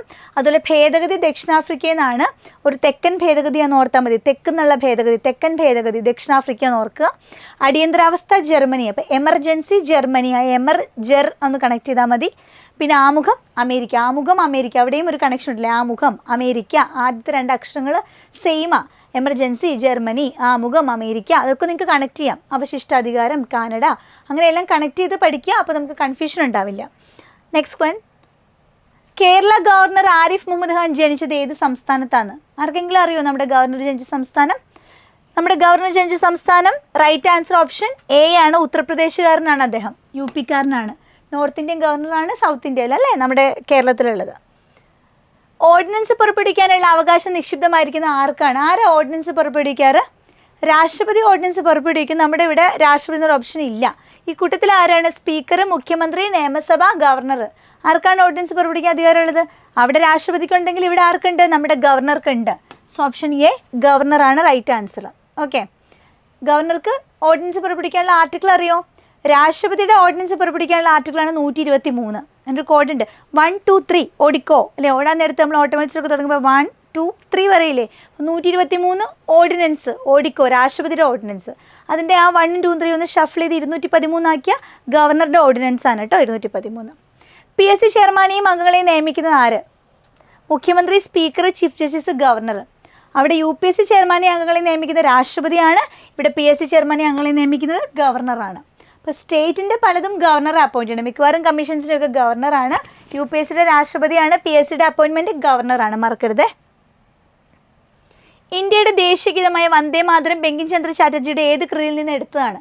ആദ്യ ചോദ്യം തിരിച്ച് നമ്മൾ കണ്ടായിരുന്നു. ആനന്ദമഠത്തിലെ വന്ദേ മാതരം ആരെഴുതിയെന്ന് ചോദിച്ചിട്ടുണ്ടായിരുന്നു. ഇപ്പോൾ നേരെ തിരിച്ചാ ചോദിച്ചേ, ബങ്കിം ചന്ദ്ര ചാറ്റർജിയുടെ വന്ദേ മാതരം ഏത് കൃതിയിൽ നിന്ന് എടുത്തതെന്ന്. എല്ലാവർക്കും അറിയാമല്ലോ, റൈറ്റ് ആൻസർ ആനന്ദമഠമാണ്. നെക്സ്റ്റ് വൺ, ഇന്ത്യൻ പൗരൻ്റെ മൗലികാവകാശങ്ങളുമായിട്ട് ബന്ധപ്പെട്ട് തെറ്റായത് ഏതെന്ന് കണ്ടുപിടിക്കുന്നത് കേട്ടോ. തെറ്റ്. മൗലികാവകാശങ്ങളെ സംരക്ഷിക്കുന്ന ഭരണഘടനയാണ്. ശരിയാണോ? അത് ശരിയല്ലേ? നമുക്ക് വേണ്ടത് തെറ്റാ. അപ്പോൾ ഒന്നും നമുക്ക് വേണ്ട, നമുക്ക് വേണ്ട അല്ലേ. നമുക്ക് ഒരു ആൻസറേ ഉള്ളൂ ഇതിനകത്ത്. മൗലികാവകാശങ്ങളിൽ മാറ്റം വരുത്തുവാൻ ഭരണഘടനാ ഭേദഗതിയിലൂടെ മാത്രമേ പറ്റുള്ളൂ അല്ലേ. മൗലികാവകാശങ്ങളിൽ മാറ്റം വരുത്തണമെങ്കിൽ ഒരു ഭരണഘടനാ ഭേദഗതി വേണം എന്നുള്ളത് ശരിയാണ്. ഗവൺമെൻറ്റിൻ്റെ ഒരു ഘടകവും മൗലികാവകാശങ്ങൾ ലംഘിക്കുന്ന രീതിയിൽ പ്രവർത്തിക്കാൻ പാടുള്ളതല്ല. മൗലികാവകാശം ലംഘിക്കാൻ പാടുണ്ടോ? പാടില്ല. അത് ശരിയാണ്. മൗലികാവകാശങ്ങൾ ന്യായവാദാർഹമല്ല. തെറ്റല്ലേ? ന്യായവാദാർഹമാണ്. നമുക്ക് കോടതി പൊക്കൂടെ നമുക്കത് ലംഘിക്കപ്പെട്ടാൽ. സോ ഓപ്ഷൻ ഡി ആണ്, മൗലികാവകാശങ്ങൾ ന്യായവാദാർഹമല്ല എന്നുള്ളത് തെറ്റാണ്. മൗലികാവകാശങ്ങൾ ജസ്റ്റിസിയബിൾ ആണ്, ന്യായവാദാർഹമാണ്. മൗലിക കടമകളും DPSPയും ന്യായവാദാർഹമല്ല. അതോർത്തോളണേ. ഇന്ത്യയിൽ വിവരാവകാശ നിയമം നിലവിൽ വന്ന വർഷം മുന്നേ നമ്മൾ കണ്ട ചോദ്യമാണ്. ഏതാണ്? 2005 ആണ് അല്ലേ. നമ്മൾ പലതവണ പറഞ്ഞു. ഇന്ത്യൻ ഭരണഘടനയുടെ ആത്മാവും ഹൃദയവും എന്ന് വിശേഷിപ്പിക്കപ്പെട്ട ആർട്ടിക്കിൾ ഏതാണ്? എല്ലാവരും കേട്ടിട്ടുള്ള ചോദ്യമായിരിക്കും. സിമ്പിൾ ക്വസ്റ്റ്യൻ ആണ്. ഇന്ത്യൻ ഭരണഘടനയുടെ ആത്മാവും ഹൃദയവും എന്ന് പറയുന്ന ആർട്ടിക്കിൾ 32 ആണ്. റിട്ട് അധികാരം, ഭരണഘടനാപരമായ പരിഹാരം. ഇങ്ങനെ പറഞ്ഞത് ആരാ? ഇങ്ങനെ പറഞ്ഞത് ഡ്രാഫ്റ്റിംഗ് കമ്മിറ്റിയുടെ ചെയർമാനാണ്. ആരാ? BR അംബേദ്കർ പറഞ്ഞ വാക്കുകളാണ്. ആർട്ടിക്കിൾ 32 ഏറ്റവും ഇമ്പോർട്ടൻ്റ് ആയിട്ടുള്ള ഒരു ആർട്ടിക്കിളാണ്. ഇന്ത്യൻ ഭരണഘടനയുടെ ആത്മാവും ഹൃദയവുമാണ് അദ്ദേഹം പറഞ്ഞത്. ഇന്ത്യയുടെ ദേശീയ മുദ്രയിൽ ഉൾപ്പെട്ടിട്ടുള്ള മൃഗങ്ങൾ ഏതൊക്കെ? നമ്മുടെ ദേശീയ ചിഹ്നങ്ങളിൽ നിന്നുള്ള ചോദ്യമാണ്. ആന, കാള, കടുവ, കുതിര. ആന, പശു, കടുവ, കുതിര. ആന, പശു, സിംഹം, കുതിര. ആന, കാള, സിംഹം, കുതിര. നമ്മുടെ ദേശീയ മുദ്രയിലെ മൃഗങ്ങളാണ് ചോദിച്ചേക്കണേ. ഇപ്പം എല്ലാവരും ഉണ്ടെന്ന് തോന്നുന്നുണ്ടല്ലേ. ആനയുണ്ടോ? കാളയുണ്ടോ? കുതിര, കടുവ, സിംഹം ആരൊക്കെയുണ്ട് നമ്മുടെ ദേശീയ മുദ്രയിൽ? സിംഹമുദ്ര എന്നാ പേര്. അപ്പോൾ സിംഹം ഉണ്ടാവും അല്ലേ. സിംഹത്തിൻ്റെ കൂടെ ആരൊക്കെ ഉണ്ടാകും അതിനകത്ത്? ഇങ്ങനെ ഓപ്ഷൻ കാണുമ്പോഴേ ചിലപ്പോൾ നമുക്ക് അറിയെങ്കിൽ പോലും കൺഫ്യൂഷനാവും. അപ്പോൾ നേരെ ഓപ്ഷനിലോട്ട് നോക്കാണ്ട് തന്നെ ആ മൃഗങ്ങളെ നമ്മൾ അറിഞ്ഞിരുന്നാൽ അവരുടെ പേര് വെച്ചിട്ട് അതിനകത്തുണ്ടോ എന്ന് നോക്കിയാൽ മതി. അത് ഓർക്കാനുള്ളൊരു ക്ലൂ പറഞ്ഞു തരാം. ഹോൾ എന്ന് ഓർത്താൽ മതി. ദേശീയ മുദ്രയിലെ മൃഗങ്ങളുടെ പേര് ഓർത്ത് വയ്ക്കാൻ ഹോൾ എന്ന് ഓർക്കുക. H for ഹോഴ്സ്, കുതിര. O for ഓക്സ്, കാള. L for ലയൺ, സിംഹം. ആൻഡ് E for എലിഫൻറ്റ്, ആന. ഇവർ 4 പേരും ഉണ്ട്. അപ്പോൾ കുതിര, കാള, ആന, സിംഹം. ഏത് ഓപ്ഷനാണ് ഉള്ളത്? കുതിരയും കാളയും ആനയും സിംഹവും വരുന്ന ഓപ്ഷൻ ഏതാണ്? ഓപ്ഷൻ ഡി ആണ്. ദേശീയ മുദ്രയിലെ 4 മൃഗങ്ങൾ ഇവരാണ് കേട്ടോ. ഹോൾ എന്ന് ഓർക്കുക. അടുത്ത ചോദ്യം, കൂട്ടത്തിൽ ഉൾപ്പെടാത്തത് ഏതാണ്? സമത്വത്തിനുള്ള അവകാശം, സ്വാതന്ത്ര്യത്തിനുള്ള അവകാശം, സ്വത്തവകാശം, മതസ്വാതന്ത്ര്യം.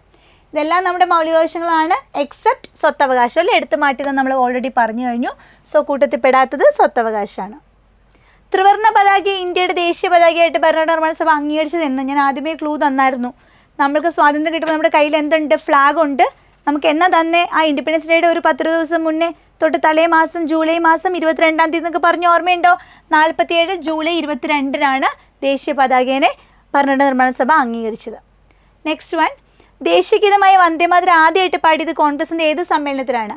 കൊൽക്കത്ത സമ്മേളനം, ത്രിപുര, കാക്കിനഡ, ആവടി. വന്ദേമാതരവും ദേശീയ ഗാനവും രണ്ടും കൊൽക്കത്ത സമ്മേളനത്തിലാണ് ആദ്യമായിട്ട് ആലപിച്ചത് കേട്ടോ. ഓപ്ഷൻ എ ആണ് കൊൽക്കത്ത സമ്മേളനം. ദേശീയ പതാകയുടെ നീളവും വീതിയും തമ്മിലുള്ള അനുപാതം എത്ര? നീളവും വീതിയോ നിങ്ങളിങ്ങനെ ഓർത്തോണേ, നീളം വീതി 3:2 ആണോ 2:3 ആണോ എന്നൊക്കെ കൺഫ്യൂഷൻ ഉണ്ട്, കാരണം രണ്ടും ഓപ്ഷനിലുണ്ട്. അപ്പം ഇങ്ങനെ ഓർക്കുക, നീളം ഇത് നായല്ലേ, ഈ നാ ഇങ്ങനെ തിരിച്ച് വായിച്ചാൽ 3 പോലെ വായിച്ചൂടെ? അപ്പോൾ ആദ്യം നീളം 3 ആണ്.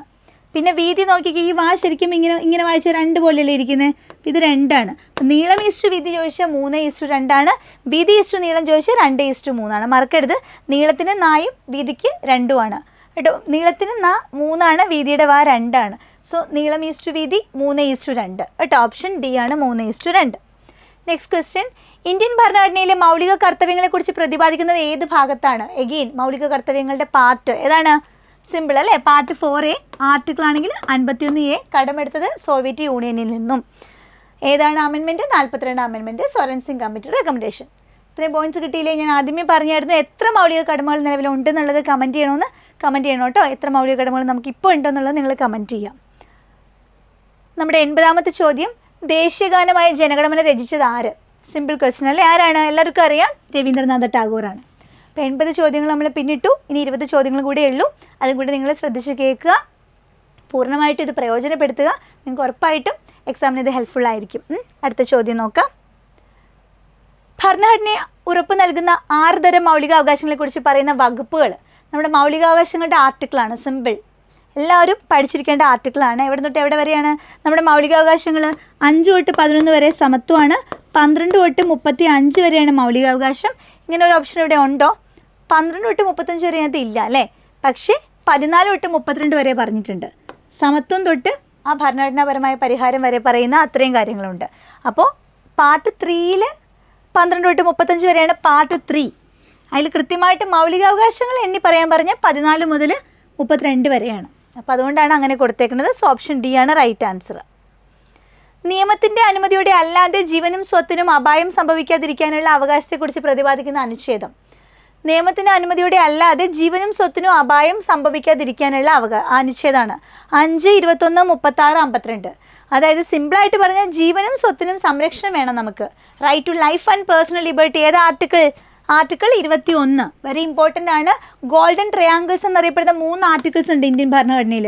ഗോൾഡൻ ട്രയാങ്കിൾസ് അതിലൊന്ന് ആർട്ടിക്കിൾ 21 ഒന്ന് 14 സമത്വം, മറ്റൊന്ന് സ്വാതന്ത്ര്യമാണ് 19, മൂന്നാമത്തെ 21. ഇത് 3 സുവർണ്ണ ത്രികോണം എന്നറിയപ്പെടുന്ന ഇന്ത്യൻ ഭരണഘടനയിലെ ആർട്ടിക്കിൾ കേട്ടോ.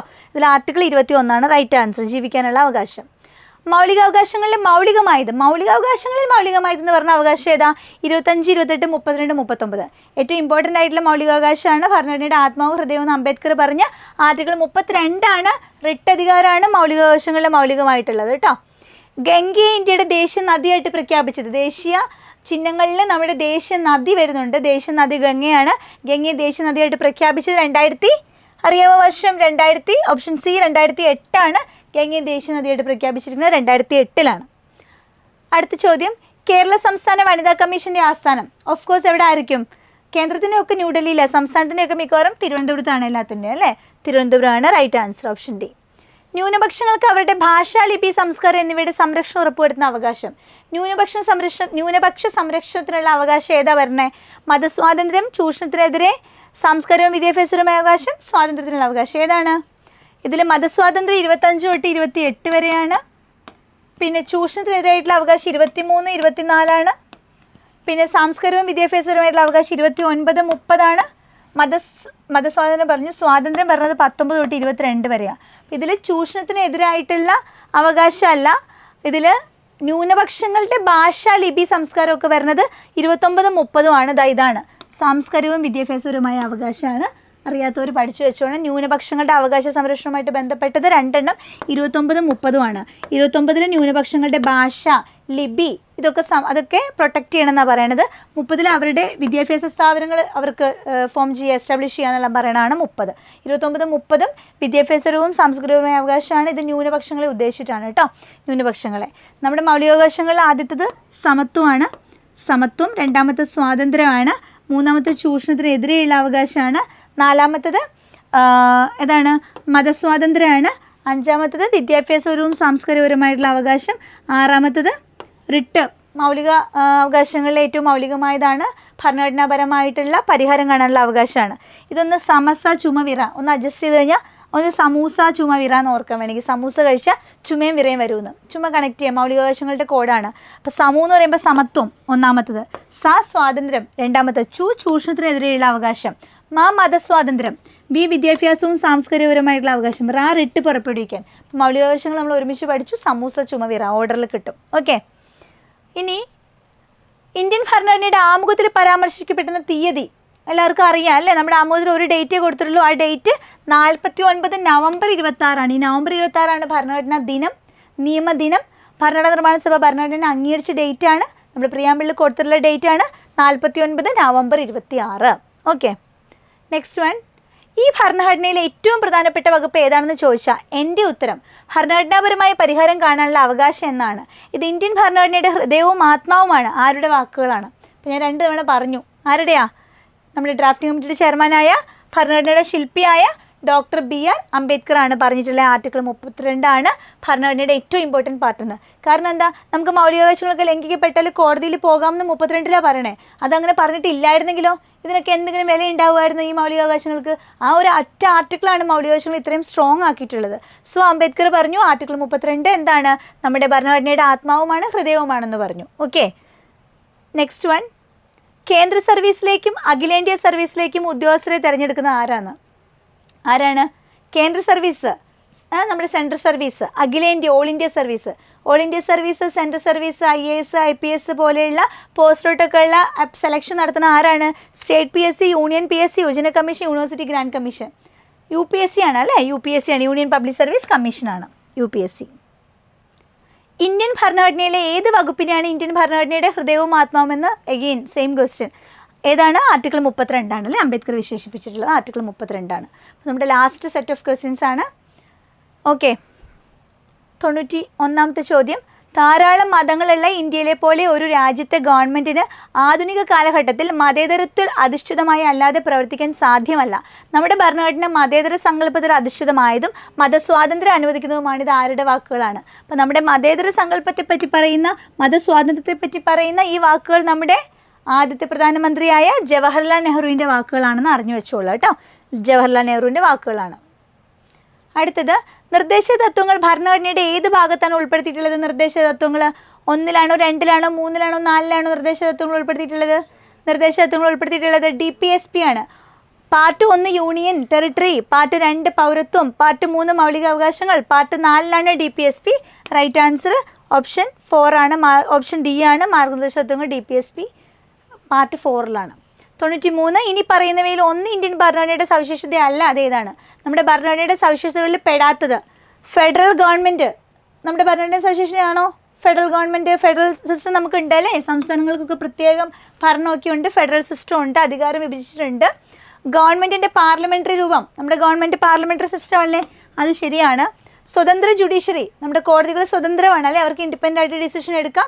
എക്സിക്യൂട്ടീവ് ലെജിസ്ലേറ്റീവ് ഒന്നും അവർ ഇൻഫ്ലുവൻസ് ചെയ്യത്തില്ല. അപ്പോൾ അതും ശരിയാണ്. പ്രസിഡൻഷ്യൽ ഗവൺമെൻറ്, അമേരിക്കയിൽ പോയി പറഞ്ഞാൽ മതി അല്ലേ? നമ്മുടെ ഇവിടെ പ്രസിഡൻഷ്യൽ ഗവൺമെൻറ് ആണോ? നമ്മളെ ഭരിക്കുന്നത് പ്രസിഡൻ്റ് അല്ല അല്ലേ? നമ്മുടെ റിയൽ ഗവൺമെൻറ് എന്ന് പറയുന്നത് പ്രസിഡൻ്റ് ആണോ? അല്ല. പ്രസിഡന്റ് നമ്മുടെ നോമിനൽ ഹെഡാണ്. നമ്മുടെ റിയൽ ഹെഡ് എന്ന് പറയുന്നത് പ്രധാനമന്ത്രിയാണ്. അതുകൊണ്ട് ഓപ്ഷൻ D ആണ് നമ്മുടെ ഭരണഘടന പ്രത്യേകത അല്ലാത്തത്. ഓക്കെ. 94. ദേശീയ മനുഷ്യാവകാശ കമ്മീഷൻ എന്നാൽ എന്താണ്? ഒരു സ്റ്റാറ്റ്യൂട്ടറി ബോഡി, ഭരണഘടനാ ബോഡി, ഭരണഘടനാ സ്ഥാപനമോ നിയമപരമായ സ്ഥാപനമോ അല്ല, അധിക ഭരണഘടനാ ബോഡിയാണ്. ഏതാണെന്നറിയാവോ? മനുഷ്യാവകാശ കമ്മീഷൻ്റെ ആർട്ടിക്കിൾ നമുക്ക് പഠിക്കാനുണ്ടോ? ഇല്ല. മനുഷ്യാവകാശ കമ്മീഷന് വിവരാവകാശ കമ്മീഷനൊന്നും ആർട്ടിക്കിൾ ഇല്ലല്ലോ. അപ്പോൾ അത് ഭരണഘടനാ സ്ഥാപനം അല്ല. അങ്ങനെ ഓർക്കുക. ആർട്ടിക്കിൾ ഉള്ളതൊക്കെ ഇപ്പോൾ SC കമ്മീഷന് ആർട്ടിക്കിൾ ഉണ്ട്, ST കമ്മീഷൻ ആർട്ടിക്കിൾ ഉണ്ട്, തെരഞ്ഞെടുപ്പ് കമ്മീഷൻ ആർട്ടിക്കിൾ ഉണ്ട്, ധനകാര്യ കമ്മീഷൻ ആർട്ടിക്കിൾ ഉണ്ട്. ഇതൊക്കെ ഭരണഘടനാ സ്ഥാപനമായിരിക്കും. ഇതില്ലാത്ത മനുഷ്യാവകാശ കമ്മീഷന് വിവരാവകാശ കമ്മീഷനൊക്കെ എന്താണ്? സ്റ്റാറ്റ്യൂട്ടറി ബോഡിയാണിത്. പാർലമെൻറ്റിൽ ഒരു നിയമം വന്നതാണ്. മനുഷ്യാവകാശ നിയമവും വിവരാവകാശ നിയമത്തിനൊക്കെ ശേഷം വന്നതല്ലേ. അപ്പോൾ അത് സ്റ്റാറ്റ്യൂട്ടറി ബോഡിയാണ് കേട്ടോ. ഇന്ത്യൻ ഭരണഘടനയുടെ പാർട്ട് 9A ചേർത്തത് താഴെ പറയുന്നതിൽ ഏത് ഭേദഗതിയാണ്? പാർട്ട് 9A 73-ാം ഭേദഗതി, 74-ാം ഭേദഗതി, 72 മുകളിൽ പറഞ്ഞവയൊന്നുമല്ല. ഈ 73-ാം ഭേദഗതി എന്താണെന്നറിയാവോ? നമ്മുടെ പഞ്ചായത്ത് രാജ് സിസ്റ്റമാണ് 73-ാം ഭേദഗതി വരുന്നത്. അത് പാർട്ട് 9ലാണ് 73-ാം ഭേദഗതി വരുന്നത്. 74-ാം ഭേദഗതി എന്താ അറിയുമോ? നമ്മുടെ മുനിസിപ്പാലിറ്റി ഒക്കെ വരുന്നത് 74, അത് 9A ആണ്. പാർട്ട് 9 ആണ് 73-ാം ഭേദഗതി. പാർട്ട് 9A ആണ് 74-ാം ഭേദഗതി. സോ ഇവിടെ 74-ാം ഭേദഗതിയാണ് പാർട്ട് 9A. ഓക്കെ. അടുത്ത ചോദ്യം 96. മൗലികാവകാശങ്ങൾ എന്നാൽ ന്യായീകരിക്കാവുന്നവ, സമ്പൂർണ്ണമായവ, നെഗറ്റീവോ പോസിറ്റീവോ ആകാം, ഭേദഗതി വരുത്താവുന്നവ. ഏതാ നിങ്ങൾക്ക് ശരിയെന്ന് തോന്നുന്നത്?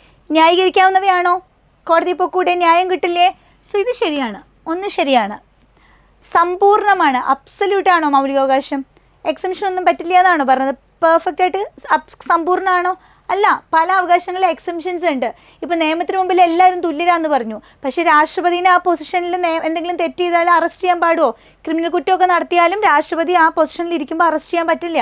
അപ്പോൾ ചില എക്സംഷൻസ് ഒക്കെ ഉണ്ട്. അപ്പോൾ സമ്പൂർണ്ണമായെന്ന് പറയാൻ പറ്റില്ല. ഇപ്പോൾ ഇത് തെറ്റാണ്. നെഗറ്റീവോ പോസിറ്റീവോ ആകാം. ആണോ? ഭേദഗതി വരുത്താൻ പറ്റുമോ മൗലികാവകാശങ്ങൾക്ക്? ഭേദഗതി വരുത്താൻ പറ്റുമോ? അപ്പോൾ നമുക്ക് ഒന്ന് ശരിയാണെന്ന് മനസ്സിലായി, 2 തെറ്റാന്ന് മനസ്സിലായി. നമുക്ക് കണ്ടുപിടിക്കാൻ പറ്റുമോ നോക്കിക്കേ. ഒന്ന് ശരിയാണ്. അപ്പോൾ 1 വേണം നമ്മുടെ ആൻസറിൽ. 1 വേണമെന്ന് പറഞ്ഞു കഴിഞ്ഞാൽ ഇവിടെ 1 ഒരേ ഒരു ഓപ്ഷനേ ഉള്ളൂ, അല്ലെങ്കിൽ എല്ലാം ശരിയാവണം അല്ലേ. 2 തെറ്റാന്ന് പറയുമ്പോൾ നമുക്ക് എന്തായാലും എല്ലാം ശരിയല്ല, 2 മാത്രം 2ഉം 4ഉം തെറ്റാന്ന് നമുക്ക് കളയാം.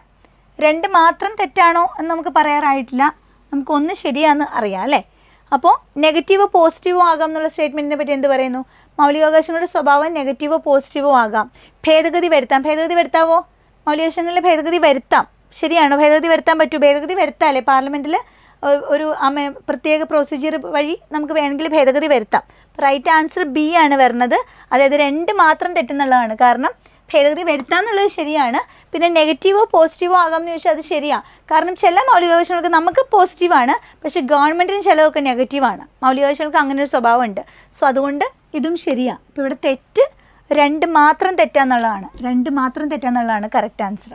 ഒന്നുകൂടെ ഞാൻ പറഞ്ഞു തരാം. അത് ന്യായീകരിക്കാവുന്നവയാണെന്ന് പറഞ്ഞാൽ അത് ശരിയാണ് അല്ലേ. നമുക്ക് ശരിയായതാ വേണ്ടേ. 1 നമ്മുടെ ആൻസറായിട്ട് വേണം. അപ്പോൾ നമുക്ക് ഒന്നല്ലെങ്കിൽ D നമ്മുടെ ആൻസർ ആകും. 1 മാത്രം ശരിയാണ്.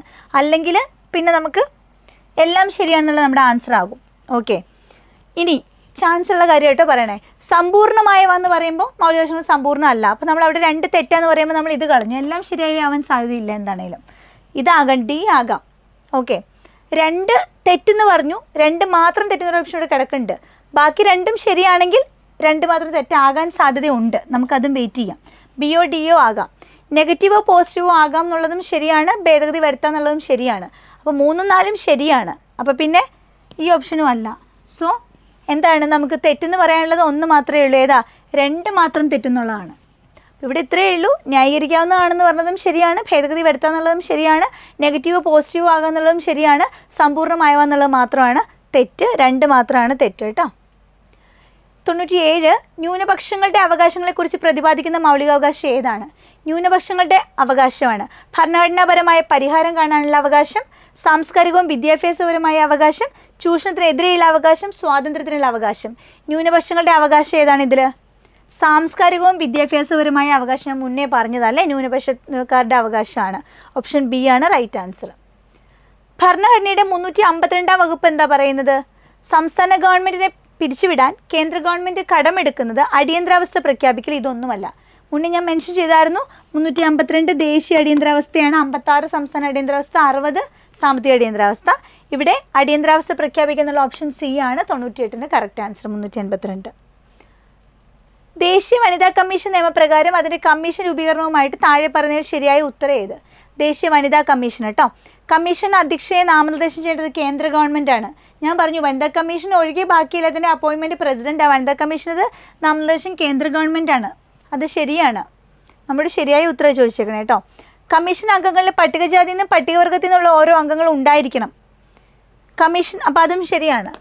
കമ്മീഷൻ അംഗങ്ങളുടെ കാലാവധി 3 വർഷം, അതും ശരിയാണ്. ദേശീയ വനിതാ കമ്മീഷന് 3 വർഷമാണ്. മേൽപ്പറഞ്ഞ 3 ഉത്തരങ്ങളും ശരിയാണ് അല്ലേ? നമ്മൾ 3 ശരിയാണെന്ന് മനസ്സിലായി. 3 ശരിയാണ്. നന്നായിട്ട് പഠിക്കണം. ദേശീയ മനുഷ്യാവകാശ കമ്മീഷൻ, വിവരാവകാശ കമ്മീഷൻ നന്നായി പഠിക്കണം. ഒപ്പം വനിതാ കമ്മീഷനും നന്നായി പഠിക്കണം കേട്ടോ. ലാസ്റ്റ് ക്വസ്റ്റ്യൻ ആണ്. 2005 വിവരാവകാശ നിയമപ്രകാരം വിവരാവകാശ കമ്മീഷനിലെ കേന്ദ്ര അംഗങ്ങളെ തിരഞ്ഞെടുക്കുന്നതിന് വേണ്ടിയുള്ള സമിതിയിൽ ഉൾപ്പെടാത്തത് ആര്? നമ്മൾ ആദ്യം മനുഷ്യാവകാശ കമ്മീഷൻ്റെ ഒരു സെലക്ഷൻ കമ്മിറ്റി പറഞ്ഞില്ലേ, അതുപോലെ വിവരാവകാശ കമ്മീഷൻ്റെ ഒരു സെലക്ഷൻ കമ്മിറ്റി ഉണ്ട്. ആ സെലക്ഷൻ കമ്മിറ്റിയിൽ ഇതിൽ ഒരാളില്ല, ബാക്കി ഉള്ളവരുണ്ട്. അപ്പോൾ സെലക്ഷൻ കമ്മിറ്റിയിൽ 3 പേരാണ് ശരിക്കും ഉള്ളത്. പ്രധാനമന്ത്രി അതിൻ്റെ തലവനാണ്. ലോകസഭയുടെ പ്രതിപക്ഷ നേതാവ് ആ സെലക്ഷൻ കമ്മിറ്റിയിൽ ഉണ്ട്. ലോകസഭയുടെ സ്പീക്കർ പ്രധാനമന്ത്രി നിർദ്ദേശിക്കാവുന്ന ഒരു ക്യാബിനറ്റ് മന്ത്രി, ഇതിൽ ഒരാളില്ല. ആരാണെന്നറിയാവോ? കൺഫ്യൂഷനുള്ളൊരു ക്വസ്റ്റ്യൻ ആണ്. മനുഷ്യാവകാശ കമ്മീഷൻ്റെയും വിവരാവകാശ കമ്മീഷൻ്റെയും സെലക്ഷൻ കമ്മിറ്റിയിൽ അംഗങ്ങൾ പ്രത്യേകം നിങ്ങൾ സെലക്ട് ചെയ്ത് തന്നെ പഠിക്കണം. ഇതിൽ പ്രധാനമന്ത്രി നിർദ്ദേശിക്കുന്ന ക്യാബിനറ്റ് മന്ത്രി ആ കമ്മീഷനിൽ ഉള്ളതാണ്. ലോക്സഭാ സ്പീക്കർ വിവരാവകാശ കമ്മീഷൻ സെലക്ഷൻ കമ്മിറ്റിയിൽ ഇല്ല എന്നുള്ളത് മനസ്സിലാക്കിക്കോളൂ. റൈറ്റ് ആൻസർ ഓപ്ഷൻ സി ആണ്. ലോക്സഭാ സ്പീക്കറാണ് അതിനകത്ത് ഇല്ലാത്തത്. ഓക്കെ, ഞാൻ ഒരു ക്വസ്റ്റ്യൻ നിങ്ങൾക്ക് തരുകയാണ്. നിങ്ങൾ ഇതിൻ്റെ ആൻസർ കമൻറ്റ് ചെയ്യണം. ഇന്ത്യൻ ഭരണഘടനയിലെ പൗരത്വവുമായിട്ട് ബന്ധപ്പെട്ട ആർട്ടിക്കിൾസ് എവിടെ മുതൽ എവിടെ വരെയാണ്? ആൻസർ കമൻറ്റ് ചെയ്യണം കേട്ടോ. പൗരത്വവുമായിട്ട് ബന്ധപ്പെട്ട ആർട്ടിക്കിൾസ് എവിടെ മുതൽ എവിടെ വരെ? ഓക്കെ, ആൻസർ എല്ലാവരും കമൻറ്റ് ചെയ്യുന്നു വിചാരിക്കുന്നു. അപ്പോൾ നമ്മൾ സക്സസ്ഫുള്ളി 100 ക്വസ്റ്റ്യൻസ് ഡിസ്കസ് ചെയ്തു. ഇതിനകത്ത് കൂടുതൽ ചോദ്യങ്ങൾ ഏതൊക്കെ ഭാഗത്താണ് നിങ്ങൾ കണ്ടത്? മൗലികാവകാശങ്ങളിൽ നിന്ന് ആർട്ടിക്കിൾസിനെ ബേസ് ചെയ്തിട്ടുള്ള ചോദ്യങ്ങൾ കണ്ടു. അപ്പം മൗലികാവകാശങ്ങൾ ആർട്ടിക്കിൾ 14 മുതൽ 32 വരെ കൃത്യമായിട്ട് ഓരോ ആർട്ടിക്കിൾസും നിങ്ങൾ പഠിക്കണം. പിന്നെ നമ്മൾ വിവരാവകാശ കമ്മീഷനും മനുഷ്യാവകാശ കമ്മീഷനും പല രീതിയിലെ ചോദ്യങ്ങൾ നമ്മൾ കണ്ടു അല്ലേ? സെലക്ഷൻ കമ്മിറ്റീനെ പറ്റി ചോദിച്ചിട്ടുണ്ട്, ആദ്യത്തെ അധ്യക്ഷൻ ചോദിച്ചിട്ടുണ്ട്.